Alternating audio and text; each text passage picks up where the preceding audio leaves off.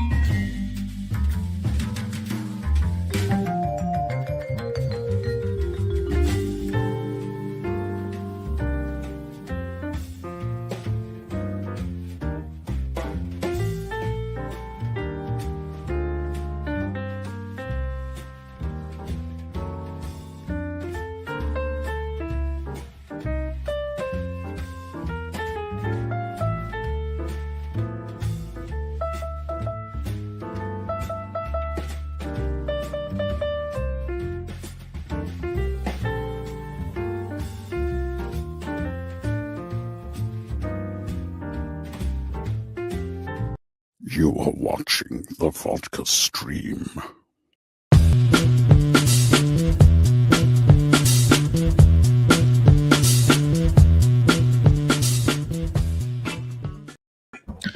Boop! What is happening, everybody? How's everybody doing? We good? We good? All right, just making sure that's good. Oh, hey. After a week off, the Vodka stream is back. Of course, I don't have the Vodka stream lounge set up because just didn't get around to it. So I apologize for, just having the normal boring desk right here. So, yeah, that's what I'm doing. But anyways, guys, appreciate you joining. We'll have some fun tonight. No guests. Sadly, I didn't. It was funny because I will tell you guys that there was actually supposed to be a double shot. There was going to be a double shot at one point, a double Vodka stream, a pre-recorded and then a live one. But sadly, it's just the way it is, especially around the holidays. It gets a little hectic. So, but had to reschedule 2 guests. So we'll see what happens. We'll see when they get on. 2 interesting guests, too, that I'm actually looking forward to talking to. That will be rescheduled. So we'll see what happens. But it's just going to be a panel. We'll get some people in here. So why the fuck not? I love you, too, Mr. Diesel. I love you, too. I do. I do. All right. Who else we got here? Let's go. Let's go. What's going on, Jared? Yo, rest in peace, Scott. Oh, yeah. Was that today? Is that the anniversary today for Scott Weiland? Oh, man. Yeah, may you rest in peace. Sucks when those talented people just can't, they don't stick around. Sucks. What's going on, Tyler? Good to see you. What up, Jose? Good to see you. Get those drinks out, or in your case, that other stuff. Hi, Steph. How's it going? Cheers. Yes. Gay for Garth. What? Dave is like a bride. He's coming late. Yeah, thank you. Appreciate that, Alakazoo. How you doing? Fear Jason, always good to see yeah, that's good. It's good. Ahoy, ahoy, Mr. McKenzie. Always good to see you, brother. Always good to see you. Yeah. How dare you not react to the yeah, there was like a whole new trailer that came out today. When it comes to Pissmaker, whatever you want to call it. Yeah, I mean, I'll check it out, but I'm just not excited for it. Just not excited for it. I liked them. Yeah, they're already with the porno bots already coming in here, man. Jeez, don't take long, do they? Right there. No, but I'll give it a shot. I'll do some reviews on it. I'll review it up and see what's going on with it. Maybe it'll surprise. I doubt it, because I feel like he would be better as a side character. I didn't mind him in the Suicide Squad. He had some funny lines, funny stuff. But man, I don't know. To have him to be the center, what's going on? Legend. Have him be the center of his own series. I'm like, Bloodsport would have been better, but okay. But yeah, they were going for the humor take. What's going on? How you doing? Let's get Junkee. That's what I'm talking about. Hey, Garza. I mean, he's a busy dude. He gets a link. Every week. So it's up to him when he wants to come back. But if you look at his Twitter, he's been fairly quiet. He's concentrating on real world stuff. Last time I had him on, which he was the featured guest, I mean, he talked about how he's trying to change it up in the real world. So he's always got a door open for him, though. Whenever he wants to show up, he can. What's going on, Adam? Yep. We got Captain Gator Girl. What is up? How you doing? Everybody's saying hi to each other. Porn bots. I know already. Hi, Steph. Yeah. The other staff for the PH. Good to see you. Howdy, hey y'all. What's going on, Mr. Pop? We got Ty right here. Seems like he'll be joining. He'll be joining in a little bit here. Just gonna chat it up a little bit, and then I'll start sending out the links. Selena Kyle, hi. Good to see you. Ezra, we got Ezra. If only is that the Flash Ezra? Huh? That'd be sweet. I don't know. We'll see. But yeah, we'll have. Just popped an edible. You're funny. But anyways, guys, so I'm getting into the holiday season already, because my choice of alcohol, and I've already tried it. I've already opened it up. But my choice today is all natural, old fashioned J Seeds apple cider whiskey. That's right. Apple cider whiskey. I've never had. I saw this on the shelf at the store, and I went, you know what? Why not? Let's get into the mood right here. And I already tried some, as you can see. The only thing is, though, I gotta love that. I love that sound. The only thing is, though, it's a little too sweet. It's a little too sweet, and I'm not big on sweet, so I got a glass of water here that I'm gonna dilute it a little bit. It's just a little too much. It's a little too much. But cheers, guys. Happy holidays. Hopefully, you guys are getting your Christmas shopping going. See? The water just dilutes it just a little bit, just to bring that, because it just gets a little too sweet. But it's actually when you put just a little bit of water in it, even ice, but I didn't want to keep running to the freezer to get ice. So I just thought, I'll just have a glass of water here. So that's where it tastes tasty. Good to see Rock L. What's up? Greetings, sir. Well, what the fuck does he know? What the fuck does he know? Yeah, it's Kevin Feige. He doesn't know anything. What does he know? Nah, he knows popcorn. He doesn't know true cinema. That's what I'm talking about. But anyways, so yeah, appreciate you guys. Yeah, I, if you guys have been on my Twitter, I apologize for. I mean, obviously, we're going to be talking about SnyderVerse stuff, and then of course we'll get everybody talking about, of course, the cryptic Zack Snyder post, because obviously I didn't have a Vodka stream last week because of the holiday, but we'll talk about it a little bit tonight. A lot of it, who knows? We'll see. We'll talk about it. We'll talk about many things as we do. But yeah, if you look at my Twitter, yeah, I've kind of been, when it comes to this whole thing, it's just it's gotten to the point of I don't know, man. What is this? What are we doing? Is this 2.5 years ago? That's what it feels like right now.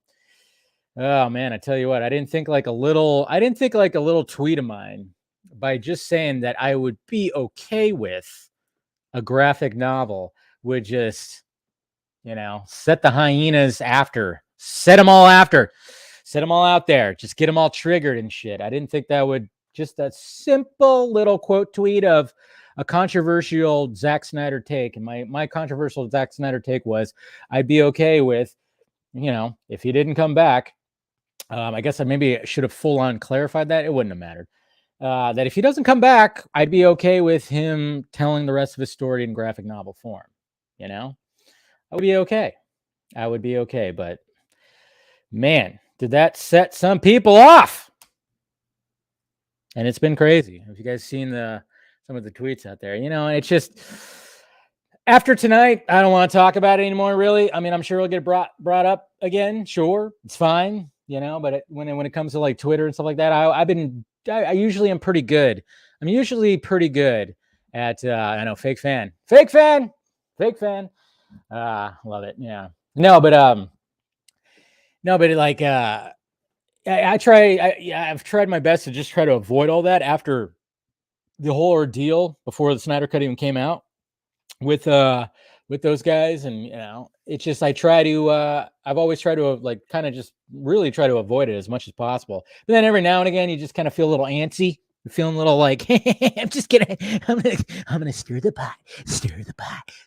And so I stirred the pot a little bit, apparently, but you know, and it's just what happens. It's just what happens. You stir the pot and people get a little crazy, but it's just getting ridiculous because it gets spun to the fact that now there's like just you know, and I feel bad because I don't want people to be arguing with each other because, you know, we don't need to be arguing with each other, obviously. But sadly, what happens within the fandom is the fact that all happens, and then all of a sudden it gets spun to the fact that now it's all claims of that's what we want. We don't want movies. We don't want live action. We want a graphic novel. No, everybody wants live action.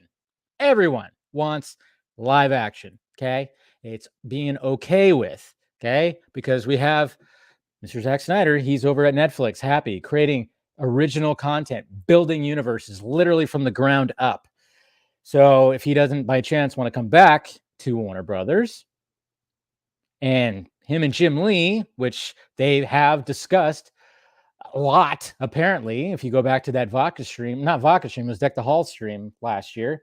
They've talked many times about doing spin-offs or whatever. Kind of, he even says, finish this thing in graphic novel form.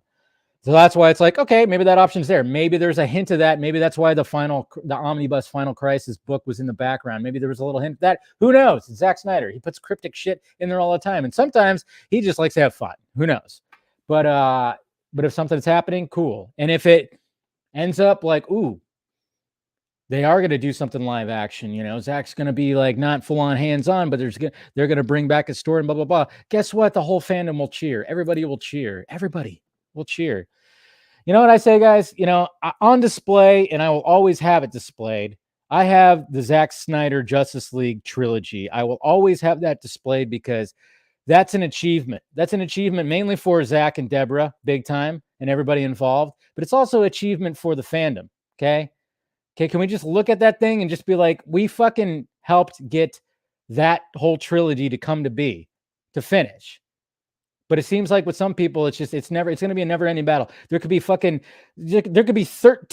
Zack Snyder Justice League movies and it would not be enough for some of these people. It's weird. But I'm just saying, like, it is, can we just take a deep breath and just say we achieved that? I'm not saying to stop talking about it. I'm not saying to not tweet out the hashtag restore the SnyderVerse. By all means, do that like crazy. Keep talking about it. Keep praising it. Keep sharing art. Do fundraisers. As many fundraisers as you can. AFSP, that's the main thing about this. I will always have the link, the Autumn Snyder link down below.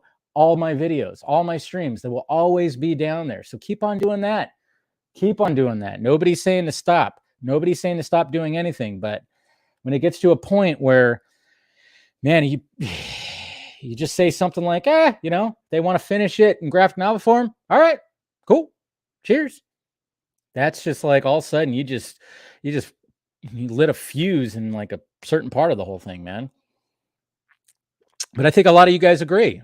A lot of us agree. The majority. I mean, this is just that loud minority group in the fandom that keeps on doing it. And it's just like some of the shit that I was reading today, man, I tell you what, I'm like, you know what? It's funny too, because those guys will never say like, oh yeah, guys like me, or anybody. You got Colbert, Garza, the Nerd Queens, or anybody. They'll all and TPZ guys. They will always say that, oh yeah, those that we were the bad ones. Never even try to even think about crediting anything to help get that damn movie out. But I will say that it took the entire fandom to get that movie out, even those guys. Okay. Now, yes, their ways were a lot different. And when it comes to people who are outside of the fandom, when they talk about the toxic Snyder fandom, yeah, you could probably kind of point that direction, sure. But at the same time, it did take the entire group to get that thing out. Okay. And I can say that those guys helped too. They absolutely did. I can 100% say that. They wouldn't reciprocate, obviously, but what can you do? Instead, I'm a clout chaser. Doing it for clicks, doing it for this, doing it for that.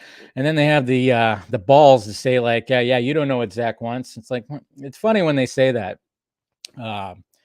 It's just, you have, when you've had actual public and private conversations with the man, it's, what can you do? What's going on, Carrie? Good to see you. All right. We got somebody already showing up right now. We got Mr. Ty from Pop Culture Corner. What's up, sir? Hey, what's going on, man? How you doing? Oh God, I've never worked so quickly in my life to try to get out on time. I get it, man. I get it. I know you said you were working tonight. Yeah. So I work from home during the day, and then I picked up a second job at a restaurant cooking, and it's local to the New England area. It's called the 99s. I used to work there when I was younger, but I ended up they asked me to close tonight, and they asked me to close like right when you were like, "Hey, you want to show up?" And I was like, "Fuck!" I was like, "Yes, I'm gonna do both. I'm gonna get it done." I'm super happy that it all worked out. I'm very glad to be here as always. You have one of the best audiences that there is. So, thank you, man. Appreciate that. Appreciate that. It's a testament to what you've done. And don't let anyone tell you that you've done it for clicks or all the fuck that was just being said. I know. You just after a while, you just kind of get used to it. It's like numbness to it kind of is. And and like I was saying too, it's like I don't like to engage with it. Usually, like most of the time, I ignore it. But it was just kind of funny how my tweet just talking about the controversial, because I knew, and I was just like, I just wanted to kind of test the waters. Like, okay, I'm going to talk about like how there's that it's always like maybe a possibility of that happening. And I just put it out there, and yeah, it just went kind of buck wild a little bit, and it was so. What were those numbers? So I saw some numbers that came out. I wrote them down. So it was what, like, and it's hard to even fathom it. Yeah. I mean, that's the thing. I did a whole stream on it for Film Junkee Live on Wednesday. I mean, essentially, it was just they just took everything, all social media engagements and everything, just kind of broke it down and put it on that website. It's called Homebrew or whatever the heck it was called. I forgot what the website. Yeah, I think it was something like that. 34.7 billion impressions. Yeah. I mean, impressions are like, impressions are people that came across it in some form or fashion, but to turn 280.6 million of those into engagements, I mean, I would be hard pressed to say that it's not at least being considered. Now, right? Is the recent turkey picture, like, is that a definitive clue? I think we all know that Zack likes to tease, but he's also a fan of DC in general. Yeah. Right. So he loves the characters. He loves the characters 100%. But it's just, I think like some people need to realize that, that he's a man that needs sleep. So he's already, he's building these universes from the ground up. I mean, over at Netflix, and he's happy. They're giving him all free range to do what he wants to do. And then, so to just kind of be like, all right, I now I need to pump the brakes on that to pump out 2 Justice League sequels. That takes some time. That's why I've always said that if it does happen, it would have to be like where he just kind of overlooks it, but not full on hands on. And some people are like, it's either Zack or nothing. But then some people might be, are okay with like, okay, yeah. But then, one of the hardest things to do with a movie like that, because it would be it would be a mini series first off, which I know some people weren't happy about that, and then all of a sudden Zack was like, "Hey, I pitched the Snyder Cut as this mini series." We're like, "See," anyways, we knew we were gonna love it. We knew it. Yeah. So, but like, yeah. But it would definitely it would not be a small production for sure. And then one of the hardest things would be to try to get everybody back who, everybody, the actors involved they're all scheduled for like the next 5-6 years too. I mean, it's just, there's a lot of logistics that go through it. And I think a lot of people want to they don't want to like think about that, I guess.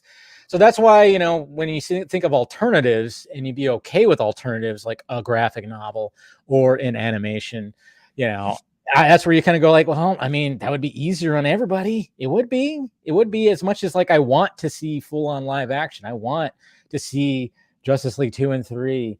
That's going to be like 9 hours of content probably if, to finish off that story. Sure. But, here's the thing about the graphic novel. The graphic, in my mind, you've already said it, right? Yeah. It's never going to be enough. And once that comes out, they're going to be, and it's going to be lit, like, right? It's going to slap, right? And people are going to be like, oh my God, this was amazing. I need it live action. Like, this needs to be adapted now. And you've never, the words couldn't be better, right? It's just for some people, it's never enough. And like the logistics of it, like you said, there's so many moving parts to it when it comes down to money.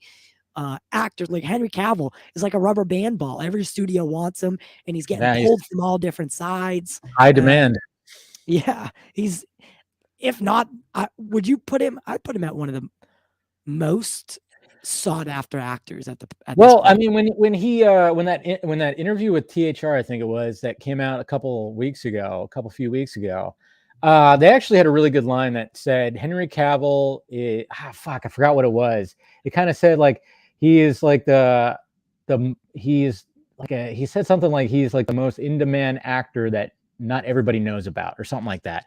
It's like kind of like that thing where people like everybody wants him. Studios want him to be like, oh man, we want this guy, the fucking Superman. Look at how good looking he is. He's an action star. He can, he could, do whatever. And but yet, maybe like the full-on general public, if you were to ask like 5 people, maybe only like 3 of them would know, kind of thing. Like, he's not like a full-on household name yet, but he's getting to that point. So yeah, for sure. And I think once The Witcher The Witcher season 1, I think, was phenomenal. Yeah. I think once this show gains a little bit more traction for general audiences, I'd say by season 3 he's a household name. If not before then. Yeah, and he's getting there. The fact that he was in Mission Impossible, and it's kind of funny too, because I've always said when it comes to Mission Impossible Fallout and the whole mustache gate thing, because obviously that whole thing caused a whole rift in a lot of things. But at the same time, I was glad, we can always say that, like, we're glad that it messed up Justice that bad, because we can almost say that, because I mean, I've obviously at the time you feel bad for Cavill, but now it's just a meme and he just has fun with it now. So, but I totally understand the choice. I'm wondering, I actually would love to ask if that was the choice, because when I watch Man from U.N.C.L.E., you just kind of go like, yeah, he's great, but I just see Superman in a suit. But so when he went and played in Fallout, it's like, all right, change up the look a little bit. Let's put this stash and some, just to kind of be like, hey, so people don't really see Superman. Because the downside of embodying Superman is people are going to see Superman no matter what. Look at you. I mean, when I see him clean shaven and he's normal, it's just like, hey, there's Superman. Just in a different, not in the suit. It's so easy to forget. Yeah. And be like, that's Clark, right? Yeah, exactly. No. Without glasses. Joe Schmo one. Yeah. Can I ask you something? What's up? So with that GQ thing, right? I mean, a lot of people are connecting dots. One thing I did, because like I'm not gonna say that, like, as fans of the SnyderVerse, DC SnyderVerse, that we don't look. It's like kind of like that thing where humans tend to see human faces and everything. Yeah. It's almost like we want to see the clues. You got the clacker, the film clacker thing, right? Then you got the Clay Enos picture, and then Clay Staub, or whatever the hell his sorry, name is. yeah. Well, Kelly Enos also, I think he also posted the Batmobile. That's what it was. That's what it was. Yeah. I mixed them up. Two And Clays. then you got the Henry Cavill interview. Yeah. What stood out to me was the way he was it wasn't like he was talking about something that was done. It was like he was talking about something that he's very hopeful to finish, succumbing to the dark. Which was very much what Zack was planning. Do you think there's any credence to that aspect of it, where it's like, I could see why everyone maybe, you know, no, I totally can. Totally can. Just wanted to. Oh, look at that as he drinks out of the bottle like a man. I love it. By the way, I totally signed up. I'm hoping to get an RSVP for that IGN season 2 premiere of The Witcher. We can also have like a Q&A with Henry Cavill. I'm totally like throwing my hat in the ring for that. Do that. I didn't even see that. Season 1. Season 1 was great. You know, I'm not like a big, huge person on the whole like wizardry, you know, and stuff like that. I've said that before, but I mean, it's just never grabbed me. Like, you know, when it comes to like Lord of the Rings lore and stuff like that, I'm like, it's cool. Like, it's cool, but it's just I like when it comes to me and fantasy sci-fi and stuff like that, I'm all about like the future sci-fi stuff and cape shit and stuff like that. I just the wizardy medieval stuff never fully. But I mean, there's times where, you know, if it's done like certain ways where I'm just like, wow, that was really fucking good. And I thought the first season of The Witcher was really good, done really well. You know. Well, I just the fun part though was for me is that it incorporates different elements from the first 2 books, which are just short story collections. So I had actually just finished reading the second book when the show dropped. So it was kind of fun watching that first season going, okay, I see that. I know that. I know that. I know that. And they're still going to be pulling some more from that from season 2, but I've got to start reading like the novels, you know, because I never played the games. Yeah. The games were never, I'd heard of the games, but I never played them. So I've been like delving into the actual, you know, the original books that started it all. So I'm super excited for season 2 because I dug that show. Yeah, I really enjoyed it. I really, really enjoyed it. Yeah, and it's only going to get better. And I love the fact too that he talked about how he's hoping for, because I guess there was like a plan to go on to like 7 seasons or something. Yeah, like that. I had never heard that. I was like, but you know what? 7 seasons would make sense if they basically wanted to, in a way, adapt the entire like saga of books. I could see, you know, if you think of a book a season, you know, 7 seasons makes complete sense. Yeah, it does. It does. And you know, and you could tell that he's having fun with it too. Like he absolutely enjoys it. He knows the content. He's read the books. He's played all the games. He's a big dork about it, you know. And that's what I love when Cavill has his interviews, like when he talks about being cast as Superman while he was playing World of Warcraft. Yeah, exactly. You know, and he told Zack to wait. Or no. He didn't answer the phone. Yeah. Call back. Yes. That's the most hilarious story. Like, that's the geekiest thing I've ever heard. And then, you know, he just does that running video after he finally wraps Enola Holmes 2, where he's playing freaking Sherlock Holmes. Which, by the way, Enola Holmes, I thought was just. I still have not watched it yet. That's on my precious. It is just a charming. I like Millie Bobby Brown. I like Stranger Things. So it's a charming movie, and I'm really looking forward to what they're able to do with the second one. I have a feeling they'll probably have a lot more Cavill in the second one. For sure. Oh, I'm sure. I think they said that was the case. Yeah, because I heard he wasn't like in it that much. The first one. Well, no, because it really was. It's not about him. It's not about him. It's her movie. Yeah. Especially with the plot, what the plot of the first movie is.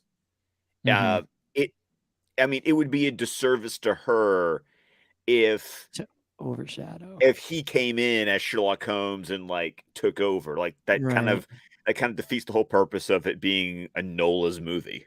Yeah, I wouldn't be surprised though if the way Netflix is, they'd be like, "Hey, you want to do your own spinoff? Let's do a Sherlock Holmes review." Why not?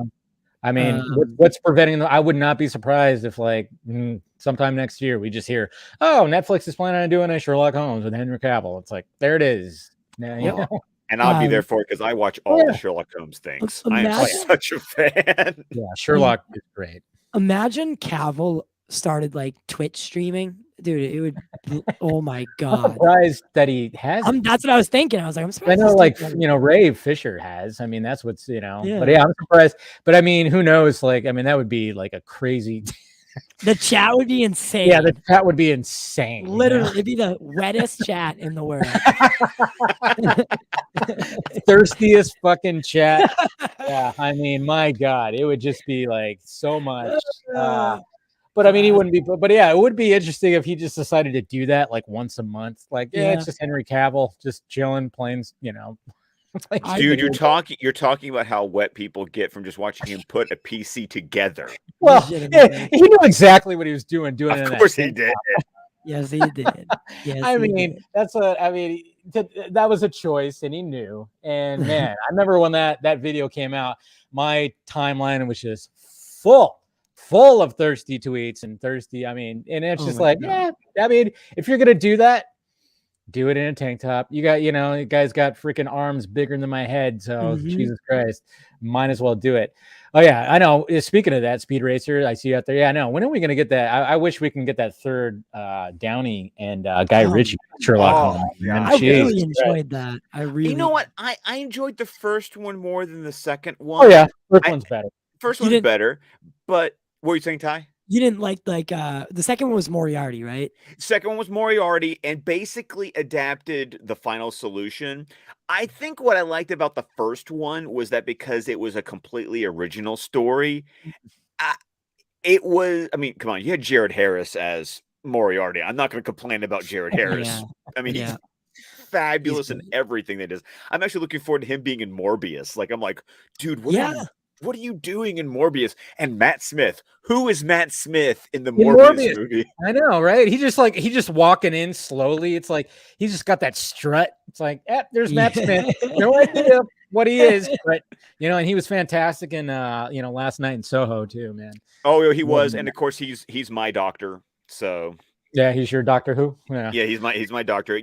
He wasn't my first doctor, but he's the one that when you have the doctor of your heart, Matt Smith is my doctor. So okay, that's one show I haven't gotten into. Is Doctor Me neither. Who. Okay, I will tell you this time, as someone, I was actually in Liverpool in 2005 when the first episode of the relaunch happened, because I don't use the term reboot, because when they relaunched it, it's still in continuity with the show that's been going on since 1963. Like, it's all still, like, they literally just picked up, because when Eccleston took over, he was the 9th Doctor. Like, the story just kept on going. Right.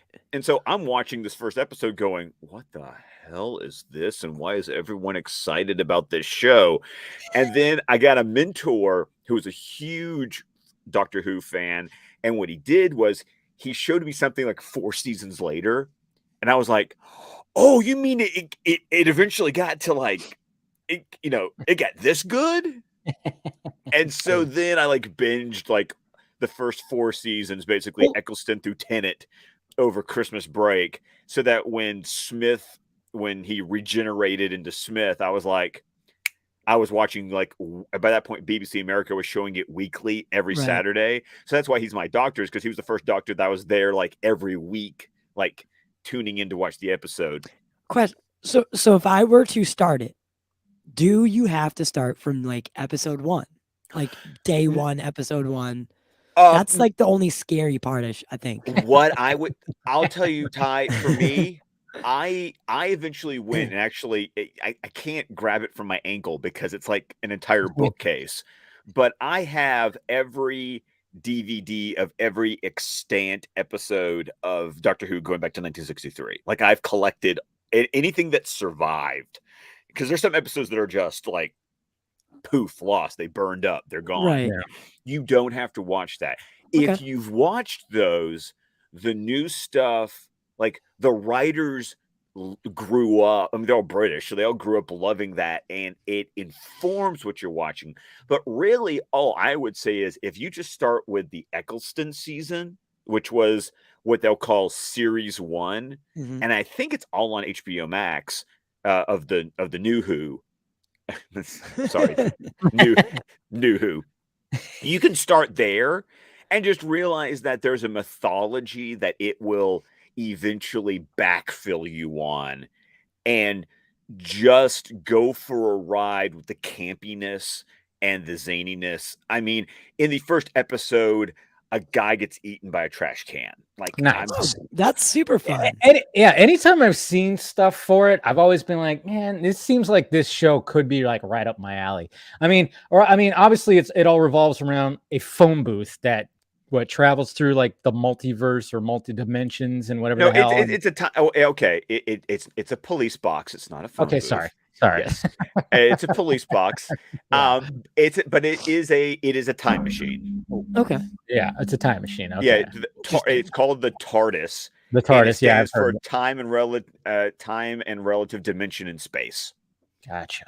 Interesting. Okay. But there's an Yeah. entire mythology. If you want to delve into it, like it's crazy, it's zany, it's British, and once it gets its feet under it, it gets insane. And there's spin-offs, there's Torchwood. There was like when I watched it, it was like you know how the Arrowverse does these crossovers like every year? Yeah. By the 4th season, there were 3 Doctor Who related shows airing on the BBC. And the season 4 finale was this massive crossover of all 3 casts of all 3 shows. And I watched that with no idea what the hell I was watching. And I just went, this is insane. It's sci-fi and I love it. Oh, it sounds like there's a lot to get into. Like a lot. Definitely is. There is, like I said, I literally have an entire bookcase of Who. Yeah, So that's it's amazing. Right. it's A lot something. there. Yeah, There's there is a lot there, and there's like Torchwood, which is like more adult stuff, and then they eventually had what's called the Sarah Jane Adventures, which was like literally a kid show, but it's all taking place at the same time. So it's all interconnected, and it's just like you can go as deep as you want, or you could just watch the Who show and just like stuff that you don't understand. You'd be okay, and stuff you don't understand. It's like reading comic books. We all jumped into a comic book not knowing what the hell was going on, and we just rolled with it. Very true. And then it's not, like not every week you're reading like consistently. Sometimes you might, and then all of a sudden you just like, then you jump back and you're like, oh, I heard that this story is better, and like everything just kind of jumps around. It's not like you're going to the comic book shop and getting every single book. It's only when you hear like, oh yeah, there's a new story that came out, over here that you need to check out. And it's like, yeah, you don't have to like get every single one. So that it makes sense. What's up? I think this is a genius idea, by the way. I don't want to transition because go for it. I'm sort of going to. I just remembered this. I just remembered it. That's why I'm not like trying to step on anyone's toes here. No. Go for it. I think it's fine. New trend, and I think this could be dope. They are only doing rumor 40 minutes of Spider-Man. Oh, for the screening, the press screenings. Yeah. Do you think that this could gain traction and be a regular? I think this is a brilliant idea. It is. You know what? I like it actually. Yeah, it is interesting because, well, it was funny too because the night of when Spider-Man went on, when the tickets went on sale, and everybody was trying to get that first day, and it was like every website, every app crashed. I literally was like on Fandango. I was on the theater's website. It took me an hour and a half to get my tickets, but luckily I do the shows with Showcase. Yeah, so I have a Wednesday screening that is me and it's just a private thing that they do for the theater attendant, like the workers. but they invited me along. No, So okay. like I don't work. Yeah, with, but I'm yeah. not special or anything. It's like My whole for thing them. was like when I saw people that are, you know, that have either channels or they're within the media, when they were complaining about not getting, I'm like, motherfucker, you're gonna get a press screening anyway. Shut up. And then when I heard that they're only going to show 40 minutes, I was like, oh, I guess not. You got to watch with us normies, do you? Yeah. Yeah. And you know what? For me, I was going to try, and I mean, I fell asleep. I've got to sign this stuff. Like it's just been coming back from Thanksgiving break, getting Callum like sleep trained again, like getting back on the schedule has just been hell on earth. That's the thing though, is like I just because I'm like I got invited to this like thing that the employee screening, I was still up trying to get tickets for myself, to second view it with my girlfriend, the lady, and you know I had to work at 8 a.m. and I looked at the clock. I'm like, Jesus Christ, it's 3:30, and then by the time I got it, it was 4:45 in the morning for me. Jesus and it was just like, if you go back to on my Twitter, I was very upset with AMC. Well, and you know what I did? I'm going noon on the Tuesday after. That's Guess good. what? Guess what? There were 2 seats bought. Damn. That was it. Like, dude, you look at that matinee. I was doing IMAX matinee, and I was like, I literally was like, pick a seat. You're good. You're gold.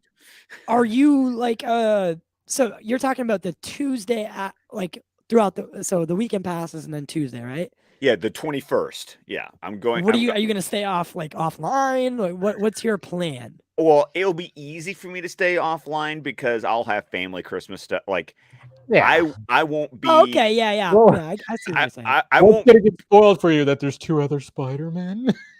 Yeah. Oh my God, that's actually a good. I mean, there will be some stuff that I'll stay offline because you know, obviously but there's so much stuff that you feel like that's actually part of like the question I have is how much actually already has been spoiled or how much is there still like surprises. But to be honest with you, and then the next day on the 22nd is when Matrix Resurrections comes out. Ooh. Yeah, and those tickets.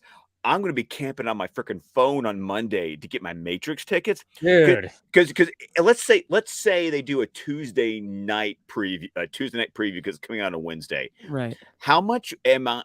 You know what I'm trying to do for both Heather and myself is I'm trying to score. We're going to go see Spider-Man at noon, and then I'm going to try to score Matrix tickets for that night. Nice and we're just going to do a double feature that day.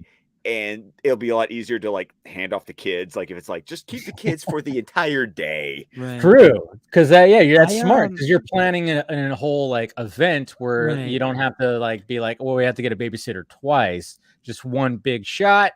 That's smart, man. I like that. And yeah, I can't wait for that. I don't know if anybody is like into the NFT thing. I finally got into that and I got myself a Matrix Resurrections NFT. I'm trying to. I mean, I still don't fully understand it. You know, I'm in the crypto stuff. The NFT stuff is still interesting. I'm still kind of going, okay. I'm gonna be honest with you, Dave. That just seems like something so weird. That I'm just like, I don't. Hey, man, it's too. I think it's too early in the game, dude. You know what? You know the fact that the Zuckerberg's trying to create like a whole other universe in cyberspace. I'm like, hey, let's see what happens.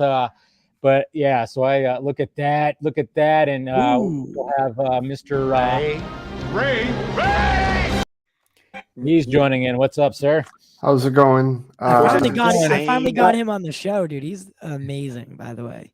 It's insane that I get this, and then I'm waiting on my Zack Snyder's Justice League vinyl has shipped from Mondo. It goes from Dallas to Atlanta in like 4 hours, and then it's been sitting in Atlanta for like 2 days. It's like, dude, I could drive to Atlanta and pick it up faster than you're like, they're telling me it's been in Atlanta for the last 2 days and they're telling me it's not going to get delivered until Monday. And I'm like, what? There's a lot of like, there is a lot of delay though, like right now, like just for everything. It's holidays, right? You know, and they already were trying to warn people like, well, bear with us. Dude. Patience. Dude, that's why I was like, I you know, when it comes to Christmas shopping this year, you know, I think last year and even the year before, I was like on top of it when it came to just my Amazon purchases and just looking online. For some reason, I was just really dialed in I think last year and the year before, and I got everything like good. This year I was like, shit, I don't know what to get my family. And then I decided to just like, you know what? It's already December. I don't think I'm gonna trust any kind of delivery system right now because I know things are gonna shit. In gift cards, I trust. And gift cards are great. But then I was like, you know what? Thursday, I wasn't seeing a movie last night. And when I got off work, I'm like, I'm just going to hightail it to the mall, this other mall that not the one right around the corner from my house, because this one sucks. But the one like 17 miles away, but it still took me 35 minutes to get there. California took me 45 minutes to get back. Yeah. Anyways, that's interesting math there, Dave. Yeah, right. No, but I've heard that though. Like I've heard that that's the case. Oh, I know. Yeah. No matter she what. She came. Look at that. Beautiful. Oh, wow. And I had it Is her confirmed. hair silver? This is the black and gray from the Black DC and shop. gray. Oh, okay. I was And, like, they made see Funko. Justice is gray versions. Really, really. And I have it confirmed. My Desaad is coming on Tuesday. It's funny too. You say that, Ray. Oh, sorry. Go ahead. So once I have Desaad, I have the whole set, like all of them. Now there's a second Diana that I'm waiting on because I bought it for Heather for Christmas, but I'm like, where's my freaking second Diana? But if I can get my Desaad, at least my collection's complete. Yeah. No, I was just gonna say like what you said, like the red, because I remember I think one of the last times, I don't know, when I talked to Zack, I was like, was that your idea? And he went, no, that wasn't his idea. I would have figured that was like Zack's idea to pitch it like, hey, yeah, can you do some like gray versions? Because he loves his gray version of Justice League. But apparently Funko was all about like, hey, how about we do gray versions? And he was like, well, how about Funko finally do a Zack Funko? Like that would Jesus Christ, right? Why? I feel like it's gonna happen like once the Netflix stuff really starts kicking into gear. Yes. Once the Armyverse gets further down the road, and Rebel Moon, like when all that stuff starts materializing, and he becomes more of a Netflix personality, it'll happen. Because they make two obscure ones now. Yeah, because apparently it has something to do with the fact of the logistics about his Warner Brothers contract still. Oh, wow. Okay. Yeah. So if anybody's wondering why there has not been a Zack Snyder Funko Pop, because Toby fucking Emmerich. It has, and again, this goes back to this whole thing when it comes to like when Zack coming back to Warner Brothers, it's just that's where like some of us kind of go. There's some things you don't know that are still happening when it comes to like even contracts and stuff like that, and it's just like. The fact that the man can't even get a Funko Pop, I think, has something to do with WB or something. I don't know. Take it with a grain of salt. It's just something that's like insane. Because there's a J.J. Abrams one, for God's sakes. At this point, yes. At this point, can anybody that is putting that out of the realm of possibility is like, have you not been paying attention? There he is. Yay! What's up, Ray? I wish I could just reading in his voice. Well, it's so funny though is that I actually just bought. I didn't even own a physical copy of Project Hail Mary because all I wanted was Ray Porter reading it to me, which was fabulous. Dude, I could listen to anything. Oh my god! I'm gonna be. No, go ahead. So many great audiobooks. He's even got a history of Nintendo book that he read. No shit. I gotta hear that. I gotta hear that. I'm gonna be a little less humble just for a second here, because I am totally gonna bring up the fact that Tim and I totally saw his performance on the big screen. Oh, screw you, Ray! Yeah. Days before Thanksgiving. Yes, thank you. Dude, I asked. So amazing. I asked Showcase that like if I could rent out a theater and just like plug my laptop in, and they like said they had to like consult. I was like, I thought I was like tricking. I know. I thought I was loopholing something. Yeah, because all it is like when you go up there, like because they took us up there and like showed us around. All it is an HDMI cord like that plugs into it. Mm-hmm. If you're All digital now. Well, Pretty simple. because they had because it was the 4K, like they had the physical disc. That's why there was an intermission, by the way. It wasn't just because it was 4 hours and 2 minutes. It's because they had to go to the second disc. That's why we had an intermission, because you can't fit the whole movie in 4K on one disc. How long did they do the that reminds me of 20 minutes, old VHS. about 20 minutes or so. Old VHS? Oh yes, like that? Titanic and JFK. Yeah. Oh, JFK. Oh, what was I had the Titanic one. Oh, Meet Joe Black. Yeah. Any movie that was so long, you had to have two. There was a Civil War movie called Gettysburg. Gods and Generals, the sequel. Yeah, the prequel sequel. It's like 3 hours and 23 minutes. That's the first time I ever encountered an intermission, and literally it just fades to black, and the word intermission just came up on the screen. It was like, "Well, this is new. All right, let's go to the bathroom." Oh, I actually remember dealing with it like when they did the DVD restoration of My Fair Lady, because they put the intermission back in, like, because those old musical intermissions, kind of like what Junkee did for Zack Snyder's Justice League. If you saw like the Justice is Gray, like theatrical stuff, it's like they have music playing the entire time. So like when it fades, or the other one is Godfather Part 2. That one goes to intermission. Yes, definitely. So okay, you guys. I saw a 70 millimeter cut of Hateful Eight with intermission at like an old school theater. Oh yeah, you know what? Oh he did do that. Because, in Somerville, there's it's called the Somerville Theater. It's got like wooden chairs, it's like the old school experience, and it was but you like sacrifice some comfort, but for the experience, there's nothing like it. Yeah, it was like that during SnyderCon 1 when we all watched BVS 3 hours in an old, no air conditioning, cramped up. I'm sitting there like hugging Matt from Comic Movie Mark's arm the whole time, praying I don't have to pee. Yes, it was like but it was amazing because you're literally there with like 200 Zack Snyder BVS fans that are just Have they said if they're doing another one and when? It's kind of. I know, like a while back, it was happening. Okay. This is the information I know about SnyderCon 2. He wanted it for October. Obviously, we're past that. And then there were thoughts about January, but there hasn't been any updates. My guess, again, Warner Brothers.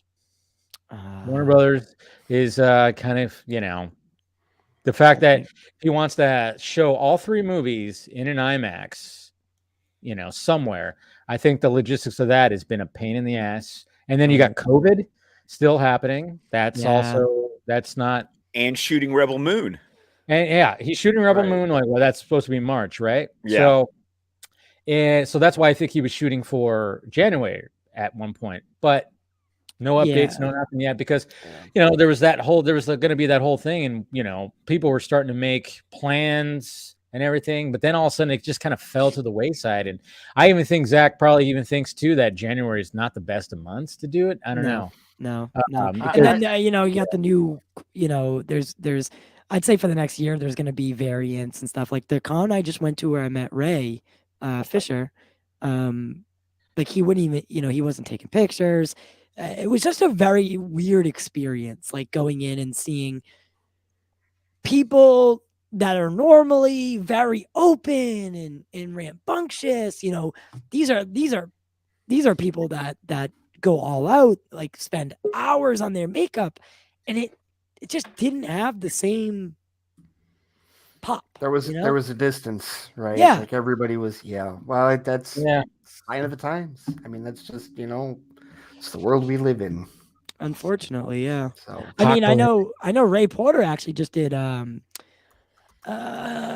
the Wales one the one he's already done, or was that coming up? Well, I think it might be coming up, actually. Okay. Yeah, but he did another one, and he met what's his name too, who did Tony Todd. Yeah, remember that picture? Such a man, talk about just epicness. Just talk about just epic voices that have voiced the same character in there. Rhode Island, that's what Rhode Island, yes, because that's close to me, and I'd be interested to know how that went, because there was a lot more people at that one. So I mean, if Ray, if you don't mind, was it not the same. I don't know how to say it. Is it not the same? I don't want to say did it suck, but no, it's just not the same. Like people are still timid and it's still a thing. I mean, that's the sad part about it. It's gonna take a little bit. Hopefully, like when it comes to like new variants, they just get weaker and weaker and weaker. That's what we can always hope for, is like these new strains are just, hey, not as strong, so you'll be all right. And from what I'm gathering, it sounds like the one that sounds like a freaking whatever. Yeah. sounds like there was someone who said, please COVID stop, I don't want to learn the entire Greek alphabet. Yeah. Dead. Dead. Hey, Mr. Stephen Colbert. Hey, you brought me on just in time for me to cough. I know. Oh, hold on. I knew Steven, hold on. I got to match. Hold on. Let me partner up with Steven. Let me see here. Hold on. There we go. There we go. Goodness, right there. So I need to find that. It's on that website. I know. I'm still waiting for that VR experience to make its way to Atlanta, because that's the thing. Yeah. More stuff. I'm on the wait list for it whenever it happens. Zombies got there. Steven, when the hell did you get here? Well, I've been here. You were, he was here the whole time. What are you talking about? Steven's always here. What are you talking about? I haven't seen Steven in like 2 months. Yeah, I haven't been on in a while. I was like, I've talked to your wife more than I've talked to you. I was exhausted one week, and the other week I just played Skyrim instead, and I don't know, just different. Skyrim. Oh God, you're into Sky. Oh, you're one of So Ray put up a plexiglass barrier for pictures. That's a good idea. Oh, is that what it was? Oh, Is that what he said? Yeah. Okay. So right here, precautions, plexiglass barrier, pictures, and using hand sanitizer.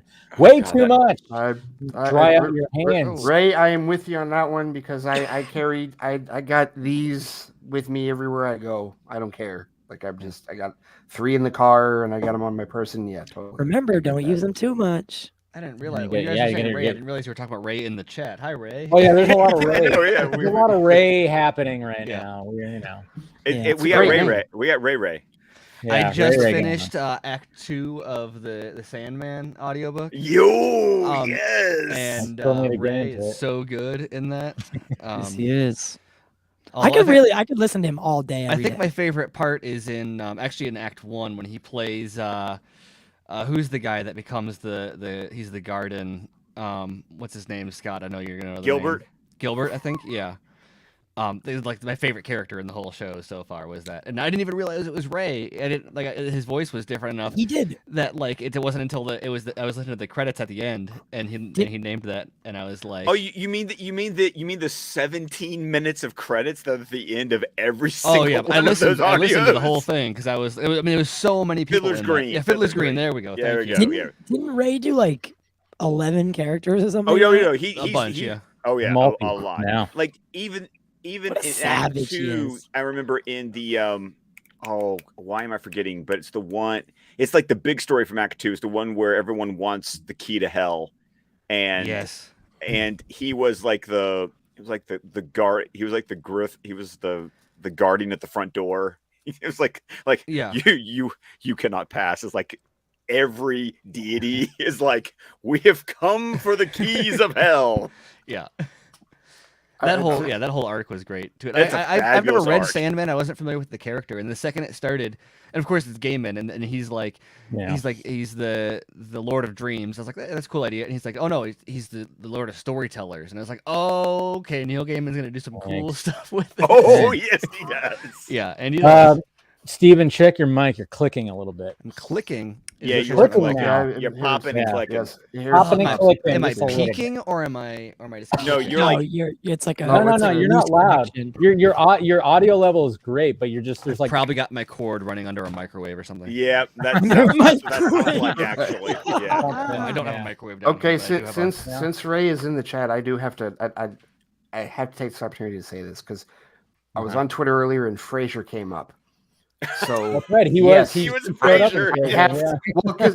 Look, he was in that because he's in that episode. He has lines, and he's in like the first act of that episode. It's the one where they're going to meet Jackson Headley, who was like this. They thought he was this Shakespearean actor, and they're at a convention because he played Tobor, this robot, on like this Star Trek like show, and so he's the one that has to explain to Frasier exactly what this is.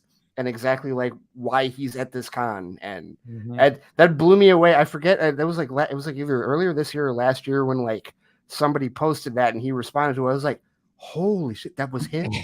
That was totally him. I remember that episode. So yes, Ray, I know you're a big Frasier fan. Yeah. Yes, I love Ray Frasier. loves Seriously. Frasier. I love that show so much. He's even saying you remember it better than he did. That sounds that's such a Ray thing, actually. Yeah. That's two in a row, or 2 episodes, I guess, in a row where you guys talk about Frasier. I was actually just playing watching Skyrim, but I was also listening to you guys a couple weeks ago. You were talking about Skyrim. It's talking about games, man. So Mass Effect, Skyrim. Okay, all right. I'm getting an idea of what kind of gamer you are, Steven. I was watching Always Sunny last night before I went to bed. Me too. And I completely forgot that he's in an episode. Oh yeah. And he just popped in, and I was like, "What the fuck?" I was like, well, "How did I not know he was?" Because it's like a blinking. That's the one everybody says that about too. Every time he, like you said on Twitter all the time, people are like, "So I was watching It's Always Sunny, and what the hell? It's Ray Porter." Like they're like. It's something like his house is getting taken by Frank, and like they come in and they're like, yeah, we could bash the guy's skull in and like wipe the blood all over the walls and stuff. And I'm just like, he's talking about the fucking ruler of the galaxy. There's just no way. And I love it how you guys do this, and me, it's just like, how many freaking audiobooks do I just buy the book and I go, oh, Ray's reading this one to me. Okay, that's so nice. Yeah, man. Yeah, Steven, you're still kind of clicking a little bit, so I'm not sure. Oh my god! Is it like a Joe Manganiello Caterpillar situation, or is it? That was like it's as if I was just like tapping. Is it intermittent? Right, it's like it's only when you talk. Every time you speak, it's like. Yeah, it's almost like you're listening to a vinyl record, and it's the pops and clicks you get when you listen to vinyl. I'm doing a vinyl pass through of my. Is that what it is? I'm recording my vinyl, and I've got the needle on the other side. So no. Okay. While Steven is fixing this, I have a new binge obsession that my wife and I are doing. It's the reason I jumped on a little bit later was because I had to wait for my wife to like give up the ghost for the night before I was allowed to like go away.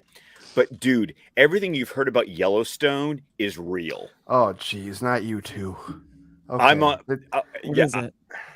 Yellowstone. I keep hearing about it. Yeah, I keep hearing. Ty. Here's season 1 in particular. It grows from this, but season 1. It's written by Taylor Sheridan, the guy who wrote Sicario and Hell or High Water or Wind River. Okay, it's on Paramount Network. Stars Kevin Costner. I realized this watching season 1. It's The Godfather with cowboys. I've heard that, and the level of chatter from everybody about it is reaching Breaking Bad levels, which means at some point I'm gonna. Or The Wire. That's what happened with Breaking Bad. It was like people would not shut the fuck up about Breaking Bad, so I was just like, okay, and I watched the first episode, and just 3 weeks later I had the show finished. Well, it's on the Paramount Network. I'm watching the first 3 seasons through Peacock. Peacock got. Basically my wife wanted to watch the show, so Peacock got a new subscriber because I had to. That was the only way I was going to be able to watch. It was the only way that we were going to be able to stream Yellowstone. So it's Paramount, but Universal is distributing it, or here's the weird thing: seasons 1 through 3 are on Peacock. Season 4, which is currently airing, you can watch on Hulu, and they're doing a prequel series called 1883 with Sam Elliott. Of course. And it's going to be on Paramount Plus.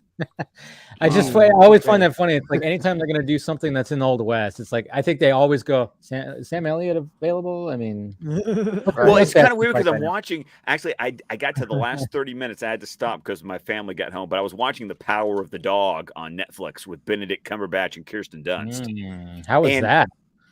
It is interesting. It's one of those movies where I need to see how it ends. It's like one of those that it's a slow burn the whole way through. It's still in Montana, which is where Yellowstone takes place. So like I'm just living in Montana right now as far as my television is concerned. It's definitely more of a character. You watch it for the characters. You don't watch it for the plot. Is how I feel about it right now. And so you get Jesse Plemons, Benedict Cumberbatch, and Kirsten Dunst as your like 3 leads. Jesse Plemons. Wow. All right. Yes. Interesting. Todd. You make the Breaking Bad reference. Todd. Anybody who's like big on Breaking Bad, everybody just like, I mean, we are. You got your introduction to Plemons to you what? I didn't realize he was married to Kirsten Dunst either. Yeah, I didn't know that for a while either. But then, anytime you see that guy, you always go, "Fucking Todd," and you think about that one episode. That one episode. Yes, because you know how you have like where they dismantle the bike. You have actors. Oh, damn it. Like you have actors who are like sometimes like this. I remember Shonda telling me this when I first finally saw The Green Mile. The Green Mile ruined Sam Rockwell for her. Oh God, he's such a dick in that movie. Ruined Sam Rockwell for her. And I had to think about it. I was like, because first thing I saw Sam Rockwell in was Galaxy Quest. So like I have a totally different perspective on it, but I could totally, I completely understand depending on the first role you see a actor in, or like that can completely ruin. And that's how it is with me and with Jesse Plemons. When I saw him in Game Night, I'm like, someone shoot him. You know, it didn't. It doesn't matter. It was so fun. I did not expect to enjoy that movie. I did not expect to enjoy that movie as much as I did. Don't you love it when you come across those kind of movies where you're like, we'll see what this is. Probably going to be something. And then all of a sudden you go, okay, I was not expecting it to go this route. And yeah, Game Night is a perfect example of that, because when I remember seeing the trailer, I'm like, okay, I like Bateman. I like Rachel McAdams. Yeah. And I was like, all right, the cast seems cool. Seems interesting. And I'm like, but I didn't rush out to see it. And then I finally watched it at home and I went, okay, yeah, I could see why people were going, yeah, that you should really watch this movie, because it's like it just goes down a level, and there's like literally a one shot that happens. Yes, I know exactly what you're talking about. One shot that happens in this movie where you're like, what the fuck? This movie has a crazy one shot. What the hell? I'm not gonna lie, that's kind of the way I felt about Red Notice. Is okay. I still need to see that. I tempered my expectations to the dullest form. And I went in and I had a really fun time watching it. It's fun. I mean, that's the thing, is like I feel like people want, like, I guess I looked at the trailers and I looked at who was in it and I was like, you know, I don't know if this is a great example, but I just kind of go, well, what did you think it was going to be? No, that's a perfect example, because seriously, The Rock, Ryan Reynolds, and Gal Gadot on Netflix. Come on, what? Yeah. What? Yeah. Seriously, like what do we? When you're watching it, it's like it's a good time because it doesn't take itself seriously. It does get meta. I mean, I almost want to say a line, but since not everybody's seen it yet, there's a line that Reynolds says towards the end where I'm like, I literally laughed out loud, because it was very meta. He might as well just looked and winked at the camera while he said it. Yeah. Because it's just the way he said it. And you'll know it when you watch it. You'll know which line I'm talking about. It's towards the end that he just says it. And it's just, I just laughed because it was the perfect line to say. You as the audience member are waiting for some sort of nod, like, or poke. And then it's like, just like Dave said, it's like he might as well have winked at the camera. Yeah. Well, it was funny. I was on the 602 Club podcast reviewing this, and the title of the episode actually is a quote that I made, because the episode was called "National Thomas Crown Entrapment of Doom," because that's what that movie feels like. It's like take every late 90s, early 2000s action, throw it in a blender, and it's like I mean, I'm sitting here going, I see a little National Treasure, a little Thomas Crown. So that version of Thomas Crown, not the original. Okay. No, not the original. Pierce Brosnan, Rene Russo. I saw a trailer for it that, like, and this is probably people that saw it are gonna be like, how dare you make that comparison? But like, it reminded me of like Rush Hour, almost, or not a trailer, but a clip. I kind of see that. And it was a really weird moment, because I was like, oh wow, it's been a while since like we've gotten a just like straight up action comedy, which sounds weird to say because like action comedy is all over the place, but I feel like all action comedy nowadays is like wrapped in a in like another. It's like action comedy trying to be something. Yeah, it's action comedy, sci-fi, action comedy, superhero, whatever. Yeah. And so to have something that's just like straight up. It's literally in the description of Spider-Man No Way Home, and there's comedy. It's funny that you say that though about like people's reaction to the comparison, because I've lately, like in the last week or so, I've just seen this like, don't ever speak against Rush Hour. Like what? Like there's this holy like where did this holiness for Rush Hour? Because our like generation, like that was our like. It really was. That was our Lethal Weapon, or maybe or maybe not our generations, but like it was like the next. You're not a fan of Rush Hour, Ray? I've seen Rush Hour 1 a million times, and I've seen Lethal Weapon like. Oh boy, twice. Here's where I admit that I've never seen Rush Hour. So. I need to rewatch them, because here's the thing. First of all, like, because I'm the person that's like, you're comparing it to Lethal Weapon, and it's like, really? No. Yeah, it's hard. Yeah, it's hard. I think that's why the word comparison is always so weird too, because it's like I get a hint of that. It's just flavor. A buddy cop. It's like comparing lasagna and pizza. Thing. Like I'm not saying that they're the same thing. I'm just saying like you get a little bit of that, cheese and sauce and carbs. But I think why people do that is just because Lethal Weapon really just showed like that is the buddy cop movie that everybody always talks about. When it talks about two characters that are like just totally two different people, 100% two different lives. Shane Black is so good at writing that. But part of it is there's the writing, but then there's also the like the buddy cop contrast doesn't always mesh perfectly well. No. And when it does, it stands out. And so you have like Lethal Weapon, and that stands out, and it's great. Or you've got I don't know, all of a sudden I'm blank. I mean, really any Shane Black thing, and I think that's what's special about Rush Hour. Bang Bang, Nice Guys. I'm gonna be Chris Tucker and Jackie Chan. That was one of those cases where it's like, these guys work. You can build a franchise around these two cops, and now they didn't. I'm not saying that the sequels were great. So maybe you can't build a franchise around them. I'm going to take this opportunity, this advantage, being black, to say this. I think it really works when it's a black cop and a white cop. I really think that dynamic works. No, that dynamic works. That's what they figured out. Yeah. Because one that pops into my head that so many people sleep on, and I have to have when we talk about the Die Hard multiverse, because there are other Die Hard movies that are not called Die Hard. Like Striking Distance is Die Hard on the water. The Fifth Element is Die Hard in space, and The Last Boy Scout is Die Hard Private Eye. Yeah. Yeah, and so but The Last Boy Scout, when it was Bruce Willis and Damon Wayans, that worked. Yeah, that worked. Seriously. But there's another one I still need to see. I've been meaning, that's been on my list for a while. No, it's great, and then like you said, Die Hard. Well, I mean, Die Hard with a Vengeance is. I mean, the first Die Hard. I love Die Hard with a Vengeance. Bingo, right? I mean, but Die Hard with a Vengeance. I mean, some people, when people claim that they like it better than the first one, I kind of take a deep breath, but I go, okay, I'll accept it. You want a comparison I'll make, Dave? It's kind of like Raiders and Last Crusade. Dude, okay, that's a good comparison because both are so. I'm on the other side of that. Raiders is the best one for me, but I get where you're going with Scott. Because I always say that like Raiders is the best Indiana Jones movie, but I think Crusade is my favorite.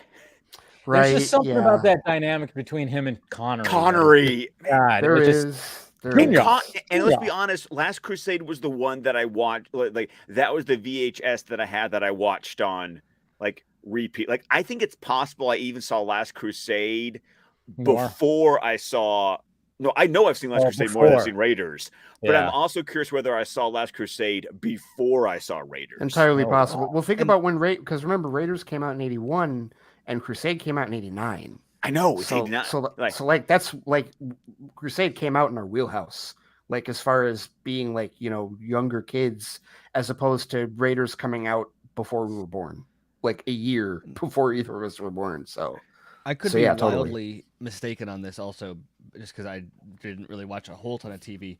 But going back to the Die Hard with a Vengeance thing, I feel like that one was on TV more often also. Probably. In like 1995. Yes. I mean, listen, they showed the first one ad nauseum, like all the time, especially on network TV. But the third one, the first one and the third one, I guarantee those two have been on TV more than any of the others. They are better, no question. But we got somebody coming in too, Mr. Football Star Uche. What's up, sir? What's up, people? What's going on? It's been a minute, man. Damn. Yeah, it's been a little bit since you've been on the stream. How you doing? I'm doing good, man. Doing good. Just got done doing a long little gaming stream on my channel. Had to knock some heads around. You know, we were playing old NFL 2K5, little modded. Oh my God, really? NFL 2K5? Modded, so it's got all the updated uniforms, rosters, stadiums, gloves, cleats, everything. NFL 2K5 has been largely regarded as like one of the if only that franchise had kept going, right? Like if they had that's like the best incarnation of that game. And it ended there, right? And it's just because EA Sports bought the exclusive license to the NFL, and nobody has been able to make a football game since. Yep, they bought that. Yep, and they've just had monopolized it. A vice grip. 2K5 outsold them that year because it was better. It was better than Madden. It was. Shut that shit down. Oh, yeah. See, I was always a Madden guy. I was always a Madden guy when I was growing up. God, get out I know. But then I was I'm still waiting for the college game to come back. I'm still waiting for the college game to come back. Damn it. Oh, I think it will now. Yeah. I hope so. I still remember the year the funniest thing my local GameStop did before GameStop decided to fire everyone who worked at my GameStop was the year that Tim Tebow was on the NCAA cover of the game. They created, because I'm in Alabama, they created a special crying Tebow cover that they printed, and we were able to insert. I think I still have it, actually. I remember that. Yes, I remember that. Tebow. Now you've got the Skid Bayless remix song stuck in my head. What is oh God! Do you know what I'm talking about? Yes, I know what you're talking about. All Let he does play is on win. Sunday. Oh God, yes. Oh man, crazy. Oh man, but yeah, I mean, just going back to well, I guess we can go back to let's now that Uche's here, now we got like a pretty good little panel here. So when it comes to what Zack posted on Thanksgiving, because obviously we didn't have a Vodka stream, I want to get everybody's kind of take about it. We'll go with you. I mean, Ty, we kind of already talked about it, so I'll go with first, Scott, what did you think first about? Well, I mean, if you listen to the latest episode of DC Squadcast, for wherever podcasts can be found, you know,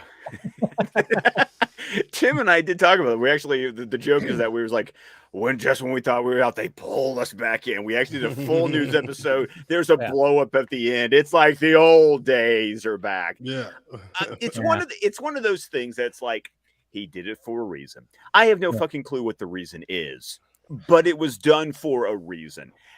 If only to just be a little bit of a, a little bit of a flex to go. I post an obscure. I take a weird ass graphic novel event and I put it in the background of a turkey video, and by the next day, that graphic novel is literally sold out from every retailer around the world. And the joke I made on DC Squadcast was, if only just to go, let me push this button. Boop. Look what I can do with a push of the button. See you later. Have fun. Bye. Yeah. Exactly. I mean, that's kind of what he did, right? If you're a business that's working on getting your bottom line as high as you can, and you take a look at the potential that you have with something that, like the Snyder Cut that comes out and actually proves that there are plenty of people who want this kind of DC universe. And every time that is mentioned anywhere in the internet space, it trends. I mean, hell, on my Twitter for the last 2 weeks, it's either been Zack Snyder's Justice League or Zack Snyder trending every day on entertainment. He's been trending. He's been trending since the beginning of October, it seems like. He's been trending like crazy. And then, like you said, he posts a Thanksgiving turkey video. And we all know he likes to drop Easter eggs in his movies and in his pictures. I mean, this isn't the first turkey, by the way. We've had other turkeys before. Yeah. Anybody else want that recipe? And Like, what does he do right to back get the there? turkey to You look got like Crisis. You got the Crisis graphic Final novel. Crisis, yeah. Final Crisis, and boom, it's sold out. That means that he can post something and sell a product instantly. Yeah. And if you're a movie and by the way, who's not like, a cheap product either. No, Yeah, no. not The even a cheap- omnibus. that's a- Well, and by the way, what he had on there, I've been like being like the stickler self that I am, like, because what he had there was the absolute Final Crisis, which is different than getting the omnibus, you know, because oh, hold on, give me 1 second. I will. Oh yeah, of course. There we go. He's Visual gotta go aids. get it. Scott with the visual Oh aids. man. All right. Ray, well, okay, I mean, Ray. when What did you think when you saw that? All right. So go ahead, Uche. Sorry. Oh no, I was just gonna say when I saw that, you know, when I saw him post a little turkey video, I sent him a little text message like, "Hey, bro, anything you want to tell us? Anything you want to let the people know?" And let me guess, you got like what, a wink, an emoji, Happy Thanksgiving. or Happy Thanksgiving. Exactly. I mean, that's one of the Son things of a that I love bitch. about. I mean, like Zack, you get him on the phone, man. That guy will talk. You send him a message. It's just like Send him a text message. You get one word responses. yeah, exactly.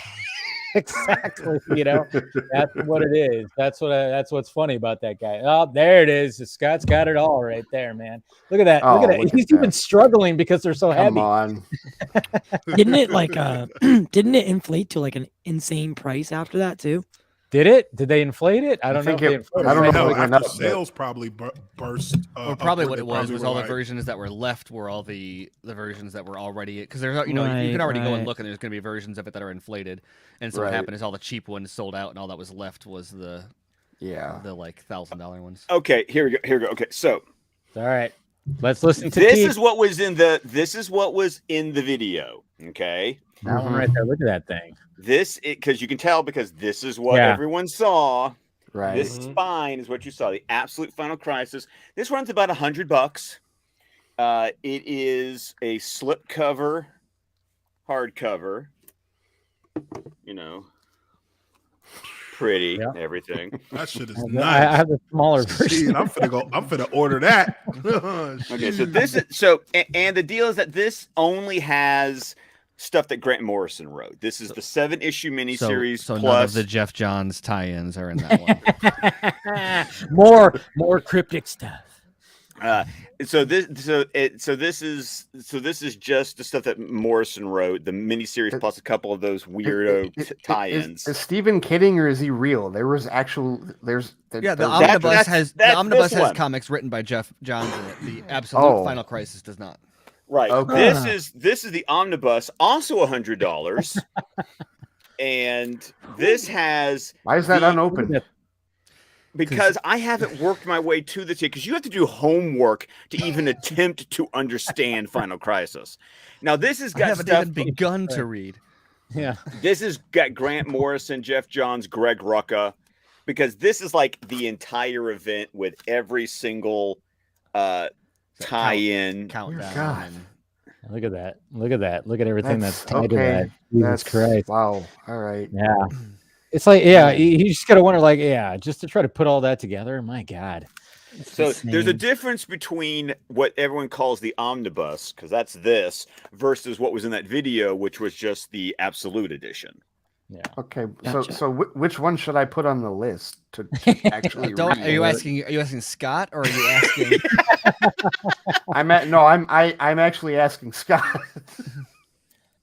Yeah, there's some places that have it online at like $80, but it's mainly. I'm now looking at it from $80 up to $2,325. Jesus Christ. And I'm telling you, the sticker price on this puppy is $99.99. That's the sticker price. You pay more than that. Literally made it more valuable than it is. Yes. Okay, so when I read it, it's probably this has got to be. It's on DC Universe. Oh, it's on DC Universe Infinite. And unlike Marvel Unlimited, it's probably organized well. Oh, because those reading lists on DC Universe Infinite are Oh, they're fantastic. They're beautiful reading lists. I'm not even remotely worried about getting through the rest of Scott Snyder's New 52 Batman because the tie-ins were organized so well with Court of Owls and Night of Owls. I had nothing to worry about. Oh, yeah, that's still like one of the best storylines I've read in forever, dude. Like that Night of Court of the Owls. Oh my god, Court of Owls is always fun. I read it for the first time a couple of months ago and reviewed it on my Patreon, and holy shit. I know it was so rewarding to listen to Ray's Patreon going, yeah, you son of a bitch. Now you understand. Well, you've only been telling me for years, along with everybody else, to read Scott Snyder's New 52 Batman. Yeah, his New 52 Batman was the only reason the only thing that made New 52 really work. Like trying to check out was I'll argue with you there because I felt like New 52 Batman was the only one. And guys, listen, we can dog on Jeff John, but his Justice League run was really good. Like his Justice League run was good. Yes, I enjoyed that. Was good. But those are the only two books that, in my opinion, stayed consistent from issue 1 all the way to the end of the New 52.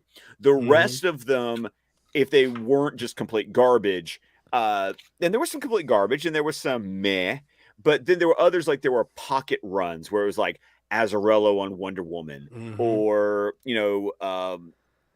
Jeff Lemire on Green Arrow, or like there were like these pockets, but like Jeff Johns on Justice League and Scott Snyder on Batman were the only two that it was like, one, it was the only two books that had the same writer from the first issue to the last issue, front to the back. Yep. Yeah.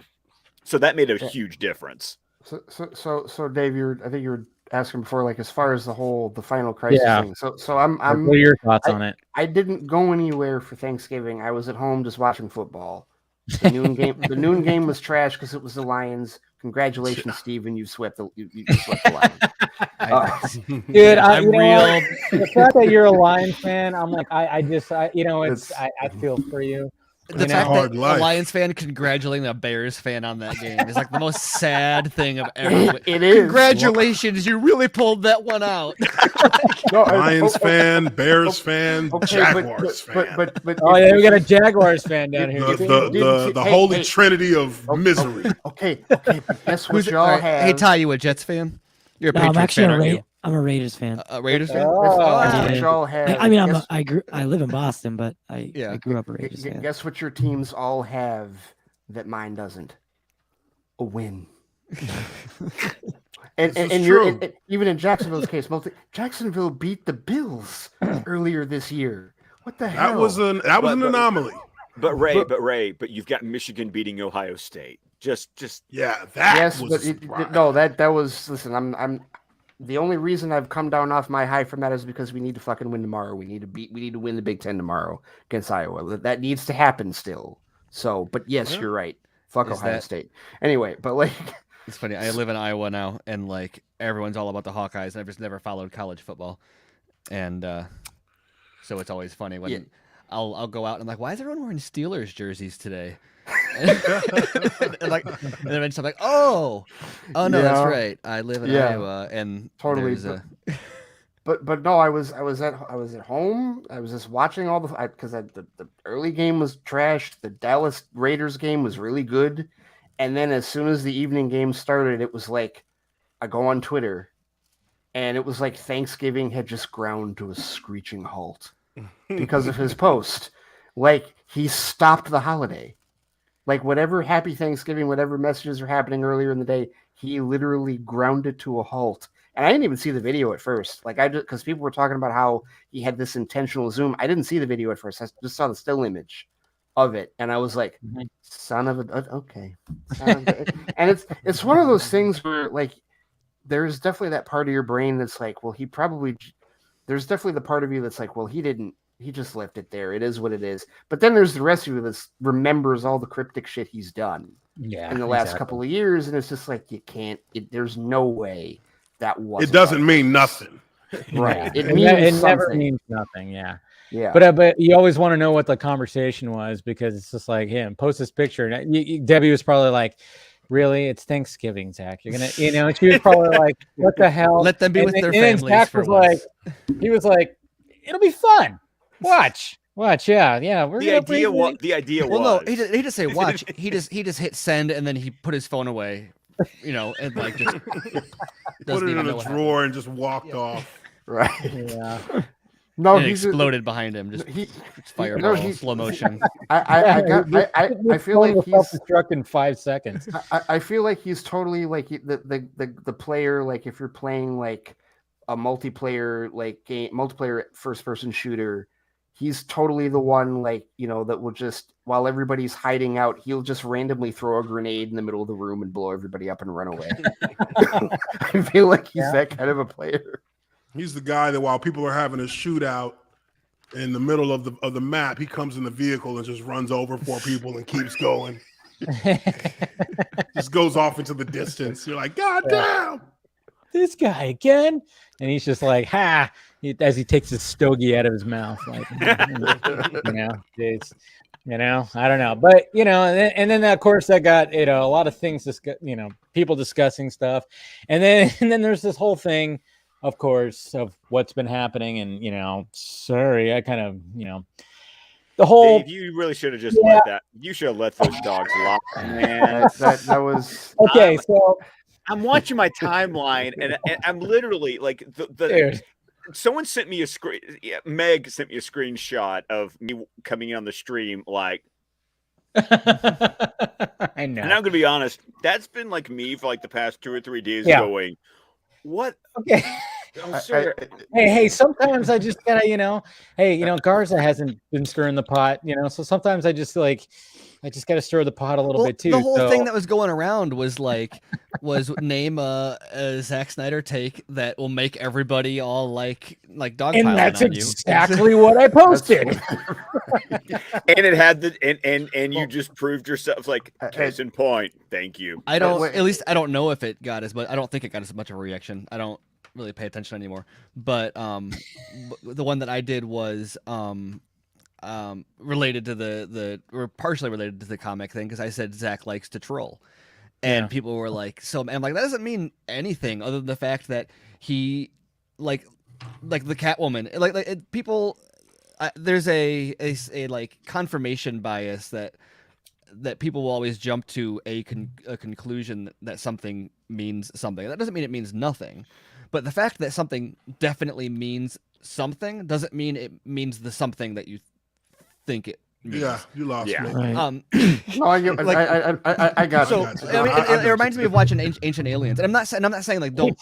I'm not saying that this is like unimportant or irrelevant or should be disregarded. But like I'm watching Ancient Aliens, and they're like, oh yeah, no, this ancient temple has these carvings on it that it's in granite, and they didn't have the tools to do this at the time. So how could they have done it? I'm like, oh yeah, that's fascinating. I wonder how they did that. I wonder if they had a different tool or if they just took a really long time. And they're like, it was aliens. And I'm like, okay, well, that's one option. What about maybe there was no, like, it was aliens, man. I'm like, okay, aliens is one possibility, and that's really cool. Let's talk about some of this other stuff they could have done. And I feel like that's the way the discussion goes sometimes. And of course, it leaves me being the guy that's like, sometimes. Well, hold on, let's talk about the other possibilities. And like, how dare you suggest it's anything other than him actively shooting Justice League 2 and 3 behind our backs right now? And it's like, hold on. As if that would even be possible. Right. Yeah, I know. Full Driveway Studios production. Driveway Studio is in full effect. No, and it's funny. The whole movie in his driveway. Yeah, that'd be sweet, dude. If anybody could do it, Zack Snyder can fucking do it. That's basically what 300 was. Yeah, I know. Seriously, right? No, but I mean, like, it's funny too, because even somebody in the chat is like, "Why am I pushing the comic so much?" I'm not. I was just making that. Well, I was like, my whole thing was like, I was okay with it. If we're not going to get anything else, I would be okay.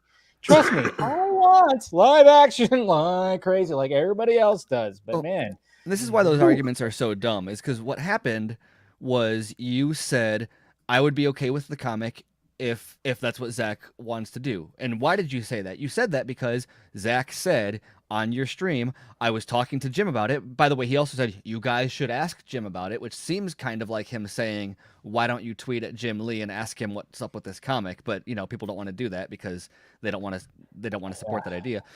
And he said we were talking about a way to quote unquote finish this out as a comic. And so what you and a few other people said is like, if that's what he wanted to do and that was what we're going to get, I'd be cool with that. Like if it was nothing or that, like sure, that would be interesting. Okay with. And then the problem is that all of the reactions to you are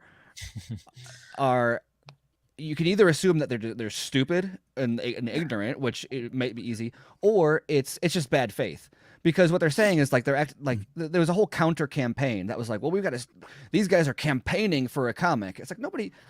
It's like three people said, hey, it'd be cool if it was a comic, and then like a bunch of other people came back and were like, how dare you say that you would rather have a comic than a movie? What did you even fight? And it's like, well, I don't. Nobody said that. And by arguing back at it, you're only like they're telling on themselves. Yeah, I mean, you're not going to convince anybody of anything. All they're doing is trying to bait you in not like you singular, but like people when they do that are just trying to bait them into an argument and to paint. Y'all is the appropriate pronoun for that. It's like a gaslighting gatekeeping tactic because what they want you to do is prove to them that you are a true believer, but you don't have anything to prove to anybody. And if you did, it's not to them. Like, so why do you got to convince them that you support Zack? Everybody knows you support Zack's movies. Like, what? It's just so stupid. And the only reason that I like responded to like a handful of them myself is because you're Ray. But there's Scott. There's a method to my madness. And in this regard, you keep saying that, and I'm still waiting to try to figure that out after like 5 years. Here it is with this particular situation. I want them to admit, even though I know they won't, their hypocrisy, because the entire time that they're reacting this way to what Dave tweeted, they're literally revealing that they care nothing about what Zack Snyder wants and only about what they want.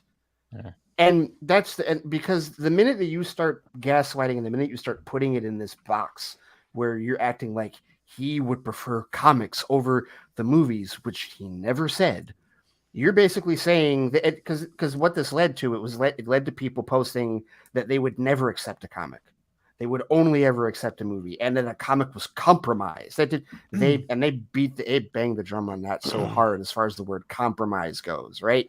And so now it's a case where, okay, so now what you're saying is that even if he flat out says a year from now or however long it is, because that's the other part of this is it's 4 years late and counting. These sequels are 4 years late and counting. That's what people really don't want to admit. But even if he says it would take. Exactly.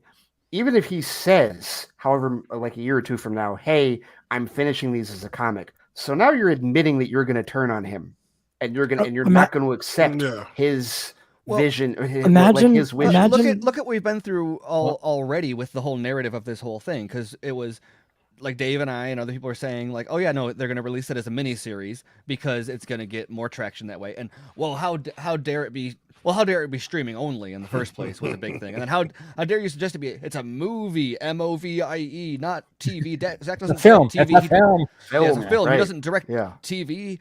And then Zack is like, oh yeah, no, we were going to release it as a mini series, but it didn't work out because of like complications with Warner Brothers. Like Warner Brothers blocked him from doing this. And like, meanwhile, is this re-examined? Do people say, "Oh, remember when we were like digging our heels in and saying he would never do that?" And now he's saying because they don't care about that, and that's why like I don't want to spend the whole panel being like, I don't even want to talk about this, but like giving it airtime to me is so much like going and finding like the homeless dude yelling on the street corner and being like, let's convince him that he's wasting his time. Like, yeah, imagine waking up and thinking that if you didn't accept a Zack Snyder comic, that it actually mattered. Yeah, imagine being that guy. Like anybody gives a damn. I can go on the internet and make sure everybody knows I don't accept it. Yeah. All I'm saying, if you know what he's doing at Netflix, he's literally building from the ground up universes, which Netflix is giving him bread. Like really, he has no incentive to ever do DC and again. In terms of his career and his like filmography, like years from now, Rebel Moon is going to be a bigger deal than the DCEU ever was. Now, like the Snyder Cut story, you're never going to be able to beat that specific individual story. But as a collection of films, as a collection of films. I mean, it's literally the exact same thing George Lucas did to create Star Wars. He was denied the license for Flash Gordon, and so he went and took all of his favorite influence and wrapped them all into one. And like, it's just a pop culture remix of all of his favorite cinema, John Ford and Akira Kurosawa, and then we got Star Wars from that. And then so Zack Snyder is like, oh, I'm going to make a Star Wars movie. And they're like, no, you can't do that. He's like, okay, fine. So I'll make a Akira Kurosawa, John Borman, like mashup, whatever. And that's what Rebel Moon is going to be. And that's going to be all IP he owns. He's going to get a bigger percentage of that of pay, but also like Zack Snyder's Justice League, he's got his name on it, but like it's still DC. So this is Zack Snyder's Rebel Moon. Every single character in this comes from him. Every single, like, it's not Superman that he's telling his own story with, and that is such a huge deal. I don't remember why when it started going on this tangent, but I mean, Rebel Moon is just going to be like it's in Army of the Dead too, but Army of the Dead is more like poppy than this, where it's like Rebel Moon is a love child that he's been sitting on it for 11 years. He's been developing it, right? Yeah. Well, I mean, like, I think I remember when he told me he was going to do Halo before. There was that. That was like back in the Halo. That would have been fucking sick. Yeah. Oh, no, man. I mean, like, there's so many things that, like, people would lose their minds over that one. Hey, imagine the internet breakdown on that. Yeah, no, Jesus Christ. No, when it comes to this, it's just, you just got to take in those factors of the fact that, like, he's over here doing this. He's got this deal over here. The Snyders are happy over here, so. To just kind of like, all right, yeah, I'll finish up these and then come back and do that. I mean, my God, I mean, it would take. I mean, two big decade just for him to get around to it. And then it'd be awesome. I think we all agree that we would love to see it happen. This is not us saying like discouraging it. We're saying we don't want or would prefer for him to not do it, but like, no, but better than nothing. Well, that's the thing. If you're thinking about this thing happening, it's not going to happen for a long time. Exactly. And then can you imagine a Zack Snyder just creating a book that came out and it just freaking sells out like how the freaking Final Crisis is selling out right now. I mean, how many versions would we all buy? How many, what would it take to get on like the DC bestsellers list? Imagine if DC Comics, one of the top selling comics of all time, was written by Zack Snyder. Like that's just the like chef's kiss of like, that would just be a hilarious. That's probably one of the reasons I didn't want it to happen. Hold on. Actually, I think I can pull it because I think as far as DC is concerned, I think it's the copy sold. I think it's Action Comics number 1000 that has that sort of record. Because this is one of like, it's very rare that a comic, and this is not me being like, oh, Zack Snyder is going to be better than every comic book writer ever. No. So much as we're talking about like, how often is there such a mainstream. See now we're like advocating for a comic instead of a movie again. but like there's never there's rarely a comic comes along that has this kind of appeal that like someone who never reads comics will go buy it. Will go to a comic shop and pick it up. Like, well, one thing I would like before you say something, Ray, is remember those variant covers that came out for Zack Snyder's Justice League? Those things sold out like fucking crazy. Yeah. I went to my local comic book store and I got like the last ones almost. And Wonder Meg, she works at a comic book store. She said they just sold out. I mean, that just kind of shows you right there. And again, we're not advocating for I get that, but at the same time, it's like, hey, you just kind of see that. Well, and also. We're not, and that was just for a cover, by the way. Yeah, like it was a Bendis Justice League book. People were literally buying it just because of the covers. The cover, they weren't reading the book. Well, and also, I don't think it's mutually exclusive either. A comic can come out and then still become a movie. And it's not like we didn't know the whole story for the Snyder Cut before it came out. That didn't stop fans from like caring about it at all. And in fact, a comic is one of those things that like ideally. You're gonna sandwich every single sentence with ideally the movie comes first, but ideally you'd get the movie, but every Snyder fan would buy the hell out of a graphic novel adaptation of BVS and Man of Steel and Zack Snyder's Justice League.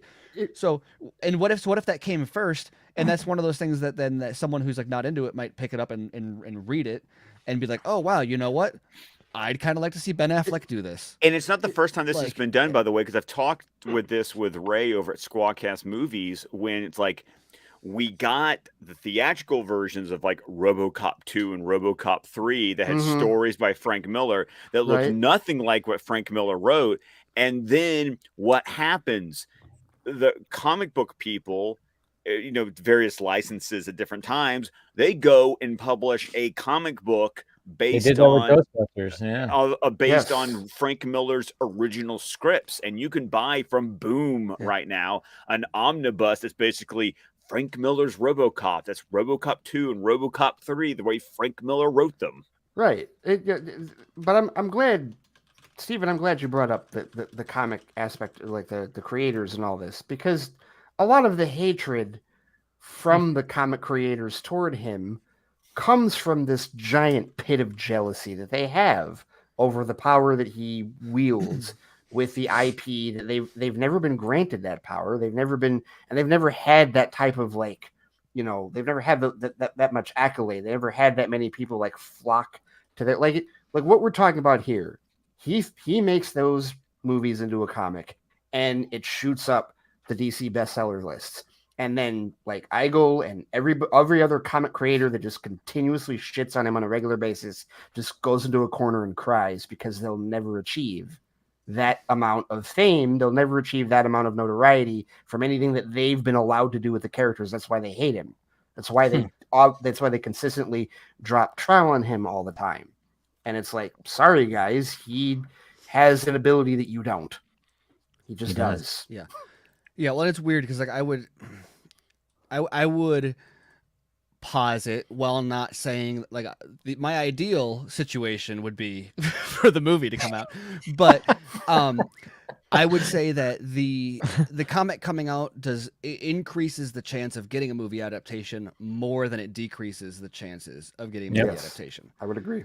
Absolutely agree which with is that. just entirely absent from the whole conversation. That doesn't mean it's the only way or the best way. Are you talking about? But Steven, we can storyboards or his plan or whatever script, whatever he has for Justice League 2 and 3 were turned into graphic novels or released as weekly issues or however he does it. If that were to come out, people would say, "I want to see this as a movie."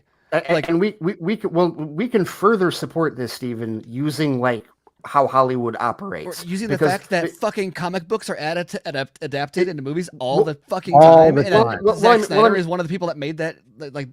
Agreed to that. Like with there's 300 and Watchmen are some of the best adaptations that are out there. And those are like basically direct from the books. But even going further than that, Steven, but like, nobody cared about Watchmen because they already read the book. Like right.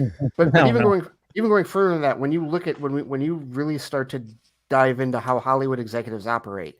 The whole reason that, and this is Dave, again, your whole stance on reboots and remakes, it goes into that again, because what is it that these executives are always looking for? They're always looking for something that had some demonstrable success in another form or in another medium. So they talk about how they treat animation and like literally if, I interviewed Bruce Timm recently, but so they say this about comics and about adaptations also. Awesome.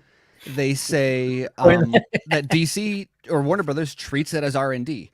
It's like when they release a comic, they look at like what's the aesthetic, what's the story, how can we, what from this can we use, because the movies are what makes the money, but the comics are where they get to do crazy stuff and see what sticks. And like that's really the only reason that they're even around anymore, really, based on like the profitability compared to movies. Comics is not something that anyone cares about the money from when it comes to like Marvel or DC, but it's a supply chain of future story opportunities. And that's the thing. If you literally have a scenario where he releases them as a comic, which again, just to further reiterate this, we all want the movies. We do. We all want the movies first and foremost, but if he releases them as a comic first, I don't know why you keep on saying, but are you saying right? Ray, you're a hater. Zack is a film director, not. Sorry. That being said, if he releases them as comics, and they shoot up to the DC #1 list and they outsell Action Comics 1000, then that means that Zaslav and everybody else, now you have physical monetary evidence of, hey, look how much this sold, put it on screen. Proof of concept, exactly. Proof of concept. Scott, you got to take off. Which makes sense. That would make sense. I got to take off. I have my sinuses are punishing me, and I promised Heather that I would let her sleep in the morning, which means I get to wrangle the 8-year-old, the 5-year-old, and the 1-year-old whenever they decide to wake up on Saturday. All right, go ahead and promote yourself before you leave. Well, of course, you can find me on my podcast, the DC Squadcast, wherever podcasts can be found. We're on Vero, Facebook, YouTube, with the entire network of shows at squadcastmedia.com. I can be found on Twitter at ScottDC27. And actually, this weekend, you can find me on Sunday night with Dave here on the Film Junkee YouTube channel, talking Batman, the animated series. This weekend, we will be talking about Dreams in Darkness, a Scarecrow adventure. So make sure you watch that before you listen to us talk about it. There are so many interesting connections to talk about. I don't even know if Dave has rewatched the episode yet to know what I'm talking about. I haven't, but I know what you're talking about. So we got a little Nolan, we got a little comic book. I'm going to even go as far to say we got a little video game inspiration sprinkled in there. So I'm just saying, a little Arkham in there. So go watch Dreams in Darkness and join us on Sunday night. All right, there you go. I'll see you there, sir. Thank you. See you there. Bye. All right. Hey, I got to jump out too, guys. Just you got to jump too. All right, real quick. Yeah, no problem. I appreciate it too. Go ahead and promote yourself. I appreciate it, man, for sure. Thanks for sending me the link. You can catch me on my channel. Obviously, you can look up my name. It's right there. That's how you find my channels, whether it's on Twitch or on YouTube. Mondays, Wednesdays, Fridays, I do my live streams at 7 p.m. Eastern for my Lyman Life live stream. I got. If you're a sports head, which I know there are a few in the chat, Urinating Tree, 5 Points videos. They're on my Wednesday stream. Me and Justin Blaylock, former offensive lineman, on Monday. And on Friday, I do Casual Fridays where I play video games and talk shit about football. So there you go. And check me out. And check them out. And I'm going to play your favorite. I appreciate you guys. I believe Joss Whedon. Oh my God! It always gives me a brief. I fucking literally. This dude did an hour special on me when I literally did a 4-minute video on him. I was like, what's this? Dude,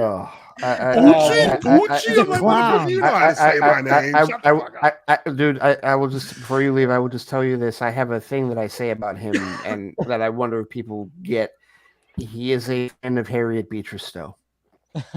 That's all I'll say about it. You see, you know what I mean. You know exactly. He knows what I just said. Hell no. You ain't got to say no more. Yep.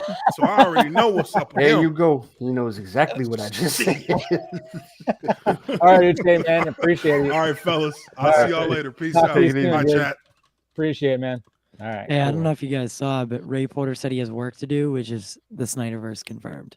There's so much evidence. So much there. It's all, geez, it's gonna happen. It's confirmed. Ray Aliens work to do. Nothing hard fact. Nothing else to talk about.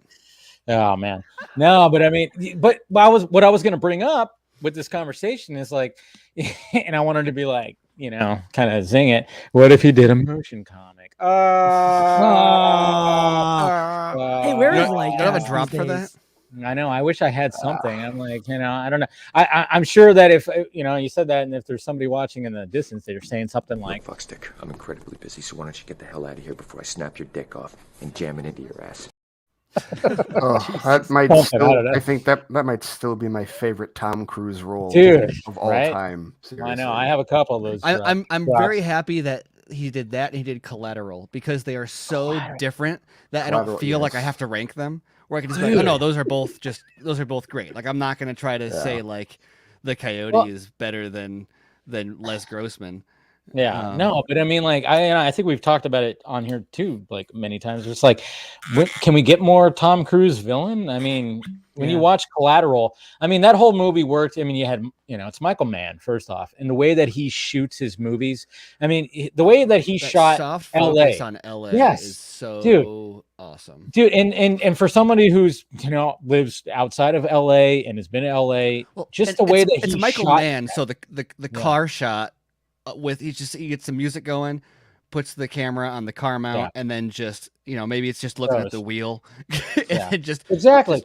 But I mean, he captured just that, it's not glamorous. It didn't look glamorous. It looked like, oh man, this is fucking, LA is like, you die in the subway and no one notices. Like, exactly. Like there's some movies that just glamorize it and you kind of go, that's not really it. Michael Mann was like, this is what it kind of is. And then just to have two just huge, like just stellar like performances by Tom Cruise and Jamie Foxx. I mean, Jamie Foxx, let's not forget that Jamie Foxx was going back to just talking about, just two powerhouses in this. Role was because that role was very much because it was before Ray, and it was departure for him even big time. Yeah, he was still like at that point where I think a lot of us still kind of establishing his acting, right? Because I mean, obviously, In Living Color and also the Jamie Foxx show, right? So like you still have that in your mind when you see him, and then he was starting to do more movies in the early 2000s that like push the envelope in terms of him being an actor, and that's one of the first ones where people are like, oh, okay, no, he's different, like he's got some range, because Miami Vice was like 2 years after Collateral. Dude, and don't sleep on Miami Vice too, by the way. If we're talking about like buddy cop movies, I mean, obviously it's not like the traditional buddy cop because it's not ha ha ha ha, kind of thing. Miami Vice does not. It's the buddy cop drama. It's the serious buddy cop drama. And yes. I always tell people, do not sleep on that movie when it's on, or sometimes I'll just put it on because a lot of people go, I've even gotten pushback. We're like, it would have been better if it was more like the show. I'm like, no, if you wanted to be like Starsky and Hutch, like what Ben Stiller and Owen Wilson did, sure. But what Michael Mann did, it was like, no, I want to make a serious modern day Miami Vice. And he fucking nailed it with Colin Farrell and Jamie Foxx and the way that he shoots his movie. Like when you talk about directors that have that unique like signature that they put on, just like the way that they shoot things, Michael Mann, just, I don't know. It's almost like, he just had like a DV camera, just a regular DV camera, not even like HD or something like that. And he just like, I'm just going to shoot it like this. And, it's just, you watch like some of those scenes in Miami Vice, well, even other movies, even like in Collateral, it's just, I don't know. He's got that unique, you could tell it's a Michael Mann movie, but yeah, please do not sleep on Miami Vice. It's so good. It is that movie. Like, this is not hyperbole, people. If you've never seen Miami Vice, like there's Heat, and then there's Miami Vice. It's not that far. It's not that far. Miami Vice is like.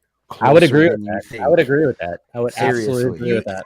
I love it's that is such a beautiful way to describe it because I haven't seen Miami Vice, but it's rare that you can say there's Heat, and there's Miami Vice, and you're complimenting Miami Vice. Right. It is not as good as Heat. It is about this close to being as good as Heat. And it is underneath that. If you're going to rank them, it is worse. And have that be like a genuine praise for the movie. But the thing is like the fact that you haven't seen it, Steven, like I'm 100% agreeing with Ray. I'm like, yes, Heat, Miami Vice. It's so good. It's so good, but it's underneath it. Yeah, right. Because Heat is Heat, and that's the thing. But that's the thing, Steven. Whenever people have discussions about Heat, it's in its own stratosphere. There's really nothing else in that genre that you necessarily are even willing to put even a notch or two below it. So the fact that I'm even willing to say that Miami Vice is one notch below Heat, that should tell you why the fuck haven't you watched this movie? Like already. You should watch this movie. And no, Jose, we're not saying that it is not as good. We're not saying that. We're saying that it's below it. We but literally it's like, just said it's not as good. Right. Yeah, it's not as good. Come on, Jose, pay attention. Pay attention now. But there were things, I mean, there are definitely similarities, and there are definitely things that he did in Heat that he brought to Miami Vice. And from what I read, I don't know how true this is, but there were a lot of like I heard, I don't know if this is true or not, Dave, but I heard that like he wanted to do something similar to the bank robbery shootout in Miami Vice, and he wasn't able to for like logistical reasons or because of was it the at the trailer park that there was like similar to that? Like, because that scene, Jesus Christ, that scene, fuck. When they swarm on the trailer park to get Jesus. Well, like right, but just I mean, because it's tough because there's that, and then I mean what I love about that movie, like, and also with Heat is like there are no like it's raw, like when it comes to the gunfights, really raw. Like there is no, like the my dad who like loves, like, he's a self-taught bassist, loves music and all that stuff. He has his setup in the basement hooked up to all the speakers, and one time he decided it would be a good idea to play the bank robbery scene with the speakers on high in the basement. And I mean, literally we're at home, we're in the basement, like okay, right, turn that shit down. Damn. And Miami Vice is very similar. Like there's a couple. It sounds like watching Dune in the theater. A little bit, huh? Yeah. No, but sure. I mean, if I had to rank, Michael Mann, you gotta like. I mean, I would say you have Heat, and then maybe like it's like Collateral, then Miami Vice. They're very close. Like those three, yes, I would. Very close, very similarly done. Mm-hmm. And funny enough, I think people forget Mark Ruffalo is in Collateral. Yeah, I know. Yeah. So he's in. You know what? I'm always like, when I start watching it, and I'm like, oh, that's right, he's in this. Is Zodiac. Yeah. I always forget because RDJ is like so known for that. He's such a force in that movie. It's funny because he's like, Ruffalo is a big part of that movie, and I always totally forget he's in it until I start watching it. I'm like, oh, that's right, Mark Ruffalo's in this. Yeah. Which, to be fair, is kind of every Mark Ruffalo movie, but I know, right? Isn't that kind of strange? Like, Mark Ruffalo has never been a leading man kind of guy. Yeah. And then all of a sudden you go like, oh yeah, wait, he was in this movie. It's funny because it kind of sounds like I'm dogging on it, but I love actors like that. That's something I said about I mean, everybody knows Mark Ruffalo, but that's one of the things I said about Cowboy Bebop partway through watching it, is like, wow, this is insane how like this whole cast is all, oh, I love this guy. What's his name? What's he in? I've seen him in so many things. He's so great, but I don't remember his name or what he's in. Like, I felt bad when you tweeted that, because I mean, I know John Cho, but I couldn't remember the dude that played Jet. I could only remember him as bad guy from season 2 of Luke Cage.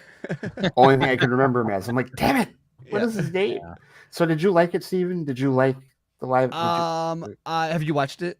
I have not seen it. I haven't watched it yet. It's really weird to even talk about if someone hasn't seen the anime. I've seen the anime. I have seen the anime. Yeah. I haven't seen the anime either. So the difficult part, if you see the anime and you know how they kind of genre bust that whole thing, and it's like, wait, this is like noir, western, sci-fi, steampunk, cyberpunk, like, right? With a jazz soundtrack that kicks ass. Yes. With the jazz soundtrack, yeah. So it's like, how do you quote unquote make that work in live action? And the answer is you don't. You just do it. And so as a result, does it work? I mean, how, like, I really enjoyed a lot of it. I think that in the second half of the season, I was a little bit like, okay, this isn't quite like it's not. I didn't sour on it, but the shtick is hard to maintain. Like it's weird because I wouldn't normally say this, but I think that I'm normally against this should have been insert different medium here, simply because a medium is you can tell any story in any medium. The medium just determines how you tell it. Yeah. It doesn't like a movie can't be better as a series because it's inherently a different story than told through a different lens with a different method. You're gonna have way more exposition and way more. Whereas like a movie, the whole point of cinematic language is shortcuts for character development or I say shortcuts, but I mean a picture tells 1,000 words, and so that's what cinematography does. Whereas movies, show don't tell. In shows, in TV shows, you have so much more talking. Whereas in a movie, you tell the story more visually. And so, So no, it wouldn't be better. It would just be different. Now, maybe in certain stories that are hard to do, a series might be better. But anyway, but because of that, I feel like it would be better suited the way they approached it as a movie, simply because I don't know if there's 9 episodes. Like, I think the season is 9 or 10 episodes. I don't think there's 10 episodes worth of putting up with the tone in live action. Because it starts because they very much it's very much a live action anime. Like down to like they'll crack up and just be laughing at the top of their lungs and then serious and like move on with the scene. Is this like a movie like a movie that should have been directed by like Edgar Wright? Almost. I mean, like have you seen Speed Racer? I was just about to ask you. It's like a budget Speed Racer. Okay. Where like they kind of take. I like Speed Racer. I love. I know we all collectively like Speed Racer. I mean, I don't know why that movie got shit on so much, but I know why. But there's some reasons that we can go over, but still. But it reminds me a lot of Speed. It belongs very much in that conversation. However, it's weird because like Speed Racer, so much of what's quirky about it is the way that it's like so wholesomely like bright in like the way it adapts animation, whereas Cowboy Bebop is very much like F-bombs and blood, but also it's got that element of like live action cartoon, so it's kind of and Speed Racer it's essentially an anime adaptation itself. If anybody has seen the original show, which I also have, I own Speed Racer and Cowboy Bebop digitally, like the whole shows. And Speed Racer is like old school, like 60s anime, essentially. What's always interesting about adapting anime is like it's very hard to capture that tone. I mean, we've seen it attempted time and time and time again. You watch like I'm not big on anime, but you watch movies. You got your Ghost in the Shell or whatever the hell. You watch that and you go, holy, you get that atmosphere, that aesthetic, I guess you could say. And it's like, how do you translate that? How do you wrap flesh around that? I think the closest that somebody has actually done that is with The Matrix. I mean, obviously that was like, very much pulled from all that, but it was like very much. Ghost in the Shell is a heavy influence on The Matrix. Well, yes. I mean, and we've heard that the Wachowskis were like all about like capturing that, and they really did. With that, with the first Matrix, especially, is they really captured that anime kind of tone, and I've never seen anything else quite get to that level since. There are a number of shots in Cowboy Bebop where I was shocked that they were able to capture the anime aesthetic in live action. So that's cool. Without feeling like a cosplay fan film. Right. I think if the season wasn't too long, what might be a better critique is that the episodes are like 40 minutes or an hour or whatever each. And it would have been better with like 30-minute because they'll take, like, for example, the first episode is the first episode of the anime with some minor changes, but it's like an hour long instead of peppers and beef. Okay. Yeah. All right. But it's like an hour long instead of like 20 minutes long. And so in live action with that, because people will say like, oh, it used to be this serious, gritty noir detective thing with jazz. It's like, that's sure. But like I'm rewatching the anime now. There's so much other stuff there that you would lose if you just committed to the one tone. Like there's a ton of comedy in it. That doesn't mean there has to be comedy in the show, but you lose inherently. Part of what's so great about Spike, what makes him such a cool dude, is he's like super, super smooth, like smooth talking, badass, like quick with his hands, dude. But also he's just like a dumbass, and like the more you watch it, you're like, I feel like he like smells bad. Like, does he shower? Like he's one of those dudes where you're like, that's like the coolest dude ever, but also like he's aloof, like not a loser, but like if you know him in real life, you're like, there's no way he's as cool in real life as he looks. And the show and the live action captures that a little bit more than the anime does. Well, like have you seen the movie, the animated Cowboy Bebop movie? I did not know there was one. There is. There's I think it's called Knocking on Heaven's Door, if I'm not mistaken. But there's a scene in the beginning that like describes exactly what you're talking about with Spike, where they're basically trying to deal. It's like a bounty, and they're trying to deal with these guys that are trying to knock off a convenience store at the beginning. And when he walks in, like they know that the guys are there, like hiding, trying to rob the place. But when he walks in, he's got his headphones on, and he's just he's taking some eating snacks, doing whatever, acting completely aloof as he takes the guys out. And then Jet comes in later, and there was a guy that they didn't account for that came out of the bathroom, and he takes the old lady hostage. He's like, don't move. And just very deadpan, he's like, excuse me, Jet. What? You said 3, not 4. This information is sometimes necessary. Oh, don't give me that art of war crap. And the guy is still holding the gun to his head. He's like, you take too long to take a shit. And like, it's just, and it's literally. That's funny because I actually think they might have aped that for the opening scene of the show. Okay, but like it turns into this scenario where the guy is like, I'm gonna splat her grandma. Oh, and no, literally, they took that scene and put it at the very first episode, the very first opening scene. No of the show. Shit. At the beginning, but otherwise it's the bell peppers and beef episode. Okay, that's interesting because he's literally just he wants him to put the guns down. Where he's like, she's your hostage. He doesn't say that in the anime, but he just makes it very clear that he does not care, and he's gonna shoot him. And it's what you're saying in terms of like, he is very suave, he is very cool, but he's also the comedy comes out of his aloofness and here's the his other dumbassery. Thing also is that in the show there's this level of mystique where you don't know Spike's backstory as much, and it kind of gradually fills itself in. But even until like the last episode or two, it's not very clear exactly what's up with him until like the last couple episodes. It's like, oh, whoa, that's what's going on. Otherwise, you're like, you don't know why he's aloof. You don't know why he's disappearing. You don't know why he's caged. Is Vicious in the show? Yeah. Whereas, but the show from the very first episode is like it's not doing flashbacks from the first episode, but it's filling in. You know exactly what Spike's backstory is because he'll go somewhere and talk to someone and be like, oh, back when I was whatever doing whatever, spoiler, all this stuff happened.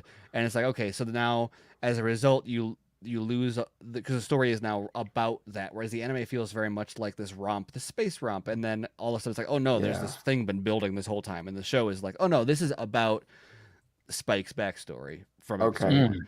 So I don't know, I was way more into it like the first half of the season, and I don't want to say soured on it so much as I just got a little bit tired in the second half, but it hit all the same buttons as the animation did. I think the anime is better. I mean, that's always going to be the case. Like the live action is very much a scratching the live action itch of the anime version, and not like creating a new thing. And that just goes into perspective going into it. Like when I heard that they were doing it, of course the skeptical part of me is like, all right, let's see how this goes. And then they showed proof of concept with Cho and the hair and the suit and all that. I was like, okay, the promos, the opening, right. And I'm like, now you have my attention. But at no point was I ever like, even when I do watch it, I'm not looking for it. Like, I'm not sitting there like, prove to me that you're better than the anime. No, I already know you're not. I don't care. I just want to see how this translates. Right. So, but there's so much like, and it's one of those weird. I don't always recommend this, or like with Dune, I even regretted reading the book right before I watched the movie. I would 100% say if you're if you're interested in Cowboy Bebop, watch the anime first, and then watch the live action, and then watch the anime again.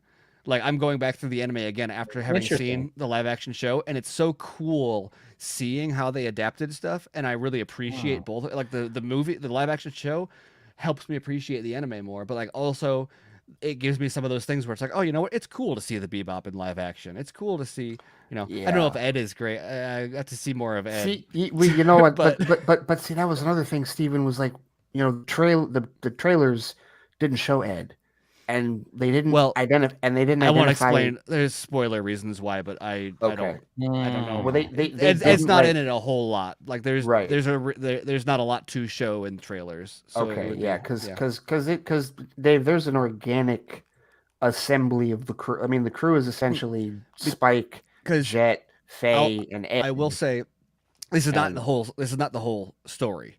Right. So, and you remember, Ed doesn't come in until the second half of the anime. Right, exactly. So, that's what I was. Well, Faye's not even in the like.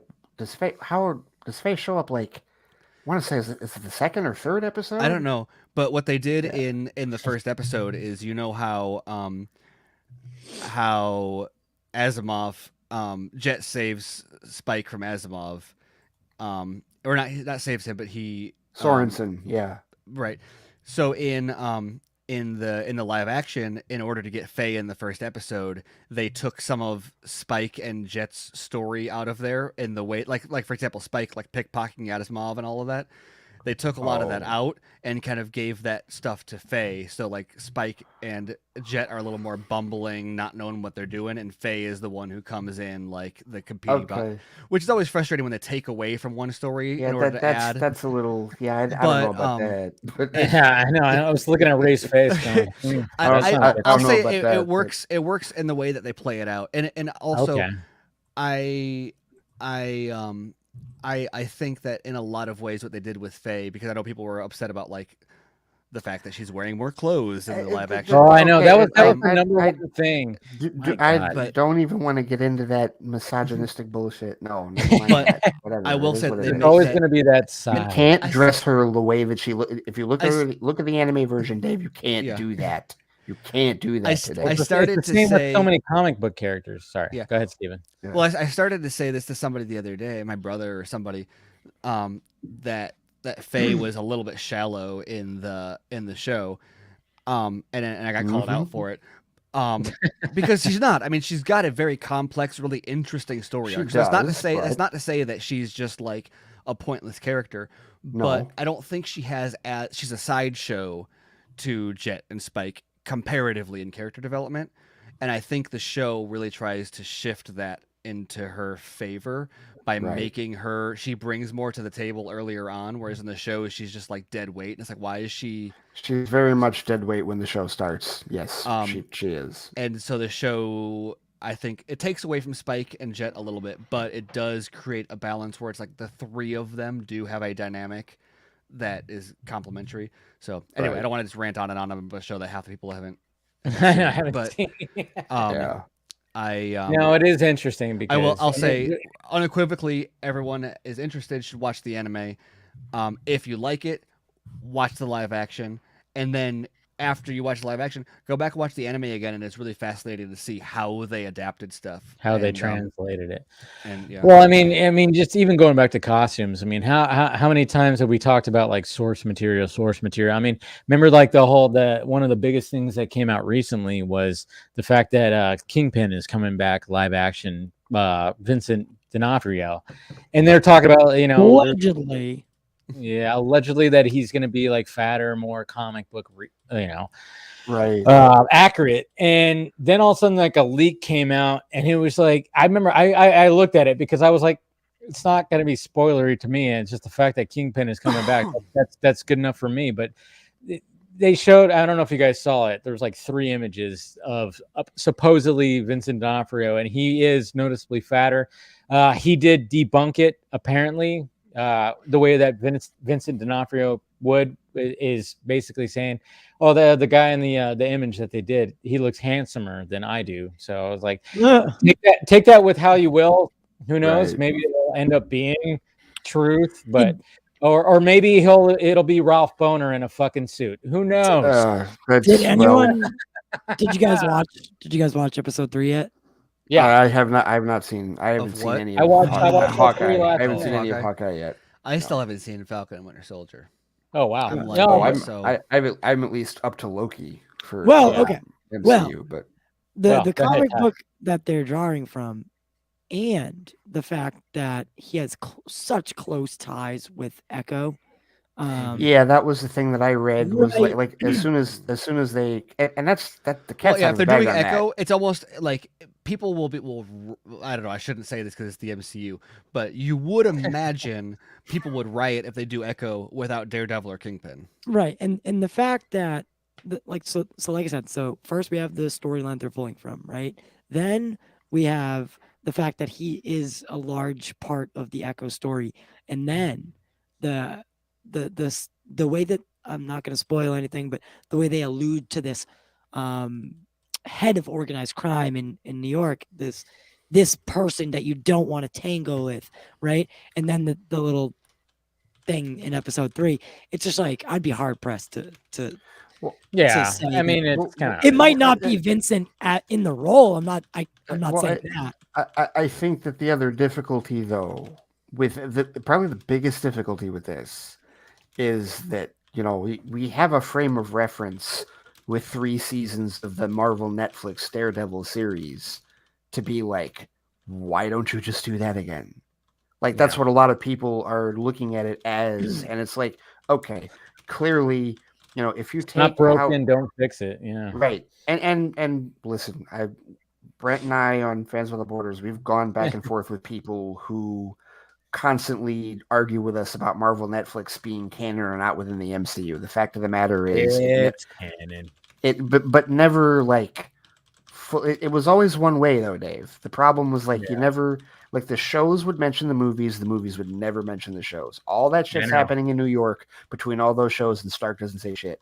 There's like Rogers doesn't say anything. There's not even a headline like in the news or anything like that. But at any rate, if you're going to, so the problem is like you've got like, you know, what they did with Fisk in that show, and then you have, you know, the Into the Spider-Verse version, right? Like ridiculous, yeah. Which, and so no, I mean they both work. Yeah, they do. They do. But if we're talking live action, and you've already got a group of fans that want to see, especially I feel like as far as like expectations for No Way Home, the anger won't even be like, it's not even centered around Toby and Andrew. It's if Charlie Cox isn't in that movie, there will be riots.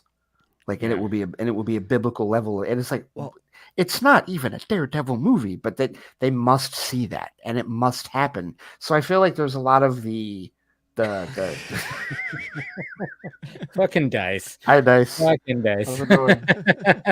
No, but there's a lot of that expectation already in their heads as far as, okay, we saw this. Like you said, if it ain't broke, don't fix it. So if they fix it, they fix it. And the thing about No Way Home that, like, I don't know. I've had too much to drink to continue prefacing every single sentence I say with like 100 disclaimers to avoid making people mad. But it's going to be a letdown. It's the WandaVision effect, and that's not me saying that I think it's going to be bad. Yes. It's just that it will not meet fan hype. It has no chance of ever meeting it. That doesn't mean it's going to be bad. It just means that people are going to expect more from it than it could. That's why I'm glad I'm not as hyped for it as a lot of people. And that's the case for almost every single Marvel movie. So what's going to define how people react to the movie when they're leaving is whether or not there's a post-credits scene that says "Be excited for the next thing." Mm-hmm. And like that's what's going to like define the whole thing, because for example, like, oh, is Charlie Cox in it? Well, even if he's in it, what is he going to get a full character arc? Is he gonna? Well, and then they're not going to be happy unless like he's got another show or like what? There's no level of like, how do you scratch that itch to the point where people are like, I am totally satisfied with all of the characters that you presented in this. Like the more characters you have, the less time each one of them has. Right. You know, are like, oh, cool, Toby and Andrew are in this. Is it going to resolve the fact that Andrew Garfield didn't get a third movie? Is it going to resolve the fact that Spider-Man 4 was canceled on Toby? Or does it have to? Does it have that? Like, why put that burden even on it? Like, so it's like some of the questions I have too about that is like specifically what you said with like Andrew Garfield. All right, so does the version of Spider-Man have an MJ? Because remember that was supposed to be in Amazing Spider-Man 2. Shailene Woodley. Yes, that was filmed with Shailene Woodley. Yeah. And it's like, all right, so does he have an MJ? What's happening? I mean, I'm willing to bet that, you know, when we saw that last trailer where Tom Holland's MJ is falling, he reaches out. I have a feeling that Andrew Garfield's Spider-Man is going to rescue her. I am a supporter. I thought that when I saw the trailer for the first time, but I've seen so many tweet theories about that where people like put together storyboards that I'm like, I hope that Marvel would do that though. I am a supporter of release the web cut. I am a supporter of web cut. Yes. I do want to see that version of the movie. Yes, I do. Oh yeah. Because I want to see Shailene Woodley's MJ. I do. because I really like the web movies. I really did. I actually did too. I like the way that they took the. You know what I feel like ironically happened with those movies is both Spider-Man 4, but like especially Webb's Amazing Spider-Man 3 or Spider-Man 2. Shockingly, is that they get this burden of having to establish a shared universe, and so they build out this thing where it's like, you know what, this is kind of unwieldy and massive and insane, but it's going to introduce Sinister Six and all this stuff, and then they start getting into the edit room, and they're like, whoa, we overdid it. We got to trim this down to 2.5 hours or whatever. And it's like, well, no. Now you planned, scripted, shot a 2-hour, 45-minute. Throw everything at the wall, bombastic Spider-Man. It's got every fucking thing in it movie, and now you're cutting it. Like you can't make that decision in the editing room. You can't decide. Let's cut MJ. Let's cut Rhino down to 10. I don't know if Rhino was ever in it for more than 10 seconds, but I mean you can't take all the. You can't take this. You can't take this movie that like was supposed to explode the Spider-Man universe, and then turn it into something more focused. No, just let it. Maybe it's going to be too long and too unwieldy and have too many characters, but sometimes that's okay. I mean, like people love Secret Wars, and like Secret Wars is just like all the characters, just like that's what that like. The fact that what's her name? I hate this. Felicity, thank you, Felicity Jones. She's literally Felicia Hardy. It's just for a second, but she's like Black Cat is totally teased like in that movie.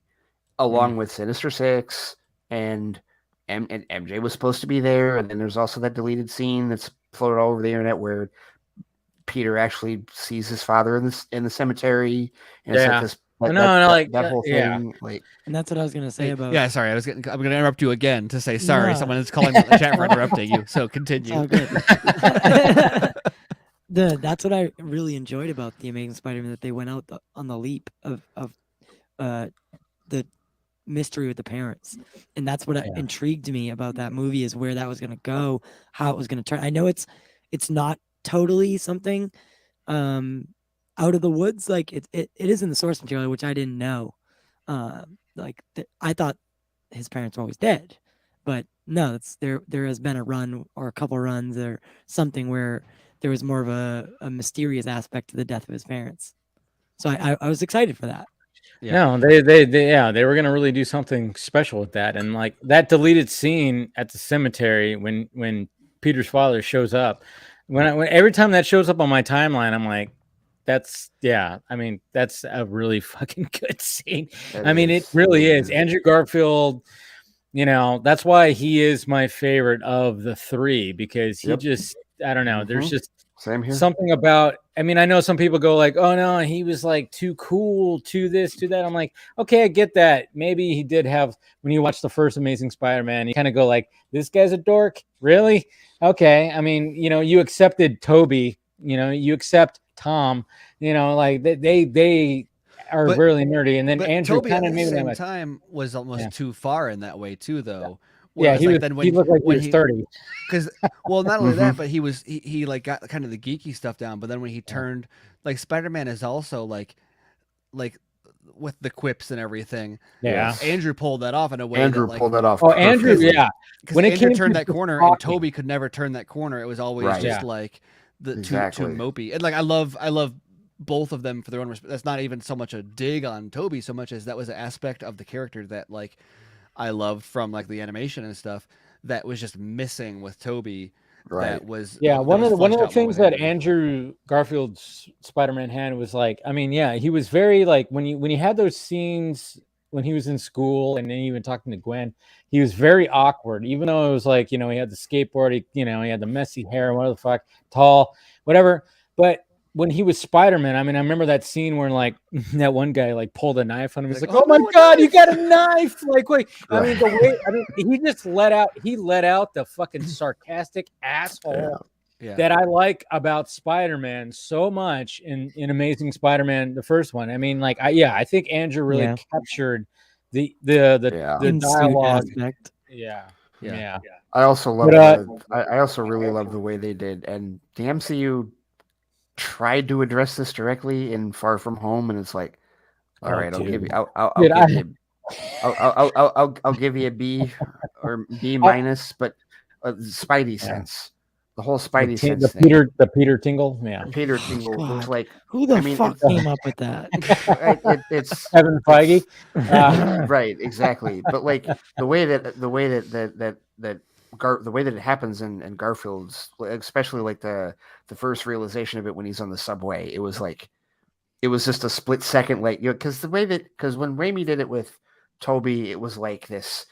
It was slow-mo. It was literally slow-mo. It was like, oh, wait, what's happening? There's the fly buzzing. There's somebody blowing a spitball, and here comes Flash's fist, right? Yeah, like all the was, slow-mo. That was pretty cool. Slowed, yeah. That was cool, down. but I still like the real-time way that Webb did it in his movies, where it's just like an impulse. But at the same time, it was funny because we didn't like when it came to the MCU and the Spidey sense. I actually liked what the Russos did in Infinity War when the alien ship was like and then Peter's just on a bus, and all of a sudden the hair just races up. They just zero in on the hair on his arm, on his forearm, go up, and he's like, and the music goes with it, and he's just like, what the fuck, Mm-hmm. I actually really like. I did like that. Yeah, I agree. I like that too. When it comes to Tom Holland Spider-Man, I like it when the Russos do it more than Tom Watts. Does it, yeah. Stephen, unmute yourself. Whatever you just said, we didn't hear. I was because it's a literal bio. Like if a human were to have a spider sense, that is like the thing that our body does. We get goosebumps, our hair raises. Yeah, right. Yes. Like, and those are sensations that we have, and that's the things that our body does to give us that sensation. Yeah. So if our body were to if we were to be bitten by a radioactive spider, what would happen is dial that up to 10. But if you were to take the way that we perceive and interact with the world and adapt it to give us something that's the equivalent of a spider sense, that's the functions of our body that would be hacked in order to send those signals to our brain that says like something's happening. So totally. I think that was a really cool way to handle that. And I Krypton Cage, yes, completely agree. Yeah. I go through this every time somebody has crap to say about Jesse Eisenberg's Lex Luthor. It's like, watch 10 real seconds of real Mark Zuckerberg and tell me that's not fucking real. Tell me that's not accurate. Seriously. That dude's a fucking alien. Fucking alien. Sure. He's for sure an alien. Talk about ancient aliens. There you go. Yeah, aliens. Ty, are you still good to stay, or you got to go? Yeah, I got like a win, so I'll probably do a couple more minutes. Okay. I'll let you know in the private chat when I'm all right. Because I remember you said 20 minutes, and it's been past that. You know what? I respect that. At least. Hey, dude. I'm just trying to be a good host. I hear that, man. Yeah. I hear that. Yeah, no, especially but track record. When I signed on, when I came on the show earlier, you guys were talking about like going to see No Way Home, and it's interesting because it's like I'm going to see it. Yeah, I have my tickets, dude. But I went and looked on Fandango because everybody was freaking out when the app went down. Right, I go and I bought because my thing I've been doing because I'm still iffy on movie theaters. Right, so I've been doing weekday matinees while everybody's at work. It's like, all right, cool. So I have like noon on Friday the 17th. It has been when I bought my ticket 3 days ago, I was number 10, and 7 more people have bought tickets since then. That theater is not even remotely sold out. Yeah, I haven't had to worry about ever being sold out of a theater since I lived in Chicago and The Force Awakens came out. Yeah, otherwise, this is very much Force Awakens type shit.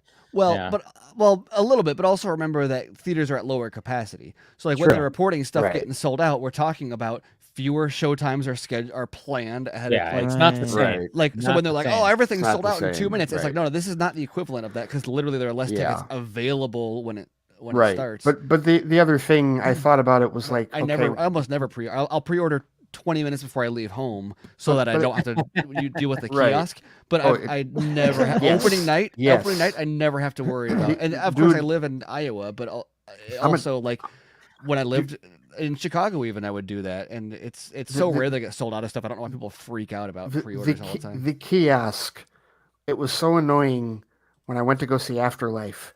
The kiosk was down, and I had to go to the counter. I hated that. I was like, no, why would that happen? First world problems. But it's like, yes, it is. You're right. My theater got rid of the first world problem. They for a while they got rid of the person at the box office and would just have you direct you to the kiosk. Yeah. And now they got rid of. I don't know why they got rid of the kiosk, but now they have someone there that just looks at your Fandango number and is like, "Yep, go in." Okay.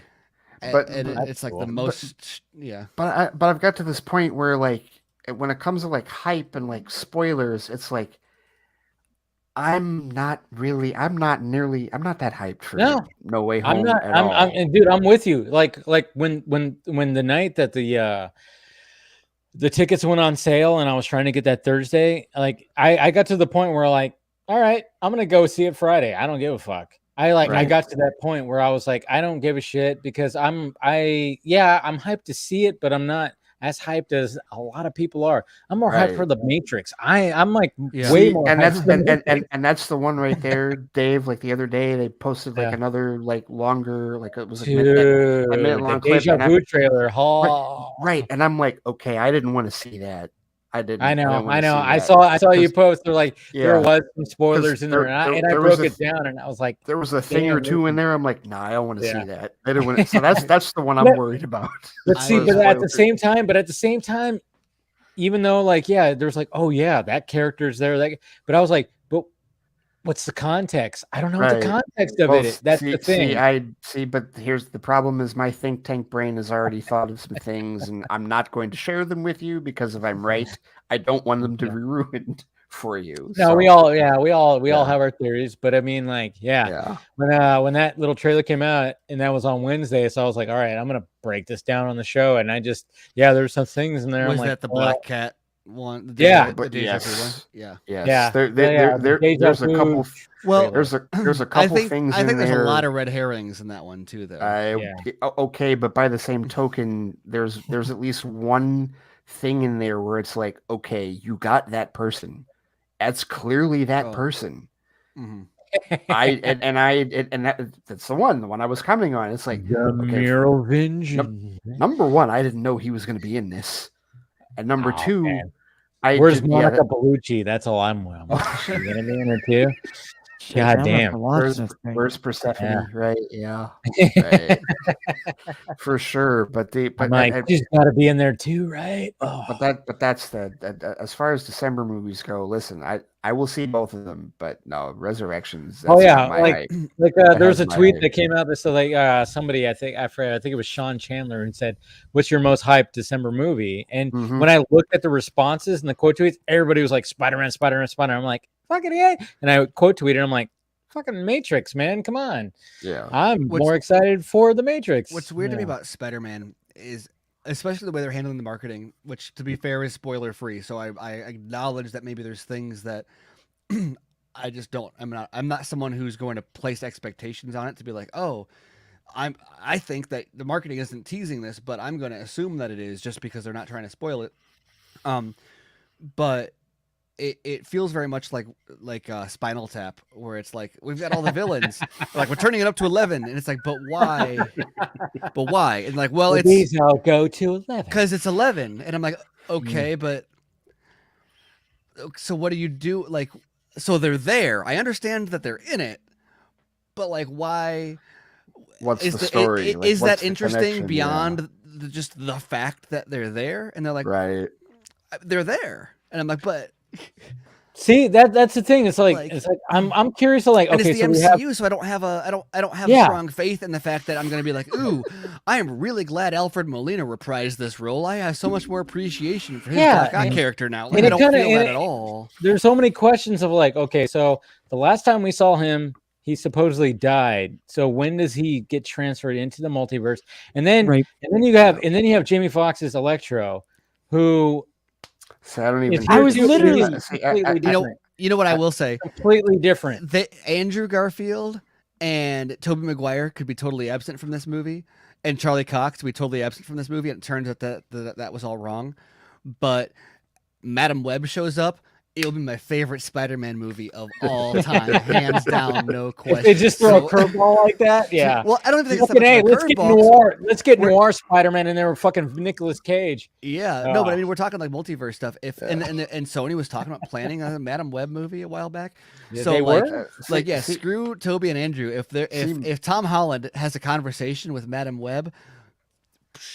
See, but I don't even think that, like, as far as like looking at, like Alfred, like I don't even think that this is a case of like, this is just my guess. And Steven, I love that you're meaner to the MCU than I am, but like even though we do both like it for what it is, but like I'm not even looking at it from the sense of, well, how is Ock still alive, or why is Fox's Electro yellow instead of blue? I think I literally believe that what it's going to end up being, I think it's going to be a case of whatever realities they came from are loosely based on the movies that they were in. That's what I'm not sure I've seen this.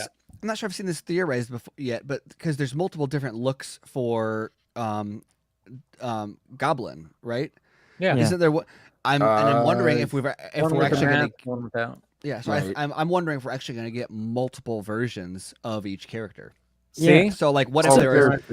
And like to really hammer home the multiverse with like, oh no, there is multiple Willem Dafoe Green Goblins in this movie. There are multiple, like for example, we know that Molina's got like the Tony Stark arms in one. So like, what if there's a Tony Stark tech inspired one? We also know that people have pointed out that Electro has an arc reactor in his chest. Just shared a photo, like a new photo today, where it's clearly an arc reactor. Right. Oh yeah, the poster, the character. Yeah, the new poster. And so Molina was in an interview. So Stark pissed him off too.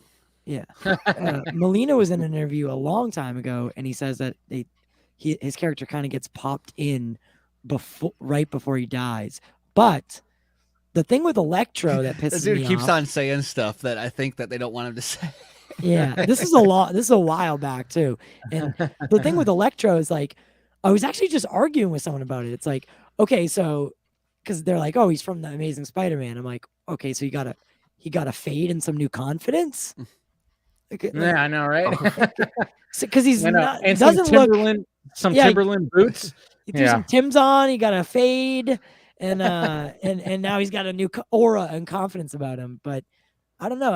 I was thinking that like maybe they're not the Molina from that. Yeah, it's gonna be maybe not Molina, but like Electro. I don't think Electro. I think there's a chance he's not from. Yeah, from what I gathered, I mean, that's what they're gonna play in the multiverse concept of.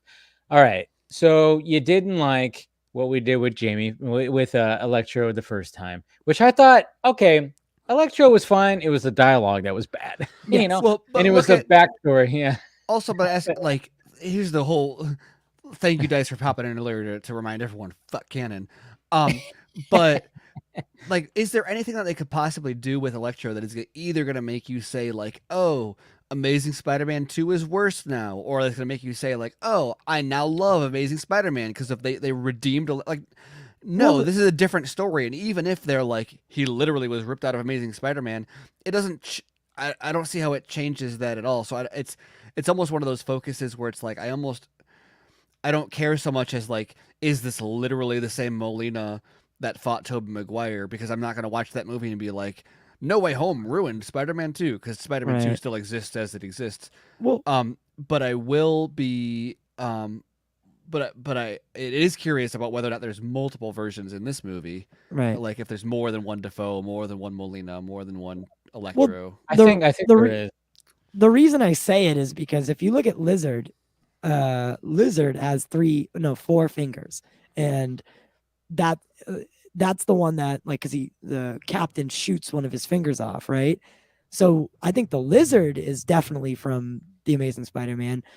But they could fix the Electro problem with saying, well, no, he's actually not from either one. Like, this is a different version. Same guy.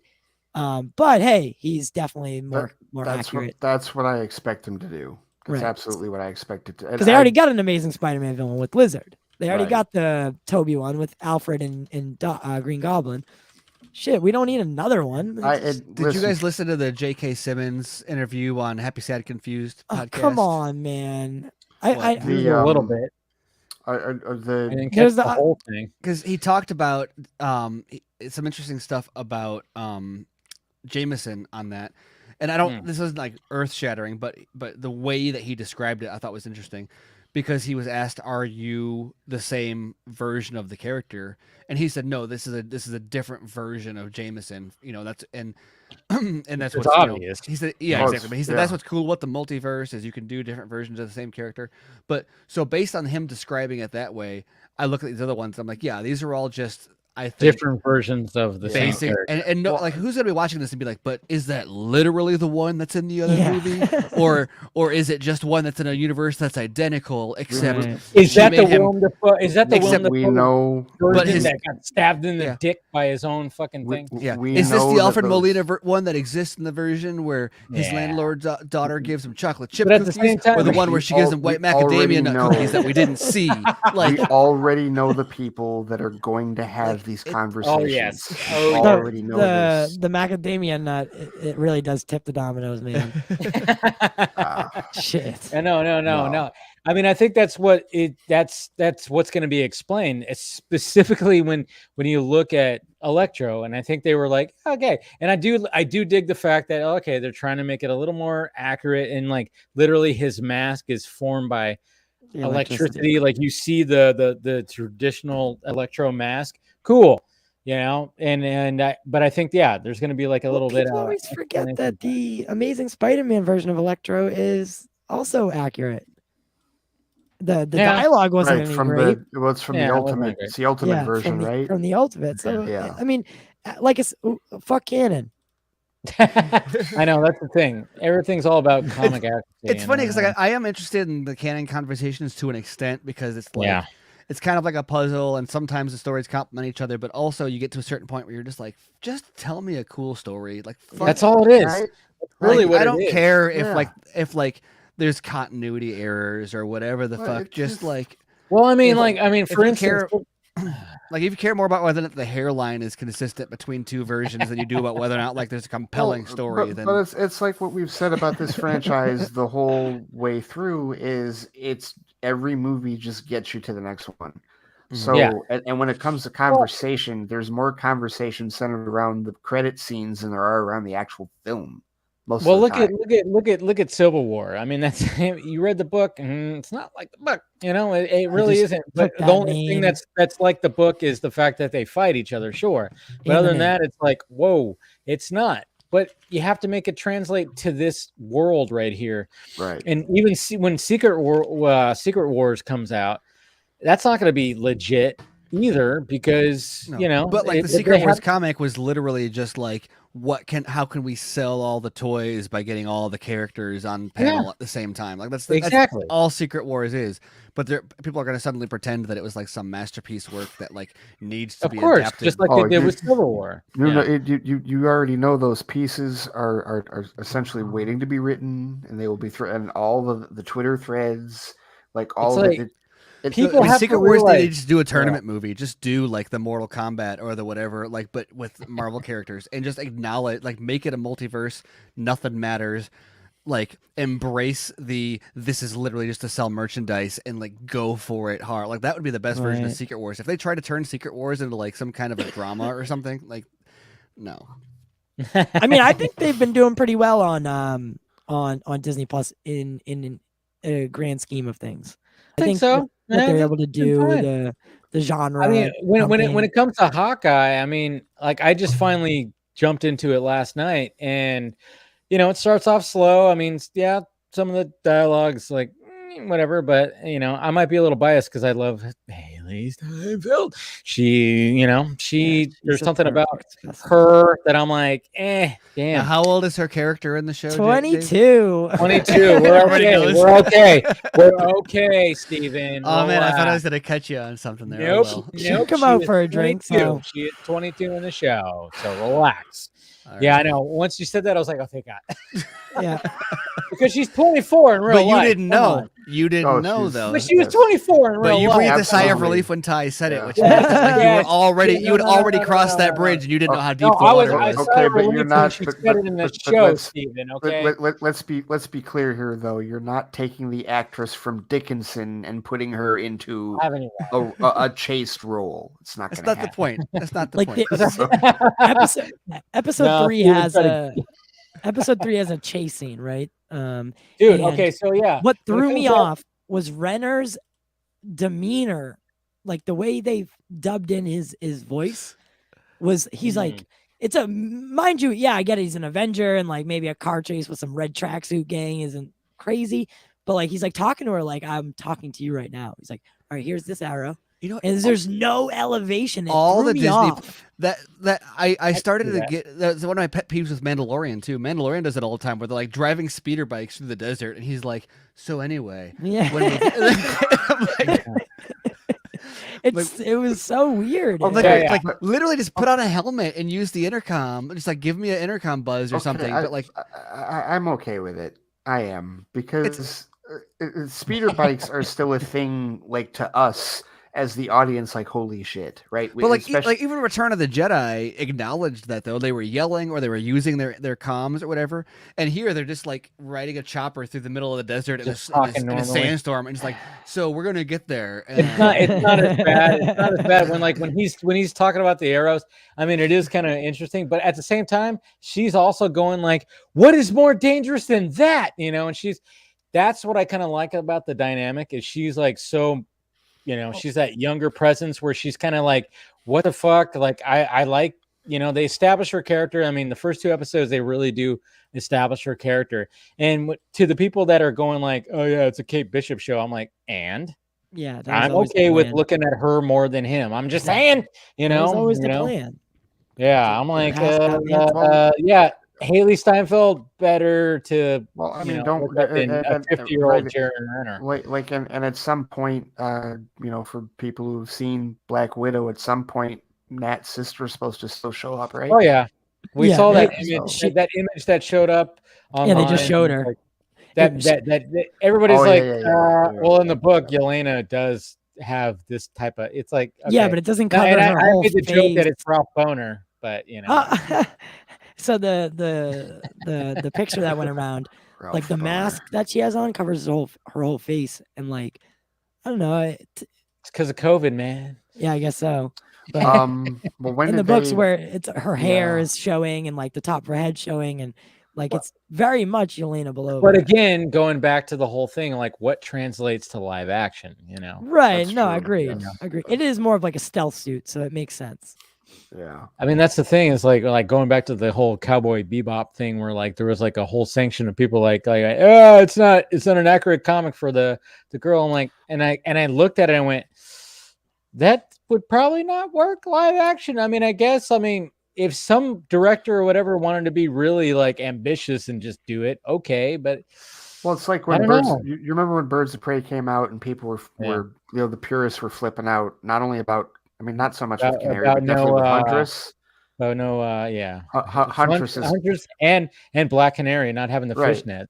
Well, right, her not having the fishnet, but then just like they hated the. Now, look, did I necessarily dig the final look for Huntress at the end of the movie? No, not really. I thought it was really baggy and kind of silly, but the look for her throughout the majority of the movie, I didn't have an issue with. You're not going to put her in. The comic accurate Huntress look. It's so funny because you go back to the first X-Men movie, you know, and they realized that back then, this is like 2000 or before 2000. 2000, yeah. Yeah, I mean, obviously it came out in 2000, but I mean, like it, you know, they filmed it and they're probably developing it for years before that. They kind of probably went, are like the comic accurate costumes really going to work? No. And what did they do? They got them all into the and then what did they do in that final act when they were on the plane where Wolverine finally puts it on and he's like, what the hell? He's all, what? And then, of course, Scott goes, what do you want? You know, bright yellow spandex. They made a joke out of it because, yeah, it would not work live action. You could tease it, maybe. I don't know. It's just, it's always such a weird thing when they try to adapt all this stuff. I mean, like going back to the, you know, Batman. I mean, what Snyder did with Batman and Superman, it's like, you know, the whole fucking underwear goddamn debate. I hate that. This reminds me that I remember when we were at when we were watching Zack Snyder's Justice League a couple weeks ago in Detroit or Birmingham, really. Oh, shut up! Stop bragging. No, but yes, but no. There's the scene. Remember the scene where they are bringing Superman's body to the Kryptonian ship, and it's right after. Actually, it's right before the scene where Barry is gonna like dress up as the army ranger to like get in, right? And he's having that byplay with, you know, where he's like trying to with Arthur, with Arthur, and Diana literally comes up and says, "We should get dressed." And I leaned over, and Cyborg's like, "I'm always dressed." And I lean over to Tim, and I'm like, "Nobody ever says that in these movies. That never happens. There's never a scene where they actually acknowledge, hey, let's get the costume, right? Where they're like in, like, because she was still in her, because they had just come from the cemetery, and she's still in her cloak. He's still wearing his jacket. Everybody's in whatever, and it's like, so yeah, when they acknowledge the costumes. Like, I feel like there should be more of that. There should totally be more of that. I like what WandaVision did and just made them Halloween costumes. Yeah, that was funny. That was good. Yeah. I thought that was funny. And then when we saw her final costume at the end, it was good. Yeah. It was a great costume. It really was a great costume. But like, yeah, some of the things are just not going to translate. I mean, that's what you got to do. I mean, it's kind of funny too, because the whole underwear thing with Superman. I mean, Zack has been quoted by like, yeah, they tried really hard to make the underwear work, and he wanted to make the underwear work on the outside of the costume, but it just not viable. It just didn't, and he realized that, even though he was like wanting that, because that is part of Superman, is the red undies right there. But you know, it just comes to the point where you just kind of go like, yeah, it's time to just kind of throw that out. You can't do it. And it's kind of funny too, because when you talk about X-Men, going back to X-Men, you have X-Men Apocalypse, which they, you know, that movie, you know, I have issues. I know, Ray, but you know, some of us have issues with it as much as I don't want to. But at the very end, when they had their individual costumes, they were so good. And then all of a sudden, you go to Dark Phoenix, they're gone. It's like, also, Apocalypse has one of the best Magneto scenes in the entire franchise. That's true. I agree with that. That's true. Yeah, like. As much as I don't really like Apocalypse, the Magneto, oh my god, some of those they really did that. Like the stuff they set up at the beginning of that movie with Magneto, compared to like what they did with him, was like, oh man, they did Fassbender dirty on this one, because that was almost like Magneto's like best movie. Yeah, and instead it was just like a really good first act, and then it harkened back to a lot of like First Class. You know, like especially like when he went on his, you know, rampage, his like vendetta, it was very much like that. And it was one of those cases where when you saw what happened, and it was, I remember sitting in the theater, we were just waiting. We're like, how bad is this going to be? And then when you see the necklace, you're just like, okay. Whoa. And then it was just like,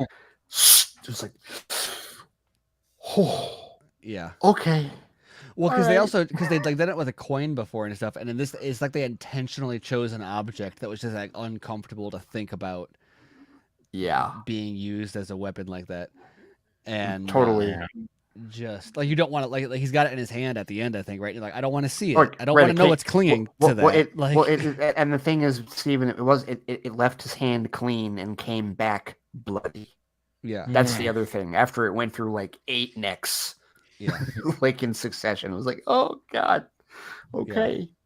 So no, that was no, I mean, there's some good things about Apocalypse, but overall, I'm like, I mean, the fact that the biggest thing was like, I mean, when you look at what they did with Thanos and what they did with Darkseid, you know, you kind of just go like, oh yeah, you had a 5'8" Oscar Isaac, you know, it's like who was shorter than Fassbender. You kind of go like full on makeup, and you kind of go like, this is supposed to be that of the X-Men, and it just didn't. I mean, the final act was an improvement when like he was like, you know, him and Xavier were fighting and stuff like that. It was fine, but you know, I think some of Dark Phoenix was okay too. No, Dark Phoenix was there's some of it was okay. I like and that's the thing. Like I feel like with Apocalypse and Dark Phoenix, I focus less on the villains and I focus more on the characters, the heroes. Like, and that's probably the biggest thing I like about Apocalypse is like the first seeing a bunch of them. Like, I love Nightcrawler came back, and I know it wasn't Alan Cumming, but I like that character. I actually really like Alexandra Ship's Storm. And like, I don't want to trash on Simon Kinberg because I really, really dig interviews that I've read from him, like as a producer and the way that he thinks about IP and adapting movies and stuff. So I don't know, and it's been basically officially confirmed that he directed Apocalypse, right? Right.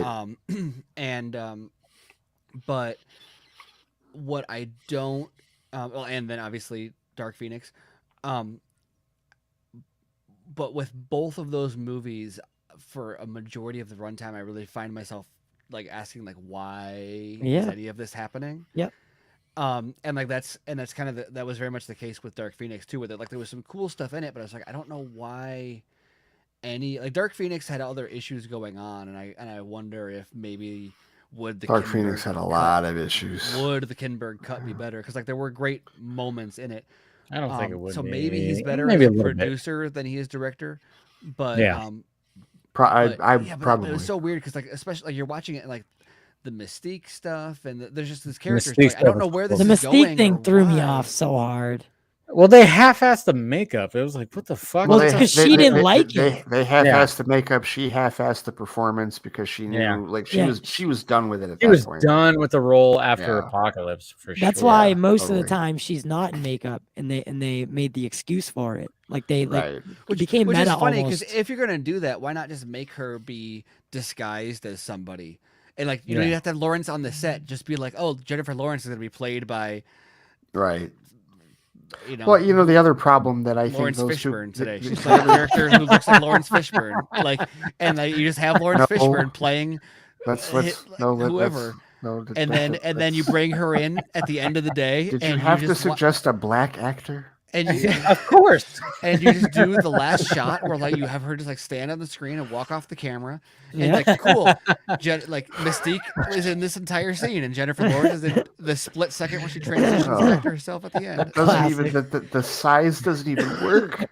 The proportions are so off when it comes to that. That's what would make it so great, Ray. I think nightmares about Jennifer Lawrence Fishburne. No, and she does one of these. Oh God! Right? Yes. Yeah. No, but I think the other problem that those two movies run into is that First Class and Days of Future Past are so much better.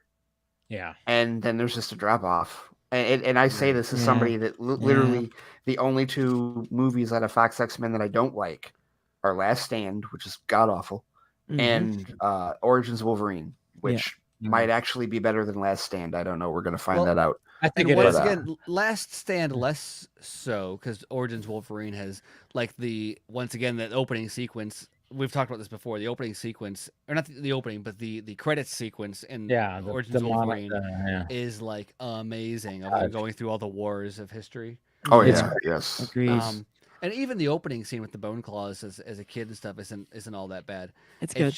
It just kind of the I feel like some of these opening movies of always that fall apart because movie, they don't know what they were doing with them. Ultimately, they're like, okay, we got all this cool ideas, and then we're gonna wrap them up. As soon as it went to modern day, it was like yeah. Because the opening scene, I mean, like even introducing Reynolds as Wade, I mean, it was a little interesting, but at the same time, that whole scene was great. I mean, he had the fucking the Wade Wilson mouth. They really established that, but then of course at the end of the day they sewed it shut, which was like really gonna sew the Merc with the mouth shut. Okay, that was not smart, of course, but just the way that they established the character and the way he talked and that whole opening, like you said, the montage with the opening and seeing all the wars was great. And then when they get involved with all whatever those secret wars with what's his name, and then having all that, I thought that was like, okay, when we saw that, I always said that Blade Trinity was Ryan Reynolds' audition for Deadpool, and that came after. And I was like, okay, now. And then finally he got it. And it just seemed like it just worked in that favor. Of course, like when you see the Deadpool they try to do, yes, at the end it was really bad, but whatever. I remember watching the behind the scenes too. I forgot which producer said it, but they're like, yeah, we didn't want to do it for like the traditional Deadpool. We wanted to, like, if you look at the skin, it looks like his mask. And it was like, oh my God, you were really just trying to like make his skin the mask. Like, oh no, you have to imagine it. You have to imagine the mask. You can't, like, she flat out said that. You're like, yeah, you could see the diamonds, like the way that the, like, and I was like, yeah, you really did not know what you guys were doing. Yeah, you really didn't. You had no idea what you signed wanted up for. That. Nobody wanted that, you know? And it's like, oh my God. Boys, I gotta head out. All right. It's a little late for me, but I know it's a little late for you. Yeah. Plus, I worked 2 jobs today, and you're tired. Get some sleep, dude. But I appreciate you showing up, man. Thank you. And you can find me at on Twitter at this little thing that's under my name here, under my picture here, I should say. And then on YouTube, Pop Culture Corner. For No Way Home, we're having the Marvel editor Jeffrey Ford back on, so that's gonna be fun to break down the movie at Showcase with him. That's really all we got going on. Other than that, cool. As normal programming, I should say. All right. I like it. All right. Thanks, Ty. Thank you, guys. Have a good night, and take it easy. You know, I'll see you after the new year. Sounds good. All right. Take it easy. Yep. Oh man, but yeah. What a week, huh, guys? We don't need to talk about that again. But at the same time, you know, we could kind of, you know, I said, like, after tonight, I'm putting it to bed. What happened I mean, it was just funny because going back, I mean, like, even suggesting the fact of Zack Snyder doing a graphic novel. And then I was like, all right, where did he say that? Did he say it on the Vodka stream? Did he say that? And then, you know, luckily somebody actually, and thank you to whoever responded in my mentions, who said, like, yeah, look at, you know, so-and-so on this. And I was like, okay, there it was. And then I clipped it out and I posted it. And it's kind of funny too, because what I've always said is like, well, when it comes to this stuff, it's like, you know, there's people that you should really kind of pay attention to. And there is a group of guys that you should pay attention to. And it's those TPZ guys. And I said that. I was like, you know, those guys are more in connection with Zack than probably anybody, you know, else in this fandom, you know. And that's why I kind of go like, look at that. And then, you know, it's kind of funny too, because, you know, one of the guys has been in my mentions a lot these past 2 days.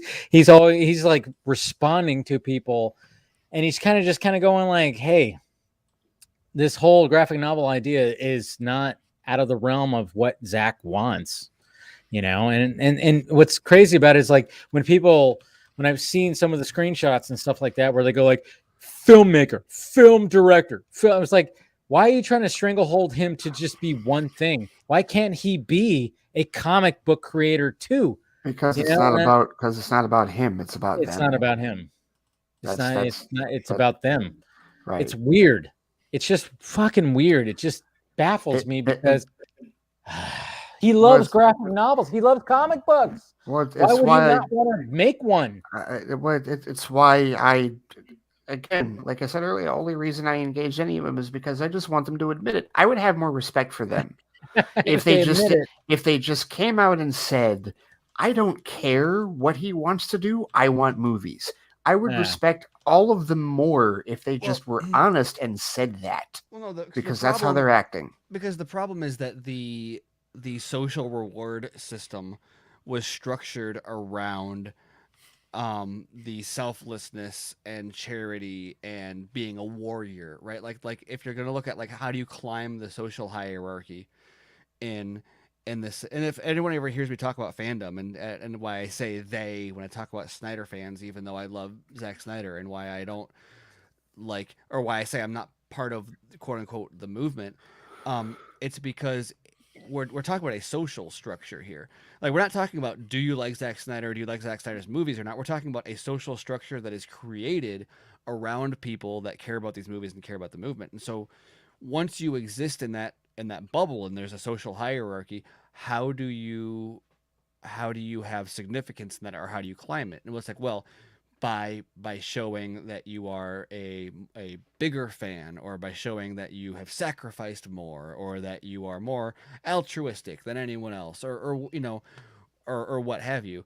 And so when it comes to this stuff, the reason that they will never say, like, forget what he wants, I want this, is because the relevance that they have comes entirely from not just being the you know, the biggest fan, or fan number 7, or whatever rank they think they have, but it also comes from the fact that, like, the social circle that they have built on Twitter rewards them for behaving in this way. The people that follow them don't like and retweet them for saying Stephen Colbert's awesome. They like and retweet them for saying, like, you know, Stephen Colbert said the 40 thing, whatever the hell. Jesus which is Christ. like, man, I don't like talking about that tweet because I think it's funny that people don't understand it. But, like, I will just say, like, if for they misconstrued that tweet so much. For anybody who's watched through this whole thing and, like, maybe wants a hint, in the English language, sentences have a subject and an object. Now, let's see if anyone figures it out from that. A subject and a direct object. Yes. Yeah. And I don't know to have to explain the grammar of that, but anyway. But the point is, right, they're not getting a social. Nobody's patting them on the back and saying "attaboy" for saying, like, you know what, a comic would be good. They're getting pats on the back for saying mean things to Jason Kylar on Twitter. Oh my God. Like, that's what, like, oh, I got blocked by Ava DuVernay because I told her she was a trash filmmaker. Oh, good job, bro. You're a true warrior. Like, that's how they establish social clout. And, like, and regardless of, like, let's take ourselves out of, like, a judgmental zone on that. That's just a social structure that exists, and anybody that exists in a bubble is going to be, and, like, especially on social media, it's an echo chamber. And so you lose, and, like, we are all, like, I'm sure we've been in an echo. It's like if you're in a room, like, or you're at a bar or whatever, and, like, it gets loud and you're telling dirty jokes with friends, and then, like, the music cuts out right as you tell a punchline, and you're like, whoa. And then I got crabs for the second time. Oh, shit. And you're like, I shouldn't, this is not a way, but, like, you totally lose all of that perspective or context when, and so that's what you have here is, like, they don't care about what the truth about Dave or me or anybody is. They exist in a system where they're, and I don't even want to go into the whole, like, they're in it for clout or whatever. The point is that they exist in a social structure that rewards them subconsciously or consciously for behaving one way versus another way, or siding with some people versus other people.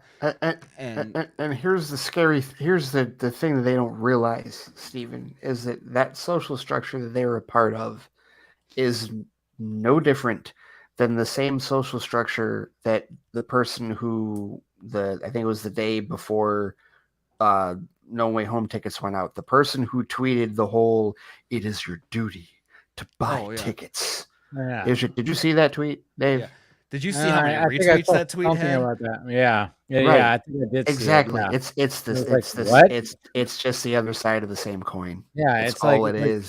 No, and that's why I say, like, when anybody comes, I generally try to not engage in stuff like that, because if someone that behaves that way is going to come at me and say, like, well, you don't care about Snyder. It's like, if you want to think that, go ahead. You only have like 3 podcasts about his movies. Maybe, but, like, I don't even care. Like, if they want to think they don't care about Snyder, fine. That's your. Yeah. I'm not gonna bow down to you to try to convince you that. Yeah. Like, look at all this stuff. Yeah. Like, exactly. Yeah. You already let me show you my collectibles. Let me listen to my podcast. Like, no, fuck you. Fuck you. I don't need you to validate what movies I do and don't like. I like what I like, and if you want to listen to me talk about it, fine. If not, fuck off. Yeah. Like, I'm not gonna like why would I engage anybody on Twitter that I like need to prove myself to be more like this? Like, yeah, that's what you need to be more like. And you know what? I enjoy the fuck out of Zack Snyder, and I don't at all feel any frustration over the way that I enjoy him, because that enjoyment is not anchored on anybody else approving the fact that I do or don't enjoy him, or how much I enjoy him, or how much I broadcast the fact that I enjoy it.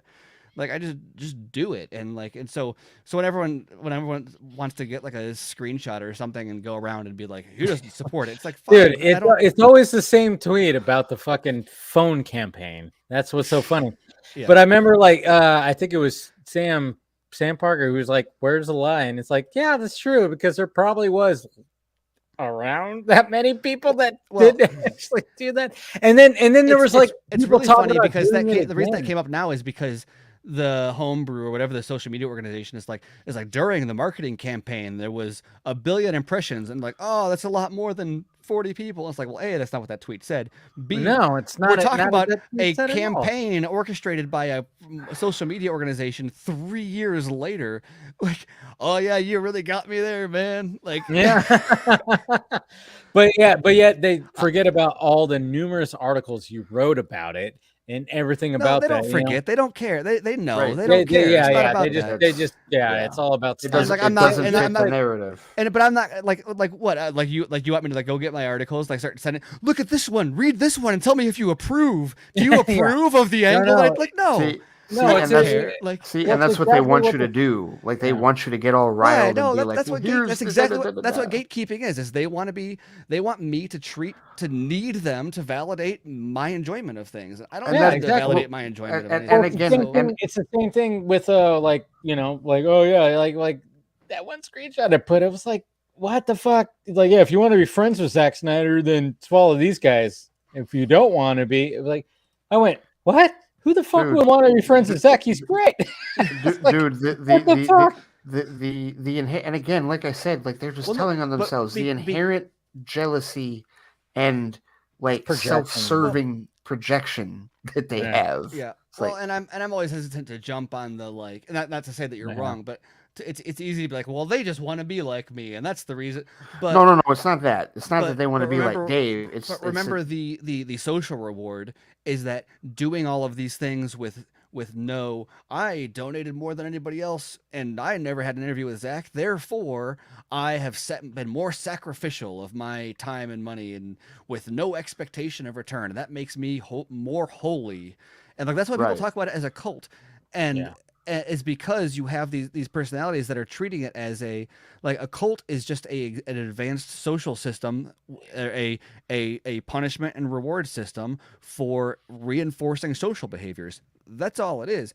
And so the reason people call the Snyder stuff as cult is because there's a highly coordinated level of like social, like codified rules. You can't say anything nice about Joss Whedon or Jeff Johns, and you have to only support a movie, and if you support a comic, then you have to do 57 Hail Marys, and like it's just like that's what it gives it a religious aspect, and so like and people are like embracing the cult. It's just leader,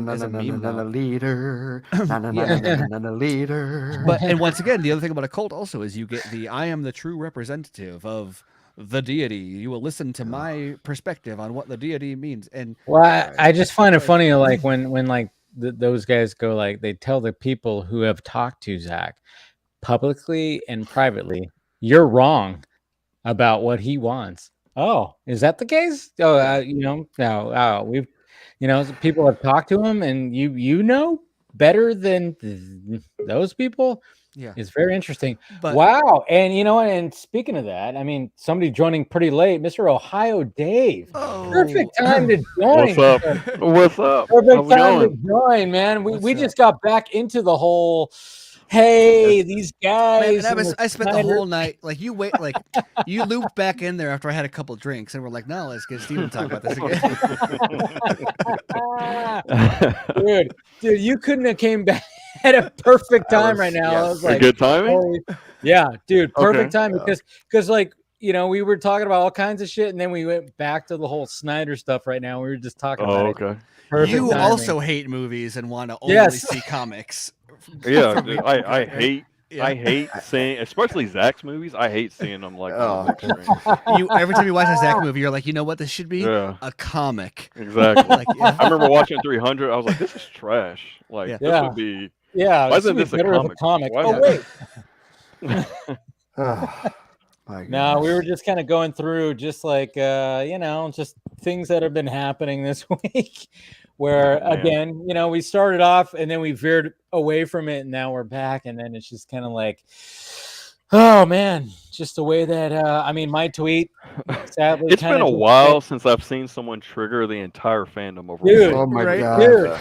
Dude, you were like, it was kind of funny. It was funny because when I saw because I commented on the MCU portion using that GIF, and I was like, "Hey, Iron Man 3, not that bad. I actually kind of, I'm okay with the Mandarin twist, and it was like, of course, that was nothing. Then when I saw it came around with Zack Snyder, I'm like, huh, how can I treat this one? And I actually thought about it. I was like, oh yeah, wait, remember the graphic novel whole thing? And then I was like, I'd be okay if it did finish as a graphic novel. Bam. That was the thing that totally just boop. I was like, oh, that's what poked the bear. Shit. Man. That's insane. That is insane. What's great, the craziest thing about it? The funny thing about that is, they were watching your Twitter feed for months, waiting for that moment. And then finally you said that, and they're like, now we got him. Well, you said the one dude. You said the one dude's had you blocked, and I've had that happen to me before, where people that have blocked me, like all of a sudden, are screenshotting my shit. Tweeted my tweet. Right. I'm like, how? Right, it's like, what the? Yeah, I don't know how. I don't know how they're able to do it, but they are able to do that. Because they pass it all around and like. Yeah. Anyways, what were you gonna say, Dave? Oh, I was just saying it's funny because I don't know, like when I saw you tweet that, I was like, it's weird that it got so blown up the way it did because you didn't say you want it to be. No, I said I was okay with it. You said you would be okay with it, which means obviously you would prefer it to be a movie, but if it came down to it and it had to be a comic, you would be okay with it. That's entirely too much common sense. That's way. I'm like, what's going on right now? People are like, oh man, this is not the type of leadership we need right now. We don't need this to become a comic. Like as if you saying it means Zack is going to look at your Twitter and be like, "Oh, yeah, you know what? The fandom wants a comic. Let's seriously, let's make it a comic now." There is an element of them treating you like Moses, like you literally just like let it be a comic. Let me part the sea. I'm gonna part the sea, guys. Jeez, I got this. Yeah. It's like in the same breath they're saying like you're irrelevant and like your opinions don't matter anymore, but at the same time, like they panic so much that you said I never feel more relevant than when 50 people are reminding me that I'm irrelevant. Like, dude, you upped it 10. It's no longer 40. It's 50. Damn it. 50 club. Dang. We're the 50 club now. Time to evolve. Time to evolve.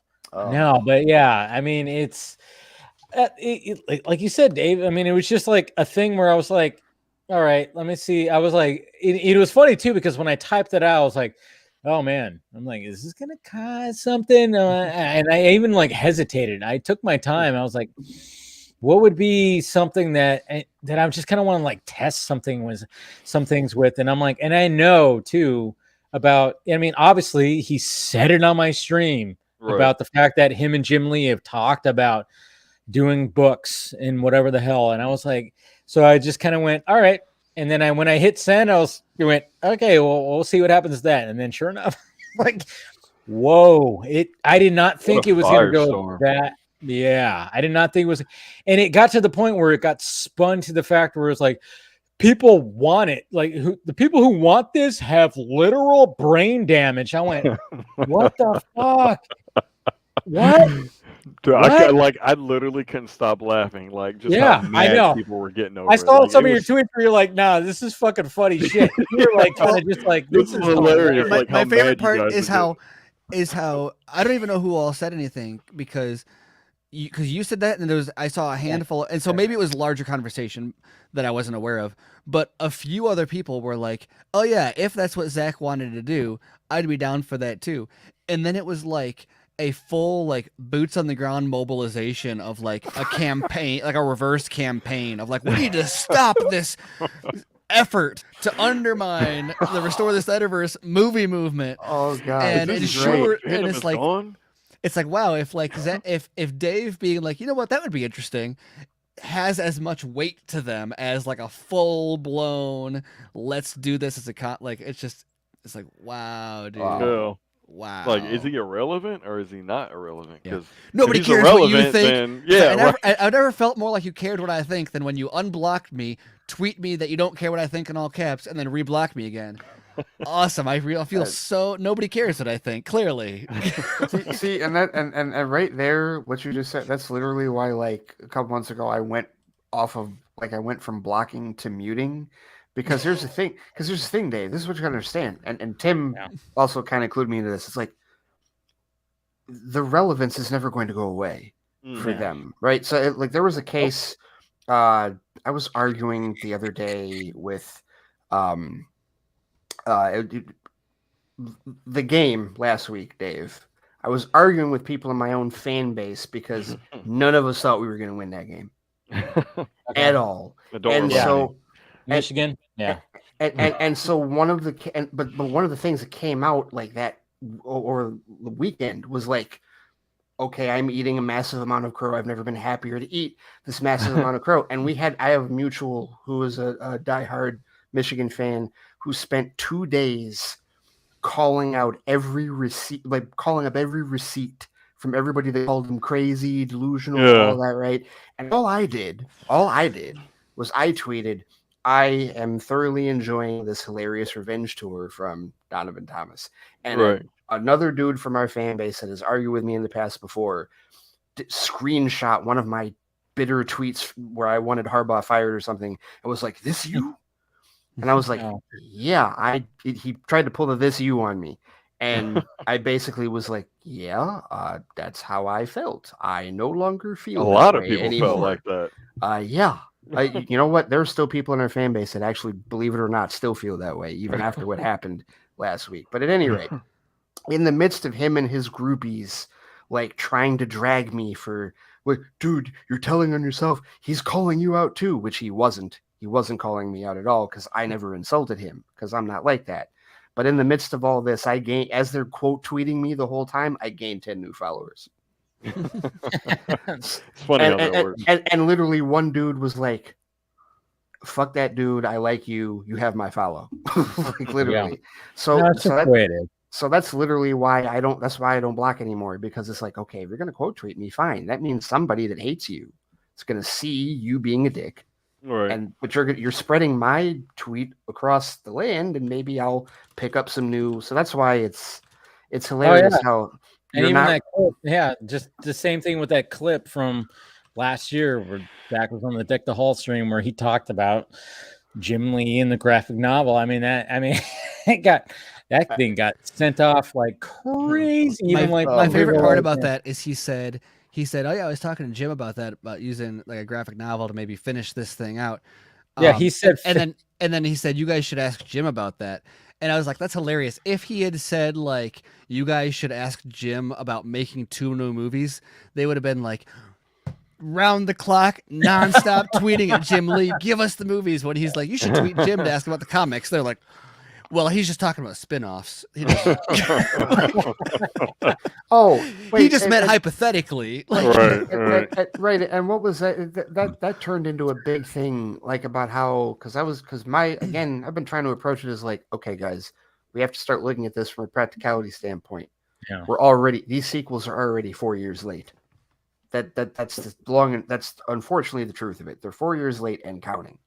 And now everybody's busy. Now everybody's busy, especially him.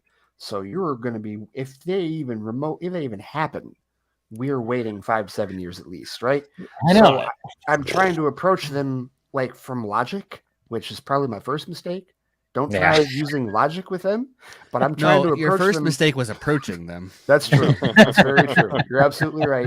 But it's a situation where, like, literally, like, I'm trying to explain, hey, this is a way to actually see. And they're coming back with the whole, he didn't mean them sequels. He meant spin-offs. He meant setup for all that. Where did that come from? Yeah, especially from the clip. They're like, oh, he was talking about doing spin-offs, like the Joker thing. And I'm like, what? You wouldn't want to see that live action? You wouldn't want to see like a live action Joker killing Robin? What? Okay. I thought you said he was a film director. Why do you say you don't want to see that? Yeah, it's in his title when you Wikipedia him. It says film director, but not at the same time. I'm just kind of going like, wait, did somebody send you the Wikipedia page to be like, it says here he's a film director?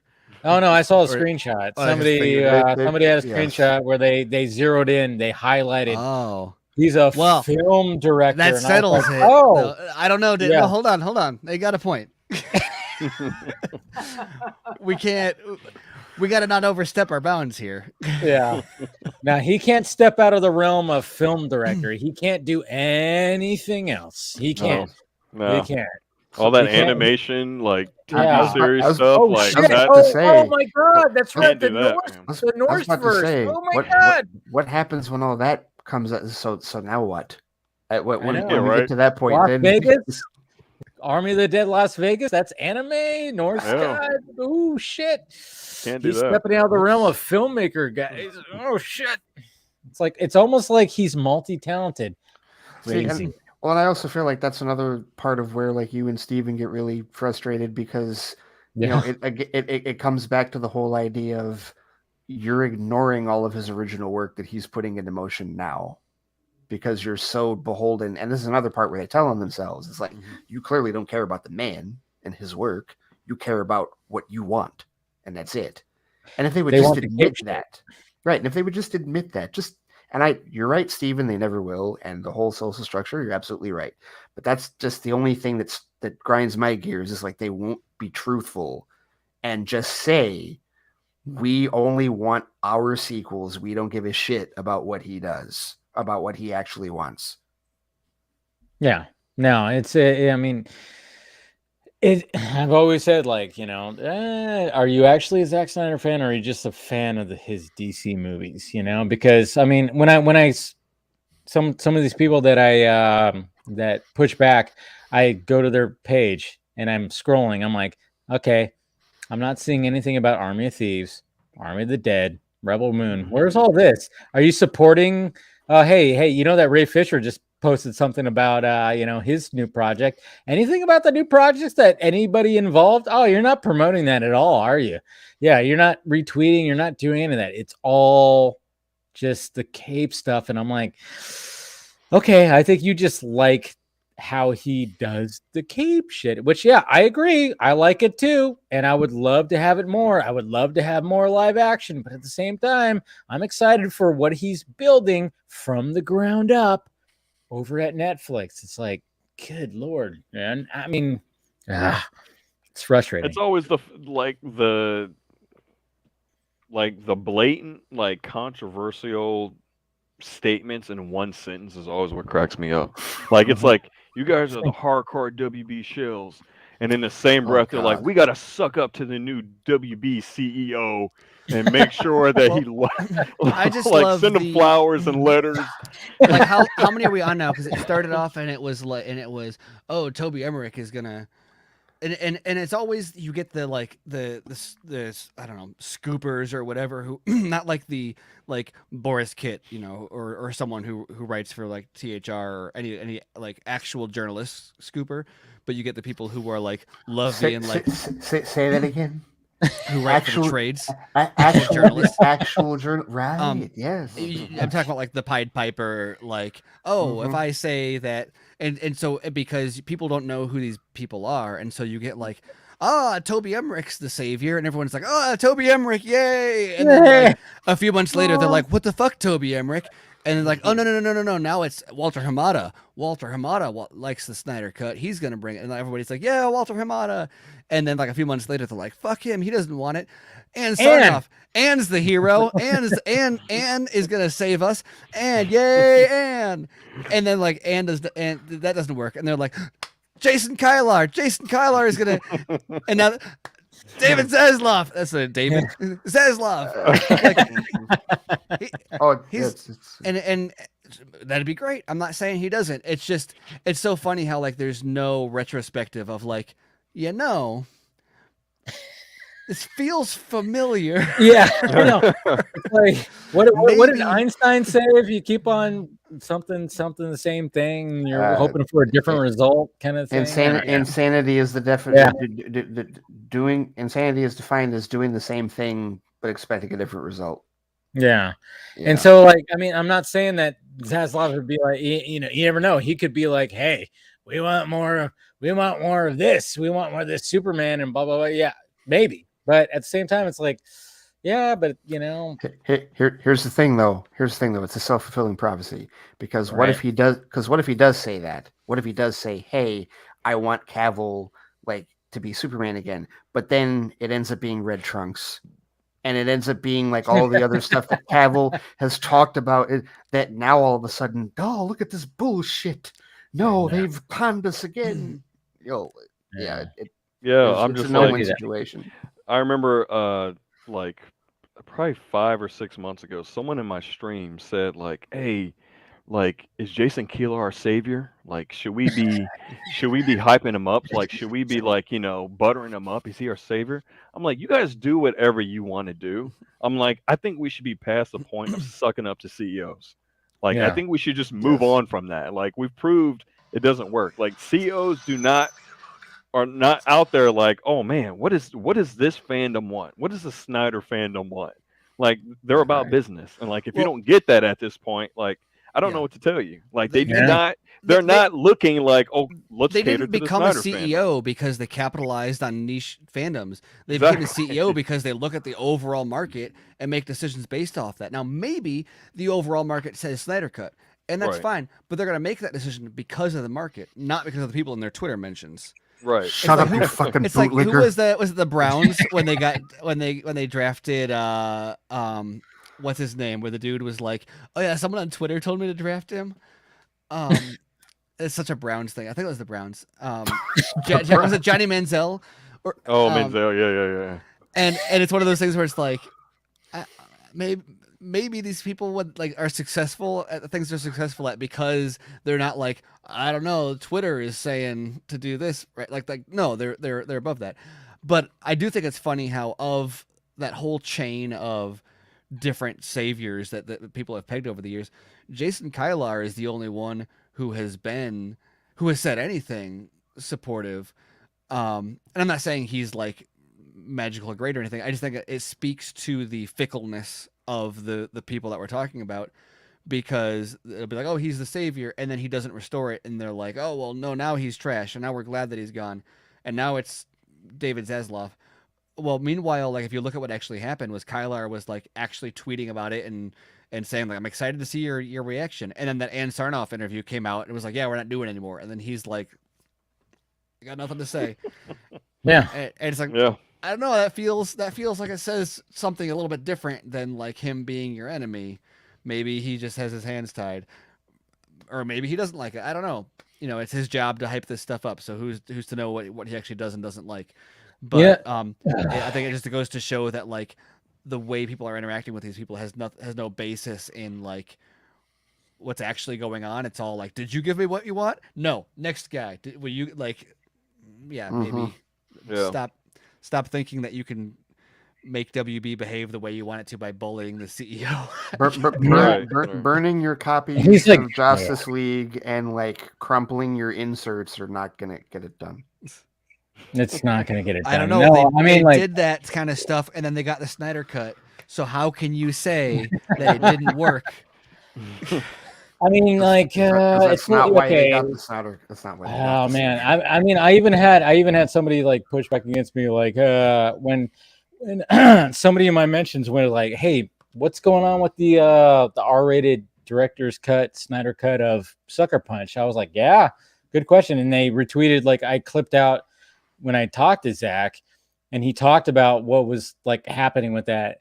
And then somebody responded with like, "Oh, just make it a graphic novel." I was like, oh, "Yeah, I saw that." Right?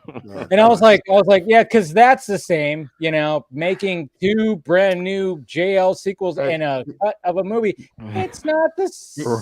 You want to know how far this has actually gone, Dave? I saw, and I don't know who this person is, but it was retweeted by another mutual. Somebody literally tweeted, "The JL sequels should be released as a series of poems." Somebody actually just if he wrote a series of poems about the Justice, I would read the shit out of that. Why not? Chill. If Zack, you know what? If he made a cryptic diagram using all sorts of symbolism, that would be hilarious. If that the All the Gods thing came out and everyone was like, "What the fuck, man? I want movies, not black and white diagrams." What is this stupid shirt? Yeah. I mean, that's the fact of the matter is, like, we've gotten so much stuff that came with this, and then now when it comes to this, it's like, we see what he's doing over here, and we're constantly like, all of us here are like, what Zack is doing over here. Hey, we got to lift this. I mean, if we're all fans of the man.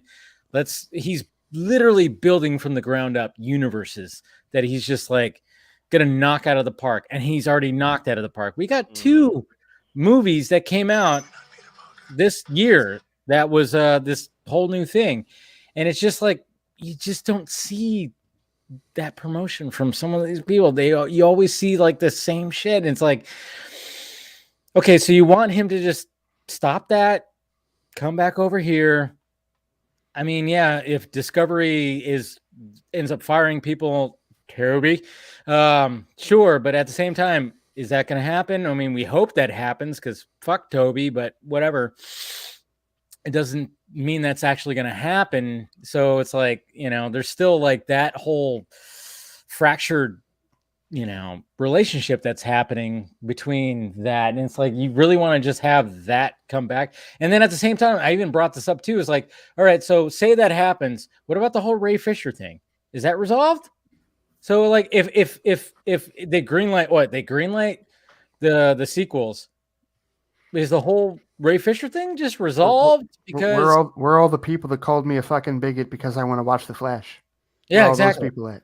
Well, I mean, like at the same time, it's like what happened? No, because the solution is always it's magic. So you see, what's going to happen is when the SnyderVerse is restored, Zack is only going to work with Ray, and so therefore he'll bring back Ray and he'll just tell everyone who disagrees to suck it, and it's all going to be good. They don't need to worry about the implications of that. Maybe there's something to work out there because it's going to be good. Yes, because that's what it's easy. That's what I stand with Ray Fisher is about. Right. No, because when you get to dictate the magical solution to your problem, you don't need to worry about the how or the why. You just need to say, like, it's going to be a movie and it's going to be what we should have gotten in 2019. And Zack doesn't need to sleep. He could just pre-production it while he's making 2 other movies. Magic. Yeah, like he could work on 2 movies at the same time, but it's like, I mean, come on, like he's working on the biggest sci-fi movie he's ever made right now. Exactly. Like, so suppose Discovery's like, hey, like, we want you to come do Justice League 2. Like, I mean, come on. You think he's gonna really do like a humongous scale Justice League 2 movie and the biggest sci-fi movie he's ever made at the same time?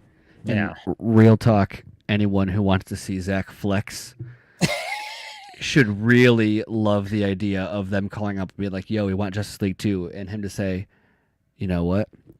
Fuck you, I'm making Rebel Moon. I would love it. I would love that.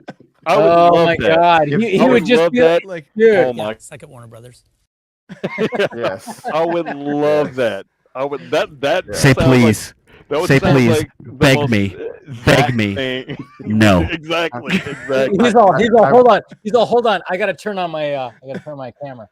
And then he's like, all right, say that again. Jesus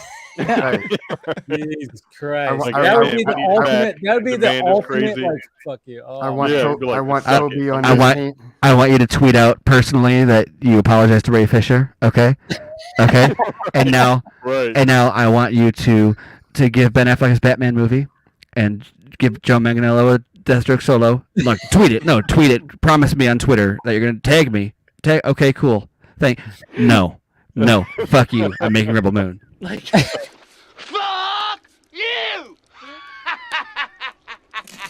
like hypothetically, but like, so if like anyone that like I don't know. That'd be ridiculous. But like anybody who is like wants him to like dance on their grave or whatever, the whole, like that would be the ideal scenario, right? That's the funny thing about this is like, no, but like their ideal scenario is him going back to work for them again. And it's like, right.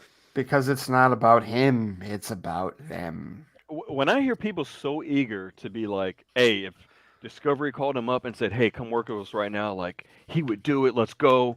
Oh my God, the signs are there. He's about to work on it again. I'm like, either you have no idea what he went through with WB, or you just don't care what he went through. Like those are the only two. There's no way you could be happy with the crap he went through at that studio, like the way they treated him, and you just want him to go back. And it is clearly the latter. Did he freeze? No, he's good. Oh, okay. He freezed. It's clearly the latter. It's clearly that they don't care, because we just went through 3.5 years of detailing in we have all the details. Well, right. Just about all of them. We know just about everything that happened. Mm-hmm. Stuff has come out. Things have been said, right? It's not like, whether it was Ray Fisher, whether it was Jason Momoa, whether it was Gal Gadot, or the whole thing with that. We know what happened. Mm-hmm. So clearly, it's just that you don't care. Yeah. Only thing you care about is your sequels. Go ahead. No, go ahead. Oh, I was just going to say, even look at what he's publicly said about on the Snyder Cut. Like, he took a pay cut, right? He didn't get paid to finish off that movie, right? Mm-hmm. And on top of that, WB still screwed him and said, hey, we're not going to put your Green Lantern in the movie. Right. Like, he's working on this movie for free, and they're still screwing him over on the movie. Right. Like what do you think they're going to do if he were to come back right now? Right. Like, exactly. They were like, to the point where they were like, hey, can you cut out that cliffhanger? No, of course not. I mean, like, I think I've said that before. It's like, they wanted, even coming back to do the Snyder Cut, they still were going, hey, can you do this? And he was like, no, I'm going to put out the movie that I was intentionally supposed to put out, And that's the thing. It's like, it's not like they were just like, hey, come back and we're going to let you do whatever you want. No, that was not the case. They were like, no, can you just kind of like wrap it up? Don't put that little cliff. No, of course they're going to put that cliffhanger ending, because it was like a fuck you. That's the way it was supposed to be, Yeah, right. And that's just further, that just further details their selfishness and their delusion, because it's not only that they want him to come back, they also think that if he comes back, he's going to do exactly what was in his original plans for those sequels. Well, not only that, but they think that because then he's going to be like, all right, so you see, Joker killed Robin, which was Dick Grayson, by the way. And then a bunch of them are like, whoa, no, hold on. No. It's Dick Grayson. Yeah. Right. I know. That's what's good. But that was funny about that, too. That whole situation, too, is like, and I love the fact that he was just like, no, it's Dick Grayson. But then we're like, no, I can't. I mean, it is literally the one thing, like, creatively speaking, that I disagree with him on. I don't like, because Dick Grayson's my favorite Robin. I don't like. There's nothing wrong with that. There's nothing wrong with it. But at the same time, you still love everything about the whole. Yeah, right. Because I can disagree with it, but I can still understand his choice. I can still understand. Exactly. Okay, I based on how he's put this story together, yes. And to be very honest with you, it actually makes a lot of sense that he would break that badly because Grayson died, not necessarily because like I get it, and maybe it's just me being a biased Dick Grayson fan, but either way, yeah, like I can still parse that and go, well, what has he got in mind? What is his idea on this? Yeah. No, I mean, and he had a good idea. I mean, like, the way he explained it was the fact that it was like, it just makes sense of like how, like, that would cause Bruce to go just to be like how he is. It does make perfect sense. Like in his story, that's cool. And anybody pushes back against it's like, all right, it's fine. but you realize that, in the comic books, they change shit all the time just for one-offs. This is not supposed to be canon to the comic books. I finally read A Death in the Family about a couple months ago. I don't like it.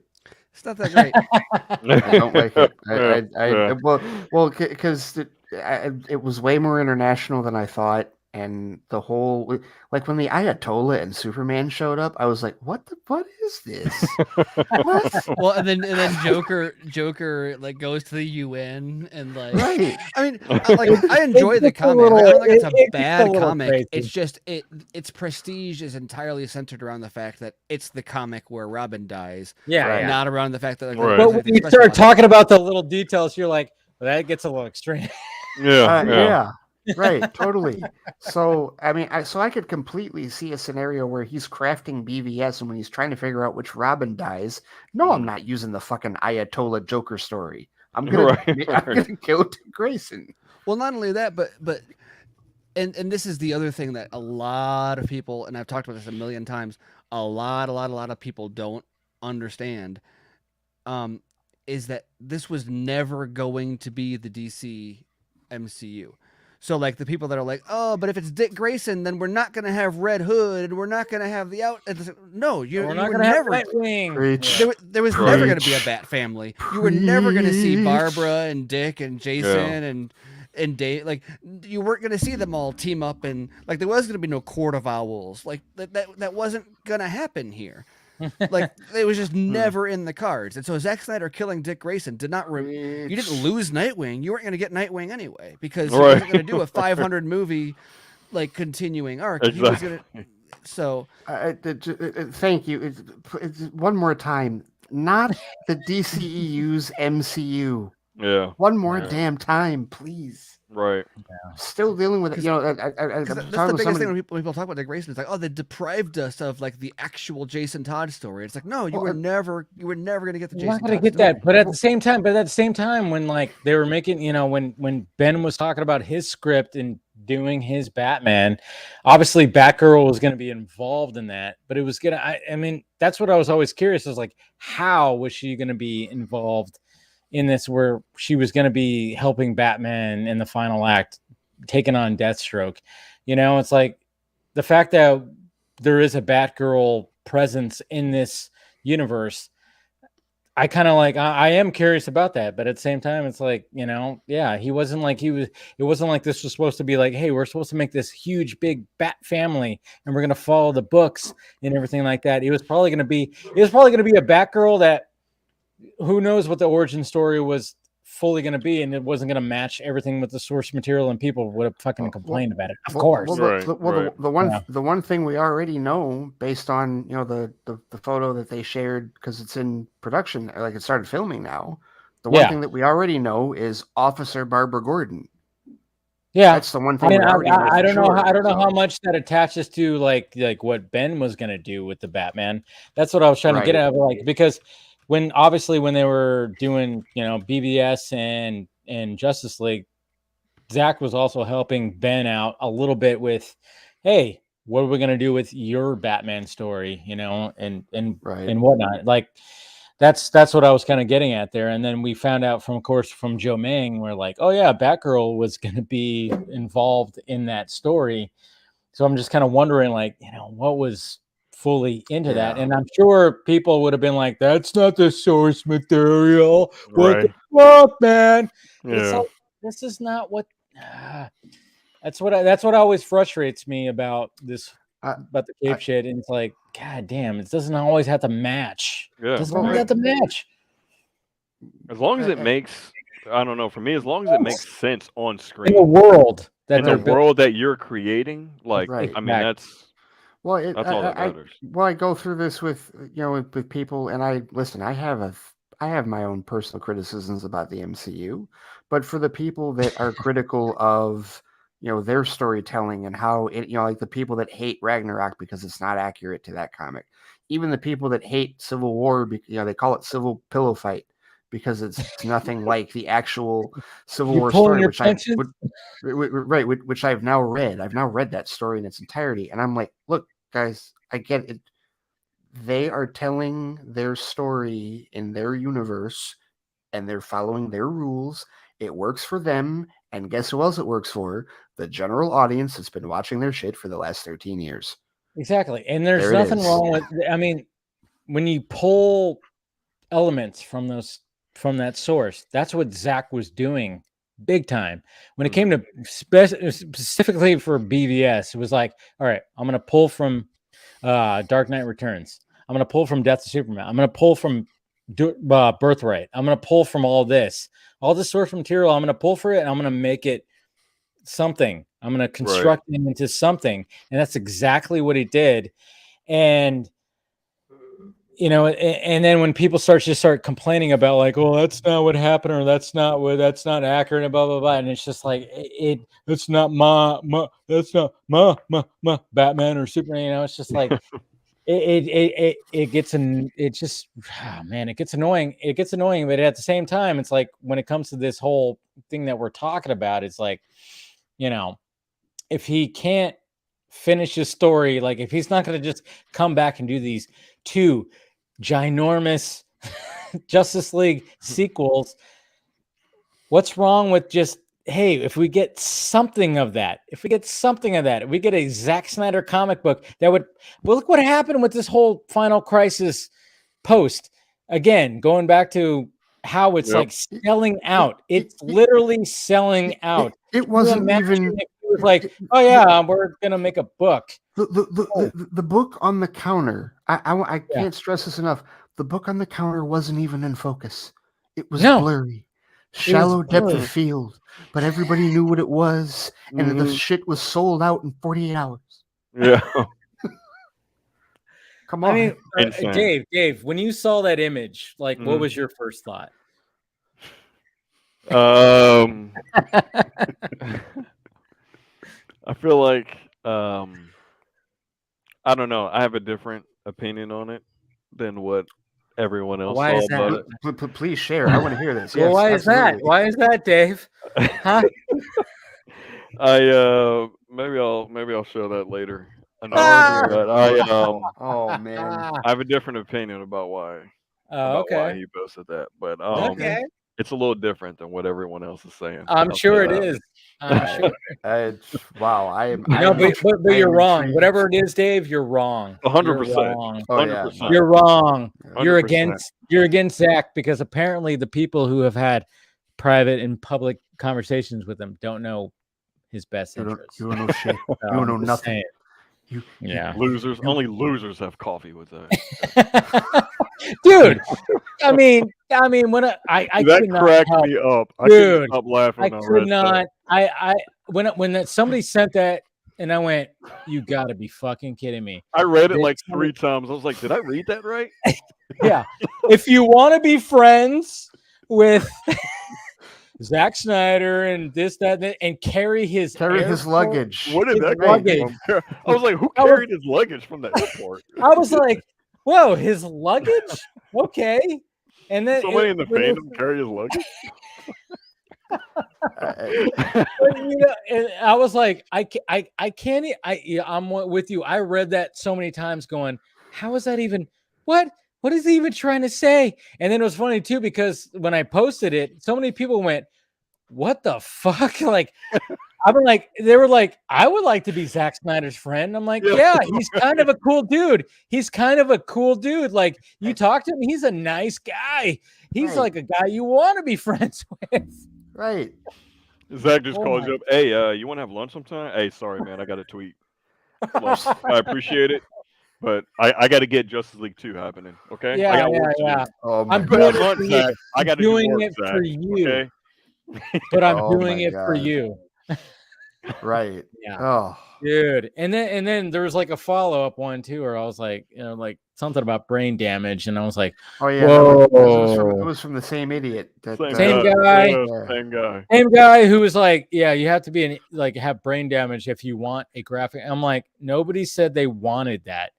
People said they were okay with it. Happened. Yeah, it happened. And again, this dude saying this has him blocked. Oh yeah, he has blocked. Obsession. Yeah, I'm I'm all about like whatever you guys want to do. And I'll even say, like I've said it before, I'm like, it took everybody to get. I will always have the Zack Snyder Justice League displayed, the DVDs, all 3 of them, like that box set. I'll always have it displayed because that is an accomplishment. Oh, we achieved that. All of us did. And I'll even say these guys also helped with that too. Okay, they won't say that about us, of course, but they'll just say like, see, like, yeah, they didn't help. Funny how that works, right? Yeah, exactly. But hey, we'll be the bigger men here and be like, yeah, it was everyone. Everyone that helped get that thing out. The fact that I could see that and say that says Zack Snyder's Justice League trilogy, and I could literally like watch all that right now. That is an accomplishment. That is something that we all band together to achieve, to get that out. Okay. Now, when it comes to further stuff, it's like, you know, I'm just kind of going like, yes, I want that, of course. But at the same time, what Zack's doing now, I'm really excited for. I like what he's doing with the Armyverse. I am so excited for his version of Star Wars when it comes to the Rebelverse. I'm like, Rebel Moon. You have. Dude, my hype is like through the roof. Oh, dude, I mean, like, how do you not? I mean, if you're a Zack Snyder fan, you have to be just really more excited about that than returning, like him coming back to the fucking toxic studio that's gonna. Ugh. Wait a minute, what were you guys tweeting earlier about watching Rebel Moon for the plot? Oh yeah, the Sophia Boutella plot. Oh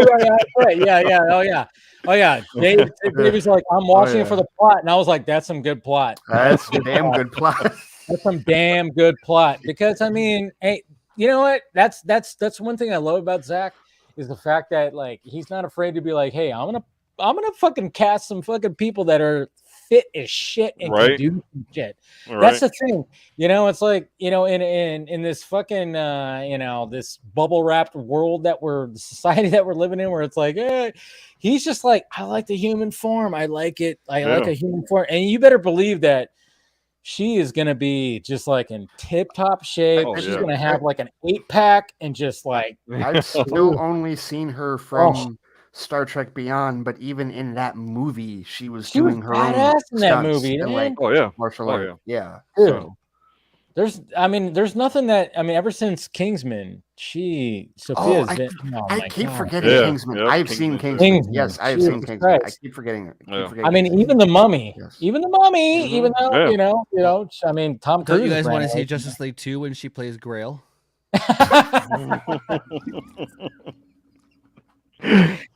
You weren't supposed to leak that. Yeah. Exclusive. Geez, watch out. Where's my drop? Oh, there it is. Exclusivo. I know, right? Whenever, I mean, but you know, at the same time, it's always fun to like try to be like, oh, it's something, you know. And at the time, that was interesting when we saw those pictures. We were like, oh, why is she there with the Justice League cast? What's happening? Well, cool. But now at the same time, it's like, all right, it is fun, and it was fun, and it would be fun, but nobody wants it to be fun. Right? Like the Thanksgiving thing happens, and it's like, oh, that's great, that's hilarious. This will be really fun to like joke about and speculate on and theorize about what it means. And then you look at the timeline, you're like, yeah, I'm not going to chime in on that one. Yeah, I was just like, I really wish there was an environment where like we could actually talk about this like legitimately, but nobody wants to actually talk about it. They just want to talk about how it means what they want it to mean, and anyone else you two did a good job of kind of just like keeping quiet. It was funny. Yeah. Except for like one tweet you said, Dave was like, "Oh, what are you talking about? This is hilarious watching that." but then all of a sudden, like, I had Mick just like responding to everybody. And I was like, man, Mick, you were just going. I was like, fuck. And then he was just like, hey, look at it like this. I was like, thank you, Mick. Thank you. Because Mick was like, when my initial tweet, it was just like, he was just responding to anybody that was like going like, "Whoa, what the?" You know, it was great. And I even messaged him. I was like, "Dude, are you having fun? You having fun with this? Because Jesus Christ." Yeah, I know. It's all fun. I mean, that's my favorite part. Also, though, is you get like, because the big thing, and it's just a logical fallacy to be like, oh, there's so much smoke, therefore there must be a fire. And it's like, well, there's more. Like, it doesn't matter how much smoke you have if you don't see fire. No amount of smoke proves the existence of a fire. Right, like it might indicate there's something worth looking into for sure, but it doesn't matter how much smoke. Like the room could be full of smoke, that does not guarantee that there's a fire in there. Right. Right. And so what was funny about that is because you had that like, oh well, because Henry Cavill said something, and then Clay Staub posts stuff about Justice League all the time. But so you had like, well, how can Zack do this and Henry do this and Clay does this and Ray says something and like none of them actually said anything, but like everybody, and it's like, well, first of all, the 17th just happened, so of course everyone's just referencing it, but also look at any other week, and all of this stuff happens in the first place. But what was funny then is you get like Dave or Steven or other Dave, like what do you think of this? And it's like, I don't know, it's interesting, it's funny, I don't know what it proves. Like, well, I'm not going to listen to you. And like they go on, it's like, well, so why did you do you care about like, oh well, no, well, Clay Staub wouldn't post something. What do you think, Dave? You talk to Zack. It's like, I don't know. Well, okay, well, your opinion doesn't matter anymore. I'm going to go back to the people that are teasing stuff. It's like, well, so you don't care about like people who know, well, people that know him are teasing stuff. Well, but not this person that he knows that's teasing stuff. But I'm not going to listen to that one. They don't. Yeah. Well, even Clay Staub, like, he clarified his tweet. He was like, "Hey, that was just Mad Max. You know, that's what I was kind of talking about." But then everybody was like, they were like, "Oh yeah, sure." Because we know the Nightmare was inspired by Mad Max. We all know that Image is that's Nightmare. He's under an NDA, right? so he couldn't tell us if it was. It's like, you know, he's having some fun. And it's like, yeah, we get it. We want to see all that. We do. But, you know. We get it, Clay. You don't have to talk about the meeting you had with with David last week. Yeah, we get it, Clay. We get it. You're fine. You had like a big round table with everybody, right? That's where the mental gymnastics comes into play. And what I've been saying about it lately is like, you know, it's like you're at one end of a hallway, and at the other end of the hallway is a door, and all you got to do is walk down this hallway, go through the door, you're through, right? This is Plato's The Hallway. But you don't like Plato's metaphor of the hallway. Yeah, because the thing is, you don't like the color of the hallway, like it's the wrong color. So instead, what you're going to do is you're going to take out this hammer. And you're going to bust through the wall like, you know, Shawshank Redemption style. And you're going to carve your own path to that door just to avoid going down the hall because you don't like the way the hall looks. That's what all these people are doing. Yeah, I see that. Yeah. I don't know. It's just, yeah. I mean, Plato's allegory of the hall. like I said, after tonight, I'm like, I don't even want to talk about it anymore because of how it's like went into an uproar. And like this should be fun. Like you should be able to talk about, but like it's well, my quote, we're having fun now, but like my quote too was right. Say the most controversial thing about Zack Snyder. And I was like, I think you won. You won. You won, Dave. I think I did. You won. This totally just like fucking made a shitstorm, and you know. I've never seen someone so irrelevant like be so powerful. Tweets so powerful in my life before.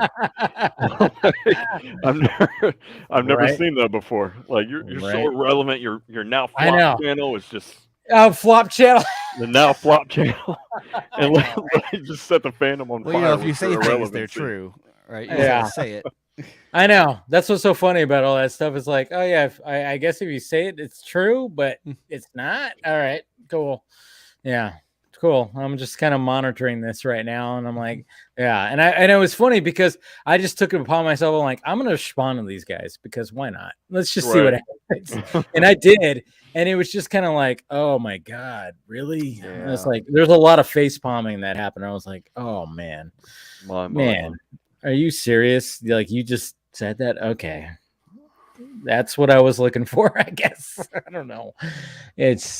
But at the same time, most of the community was like, dude, yeah, I totally get what you're saying. Like, I don't get why people are thinking that you're saying that you want that. I'm like, no, I'm like, you don't want it. And I'm like, yeah, I don't want it. I would want live action movies. I would love to see, what Zack would have done with the rest of it. But you know, we're at a point now. Yeah, we got that. And you know, we have to really, like, again, that's why I have that Zack Snyder's Justice League, Man of Steel, BVS, and ZSJL as just displayed, because it's something that just kind of goes like that. That's an achievement right there. That whole thing is an achievement. Yes. Do I want more? It's not a trilogy, Dave. How dare you? I know, right? And it's kind of funny too, because I think even Zack called it a trilogy, but you know, it's different when he says it. But you know what's kind of funny about that? Didn't we kind of like, you know, kind of stir up the conversation that it was a 5-star story, you know, Superman arc at one point? Didn't we kind of where did that start? Who said that first? Yeah, I was like, I think that kind of like, you know, like it was kind of like a thing that, you know, was told to me a while ago. You know, it was like, yeah, it was kind of funny how all that, yeah, it's just interesting. But at the same time, I'm like, that's what when I look at that, I'm like, damn, look at that. That's an accomplishment. That is a miracle. Yes, that we got that to happen. It's like exactly. It's real. I'm sorry for appreciating like that we were able to get that to happen. Yeah, and the fact that, like, you know, that's, I mean, some people think, I think some of these people think that it's going to be as easy to get the two new. They never. Part of the problem is a lot of people never had a true comprehend. Like, and even though, no matter how much they hype up what they accomplished, with getting the Snyder Cut released, nobody truly understands like what was actually accomplished with that, and people don't realize how much of a, like, which is weird because like it's pretty impressive that this happened. It is a historical thing that like probably won't be replicated. And like, yeah, sure, it would be awesome if more happened, and like I'm never gonna like. When it's relevant, I'm never going to stop being like, oh yeah, this would have been better, or I want to see that, or whatever. But when it comes to like campaigning for it, or like, you know, what's the metaphor? Like leaving a lantern in the window or whatever, like holding out, like putting everything else on hold to wait for that. Like, I think that the since we're talking about our conversations with Zack, no, when I was on the set of Army of the Dead, I asked, and this was in October, like October 9th, I think, of 2019. And then this was embargoed until after Justice League came out. So it was like, oh, that was useful. But I said, so your version of Justice League, we didn't see that, and the fans are campaigning for that.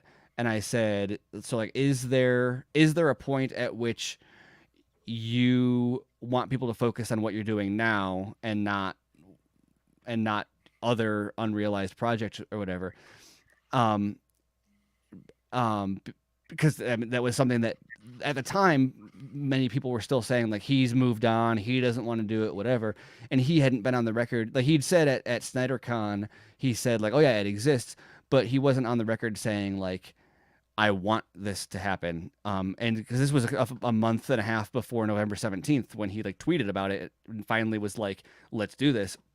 And so, and his response to that I thought was really interesting, that I had to sit on it until it was not relevant, but he was like, look, I'm not going to disrespect the fans. And it is so cool that these people have rallied around this and are passionate about my work. And am I ever going to say like, move on? He's like, I'm not going to say move. Like that would be so disrespectful to move on. Do I want to drag them forward into what I'm doing next? Like, of course. But like, if they like the Justice League stuff more than what I'm going to do next, I'm not going to tell them they're like appreciating my art wrong, because like he said, I assume that anyone who likes that is going to like whatever I'm doing next. But the big thing that like really stuck out to me at the time was he said he like went through this whole thing about like how it's so great that's what they're doing, and I appreciate it. And he says things always change and new information will come out, and so for now it is what it is, but it might be something different, and that would be cool if things work out. But I'm here now, like shooting this movie, and I'm happy to do it. Oh. And the perspective I thought was really, really important of like, yeah, sure, he wants that and people want that, and he's happy that people want that. But like, where is his focus? Like, his focus is on what he's not going to put his life on hold to do this other stuff. And so like, not that fans have to like be in lockstep with, you know, what he's doing. And like, you're not a true Zack fan unless you are the most hyped ever about the next thing and don't care about the past stuff. Like, that's all interesting. But what is his mindset is, I'm here now and I'm happy to do this. And like, I'm excited for what's next. And I hope that fans will follow me onward, even if they continue wanting this other stuff. And it was just such a cogent, like, it would have been so cool to be able to deliver that to people, like if the embargo on that had lifted like before Justice League came out or whatever, because the perspective of just like he's a creator and he's going to keep on creating things, and it's just kind of weird to see people. I think there's a level of like, even when we say like they don't care about Rebel Moon or Army of the Dead or whatever, I doubt that any of the people who are like hardcore restore the Snyderverse over all else are necessarily, you know, I've seen stuff where people are like dogging on the Dream Lens or whatever, and that's, you know, what it is. But I'm sure they're all excited about what's to come next, and they just happen to be passionate about Justice League because they're fans of Batman and Superman and Wonder Woman and the Justice League, and that's all. That's Which all is well. Fine. Like that's all well and good. Nothing wrong with that.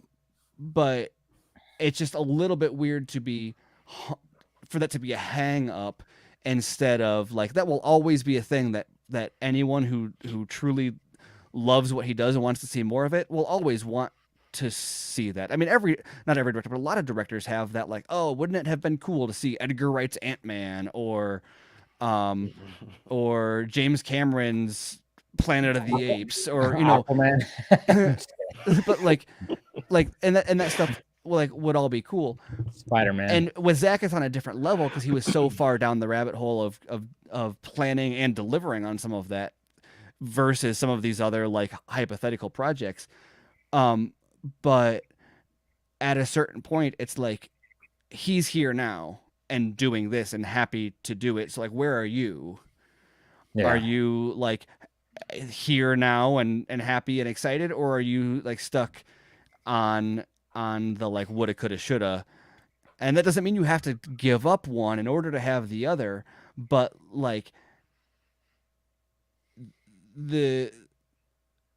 I don't know. I can't be cogent enough about but it's just it can't be a hang up. It's just weird for it to be something that people like can't move past. And moving past it doesn't mean leaving it behind. I mean, Zack was in the middle of Army of the Dead when the Justice League stuff happened, and he took it as it went. But he didn't stop his life and wait for Justice League to get greenlit to move on. He went and planned other movies and kept on working, and he's a creator. He planned universes with Netflix, and he's making pitches to them, and he's passionate about them. And you've seen, you know, videos of him on set during Justice or during Army of the Dead, and he's like creating and making stuff. And also you look at the way he talks about, like, he said something in one of the interviews that really stuck with me about how the fan base is so inspiring to him that he wants to provide them with as much of this content as he can, with like a steady stream of, like, we got Army of the Dead and Army of Thieves, you know, it was just produced by him, but it's still his universe, and he wants to be able to give his fans this steady stream of content. And so to not that anybody is saying we don't want that, we want Justice League instead, at least not overtly. When you look at how hard he's working and how much content he's like working on making in these universes he's creating, he's doing that for him, but also he's doing that because he's like, I have this fan, I know I have this support now, which maybe I didn't always know, but now I know that I've got people who have my back and are fighting for this. And that's why these things exist and why that it's exploding in the way that it is his way of paying back this passionate fan base. And so it's just a little bit weird to see them rally around the thing where he's not putting his energy. Sure, he'll tease a Final Crisis book with his turkey a couple times a year. But you know what he's doing every other year. you know what he's doing when he's not posting a picture of the turkey. He's making storyboards for Rebel Moon. He's meeting with actors to cast them. He's, you know, where is he putting his energy? And he's putting a lot of energy into this stuff that he's really excited to show people. And so it's not mutually exclusive. You can like all of it, but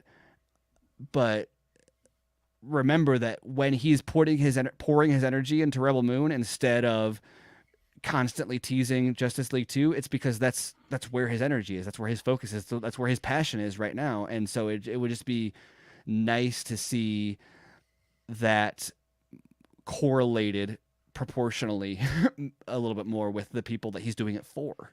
Right. Yeah, I mean, maybe I'm wrong, but I mean, I feel like the vibe I kind of get sometimes is like, I think a lot of people kind of feel like Zack is just waiting around to see what WB does, like, so he can make a move to go back working on Justice. Like in his mind, I feel like he's like, hey, I'm over here doing this. I got complete creative freedom. I think to that's this what they're thing. If hoping it happens, he's it doing. happens. If not, like, I don't care. Well, like, and I see people talk this. about it sometimes, and I don't want to disqualify everybody. And like I said, I even though we've been like dogging on that perspective, like I totally understand the, like, I want Justice League 2, I want Justice League 3. Oh, like, yeah, completely. I totally get it. We all do. But Yes, but we all do. sometimes intentionally or not, that sentiment comes across as people treating it almost like Netflix is like biding his time. Like, oh no, those are just some side projects so that he's not sitting around doing nothing until Justice League happens. And maybe people will get it eventually, but like, people don't truly grasp the scope and insanity of like what he's going with Army also, but especially Rebel Moon is going to be like this huge, amazing, massive. Yeah. Huge. Well, and, you know, yeah. And yeah, and in a way that is like not just for in terms of just like awesome movie that this niche corner of fandom loves, but it's going to be one of the biggest movies ever produced exclusively for streaming. Right? It's got like it's going to be very possibly the first successful like cinematic franchise that Netflix has been. They've been looking like, because Netflix has grown based on. Initially, it was based on acquiring other people's projects or licensing other people's projects. Right. But now that everyone has their streaming services, you've got Disney taking all their stuff back, and Warner Brothers taking all their stuff back, and Universal. You know, all the different brands are like consolidating, and so as Paramount that happens, taking all their stuff back, and so as that happens, Discovery off of Netflix. The reason that Netflix is putting billions and billions of dollars into original IP is because when eventually every brand has their own service and Netflix is no longer able to grow based on using other people's properties, they're going to need Army of the Dead and Rebel Moon in order to have their original franchises. And they've done pretty good on TV with Stranger Things and obviously the Witcher isn't original IP, but you know, but it's still Red Notice. Yeah, Red Notice and Extraction and Bird Box and all of these things that have done well for them. But like, remember when the big thing was like Netflix wanted their own Game of Thrones, and Marco Polo, I think, was the show that they launched at the time, and like it was big for imagine how season, big like Rebel Moon could be. You know, like Rebel Moon's going to be huge, but that is what Netflix has been like seeking for like a decade. Is they want to create a movie that and people talk about like the disposability of Netflix and how the stuff will come out and it's, you know, Six Underground is one of the biggest movies that they've ever seen, and then like people kind of move on, and Netflix is like, yeah, we don't even want to do a sequel to that. Like they want original franchises, and that's why they signed on so big with Zack, because they've gotten that from, you know, look at all these TV producers they signed to huge deals like Shonda Rhimes and Brian Murphy and and then, you know, the strange Benioff and Weiss are there now also. and because that's what they're seeking on the TV side. But the movie side, they haven't quite cracked that code yet on the original IP and the original franchises, and that is the Zack is supposed to be at least the golden goose for that, which isn't just a big thing for Zack and Netflix. That's like a historic breaking, and Ray's gonna love me talking about this. That's like breaking the chains of like the theatrical stranglehold on cinematic IP ownership. Louder for everyone in the back. And in a really crazy way, also you look at like Netflix is making deals with like was it AMC or Cinemark, I think they made a deal with like right after Army of the Dead, where they're like I think we're going to see possibly largely because of Zack. I bet Rebel Moon gets I wouldn't be shocked if Rebel Moon gets not just a limited release, but it might be one of Netflix's first wide releases. Would not surprise me one bit. Because once you get market saturation to that point, you can afford to release it in the theater. Like look at HBO Max. People talk about whether or not it was successful for them to do their day and date. I think that that is the what HBO Max did in 2021 is going to be the model that most services want to replicate in the future, where it's like, look, get your release weekend or 45 days or whatever in theaters, and you'll get a proper theatrical run. But then shortly after, and this is a model predicted by Spielberg and Lucas 2 decades ago, I guess at this point, right? Like this is not a new hypothetical thing. They've always said, as the technology to serve movies and home improves, people will be able to see things in the theaters, and then instead of waiting 6 months to get it on home media, they'll get it shortly after for a premium subscription service, but you need the content. And in order to do that, you need content that people want to see in the theater to the point where they will go to the theater to see it, even though they can see it at home, but also want to watch again so that they also have their streaming service.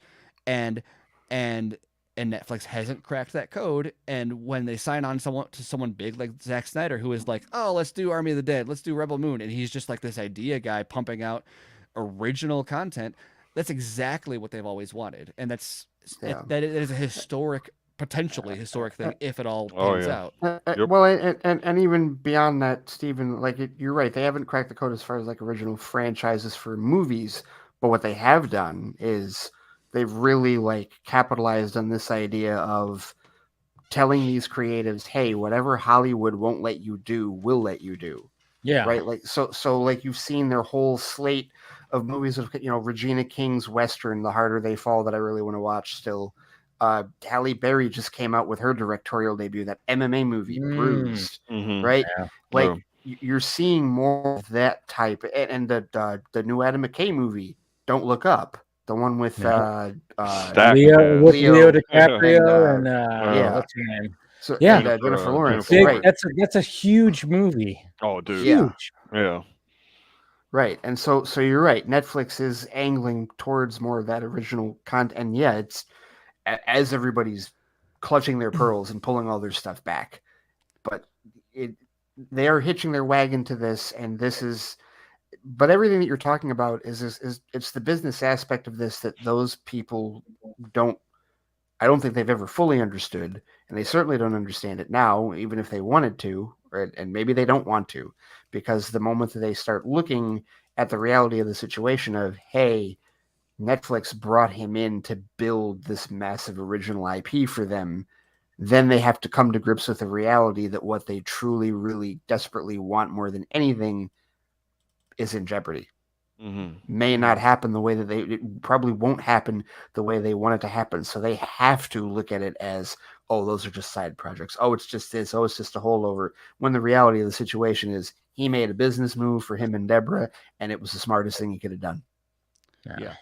And none of these movies are side projects. Jeez. Can I detour real quick to yes.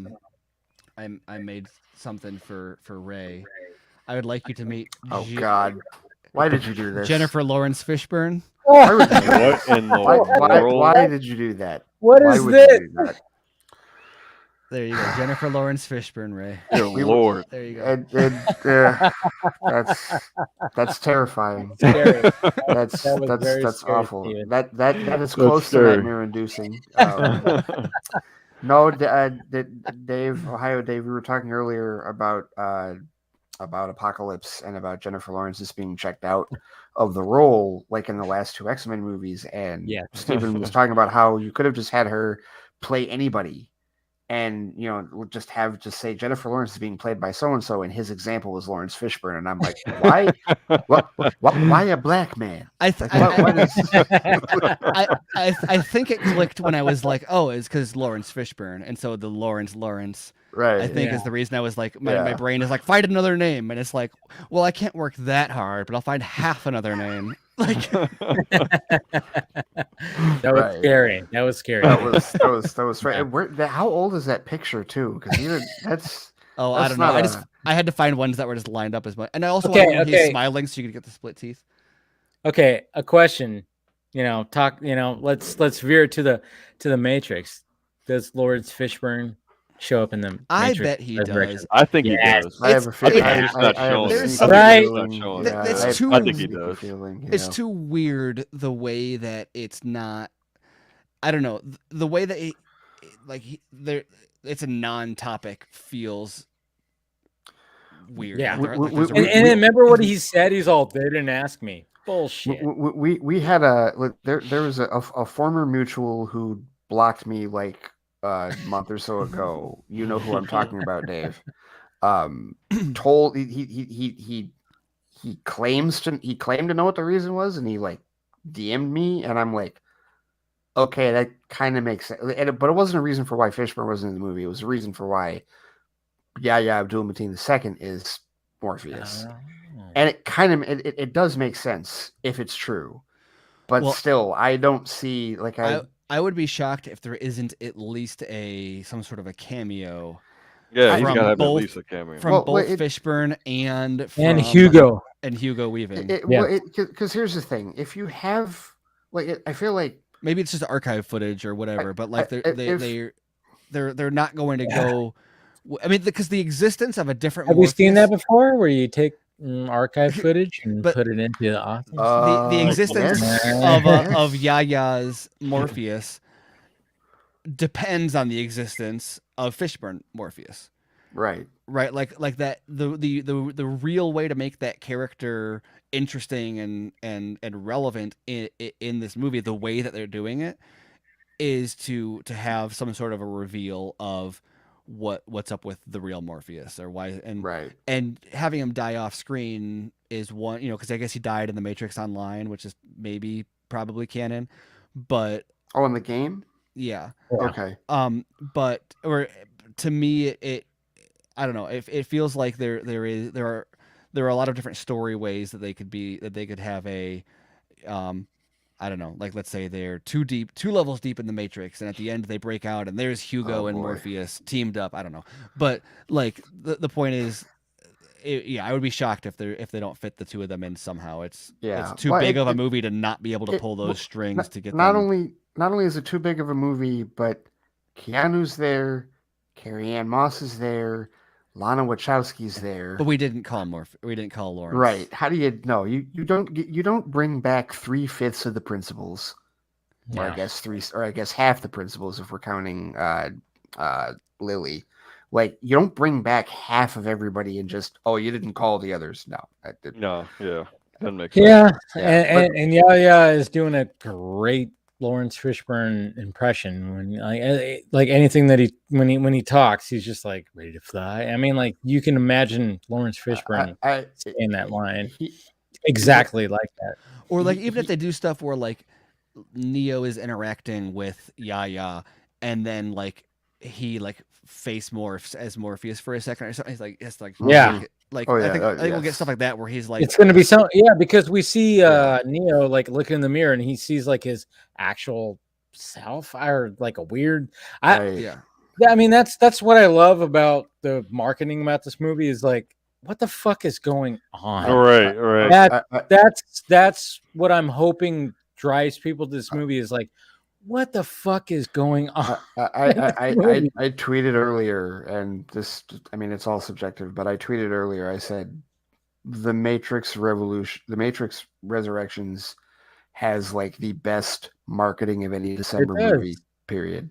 Like seriously, dude, I bought an NFT. I bought an NFT because I was like, I'm gonna get into this whole like Matrix within Matrix thing. Well, like how they have they were making a big deal out of Serena Williams and that Wonder Woman DirecTV spot. They changed it to Matrix. They did. I saw it tonight during the Pac-12 championship game. Yeah. And I was like, okay, yeah, there you go. I know the marketing. Yeah, I know. Like for a while, it was like Serena. Yeah, she was doing like the whole like Wonder Woman, Serena Williams, Wonder Woman, and that was the whole thing. And then all of a sudden, now it's the commercial is she's in the Matrix, and it was like, oh, right, updated it. Thank you, because Wonder Woman 84 came out almost a year ago. It's like, damn, guys, relax. Yeah, and we all have opinions on that movie. but I mean, to spin the Matrix conversation a bit, like I want to see them but even more so, especially since I know since I know the Bowery King exists. Yeah. Can we please just get Weaving and Carrie-Anne Moss on the high table in a John Wick movie, please? Can we get that going? That'd be pretty sweet. Why hasn't that happened? Can we have that? I know, right? We already have Fishburne. Yeah, Fishburne was in it, so right. Yeah, that's what I'm saying. His character, the Bowery King. It's like, okay, and the way that the last movie ended, it's like, because dude, seriously, it was the most charging thing in the movie theater. I was just like, Morpheus and Neo are about to. Right. All right. Yeah, how do you not put that relationship back together in the Matrix? Exactly. How do you not, like. Oh. And then like the whole like mind blown thing was like the John Wick universe is within the Matrix universe. What? I'll take that. Would be insane. No, but I think rounding out this running out the stream, it's like, come on, guys. This right here, I mean, this is such an accomplishment. I mean, this is why I'll always have this displayed, because this is what we fought for. This is what is out there. And so stop fighting. You didn't fight for it as much as other people did. Apparently, I did. Well, that's the important thing to understand, though, is who fought the most and who did it the most. Yeah, but it's not about clout. Yeah. No, it's not about clout.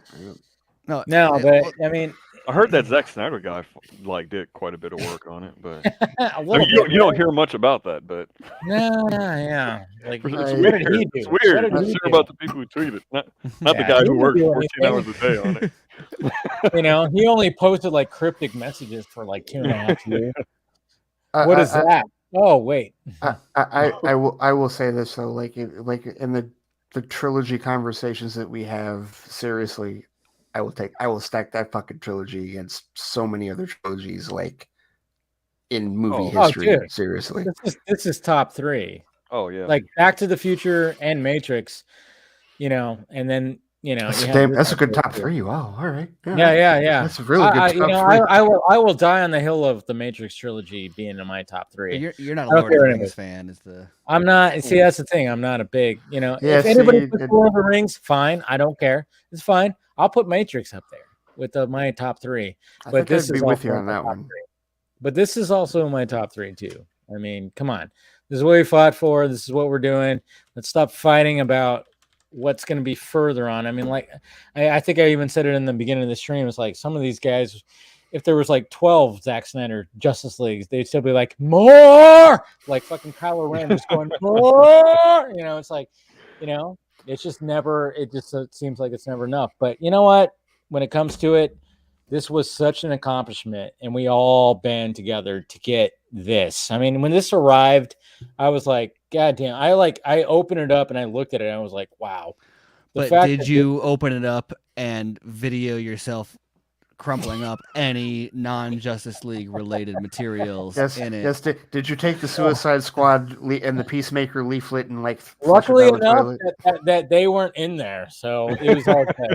It's all. But how do we know if you didn't post it on social media? I bet you sleep with that under your pillow. How dare you? Oh yeah. I got a Peacemaker fucking stuffy like on my fucking I can't wait for Peacemaker. I watched the new trailer today. No, I didn't. But I thought that's gonna be the best thing in the fucking, it's gonna be great. It's gonna be great. his white pants and whatever. Seriously though, why did they do? I mean, Bloodsport, I can get behind. Peacemaker, I mean, Peacemaker in the Suicide Squad. I was like, okay, he's a good side character, but I'm like, not a lead character. I'm gonna give it a fair shot, but yeah, I'll watch it to see. But a Bloodsport show, right? A Bloodsport shit. I think maybe Bloodsport. Give me Bloodsport all day long. Shit, even a King Shark show. Maybe. I'd watch maybe although I kind of already have that with Harley Quinn animated because that's the thing. Hilarious with that. But no, I don't know. The trailer was not as awful as Twitter would like you to believe because I'm sure that's the way it always is. But it wasn't like, oh, I can't wait. No, it wasn't like that at all. I don't know. I don't see him as a lead character. I mean, Bloodsport, I see Idris Elba. Yeah, Bloodsport lead character, 100%. I'm not gonna lie. I totally am in favor, and this will never happen, but I'm totally in favor of the Bloodsport Deadshot team. Oh my God! Can you imagine how awesome that would be dope? That would be dope. Jesus Christ!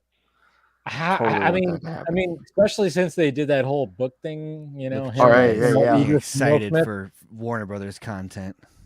So I need to get off this stream. You chill. Zachary Levi says that Shazam for the Gods is better than the first one. Excuse me, I got to go send some flowers to Zaslav. Gosh. Yeah. And in the meantime, throw a knife at Steven. That's it. Anyways, all right. I think it's a good way to wrap up this stream right here. So we appreciate you guys sticking with us this whole time. This has been a lot of fun, just shooting the shit about all this. But like I said, guys, I mean, this right here. I mean, I tell you, I look at this and I'm like, that's what it's all about right there.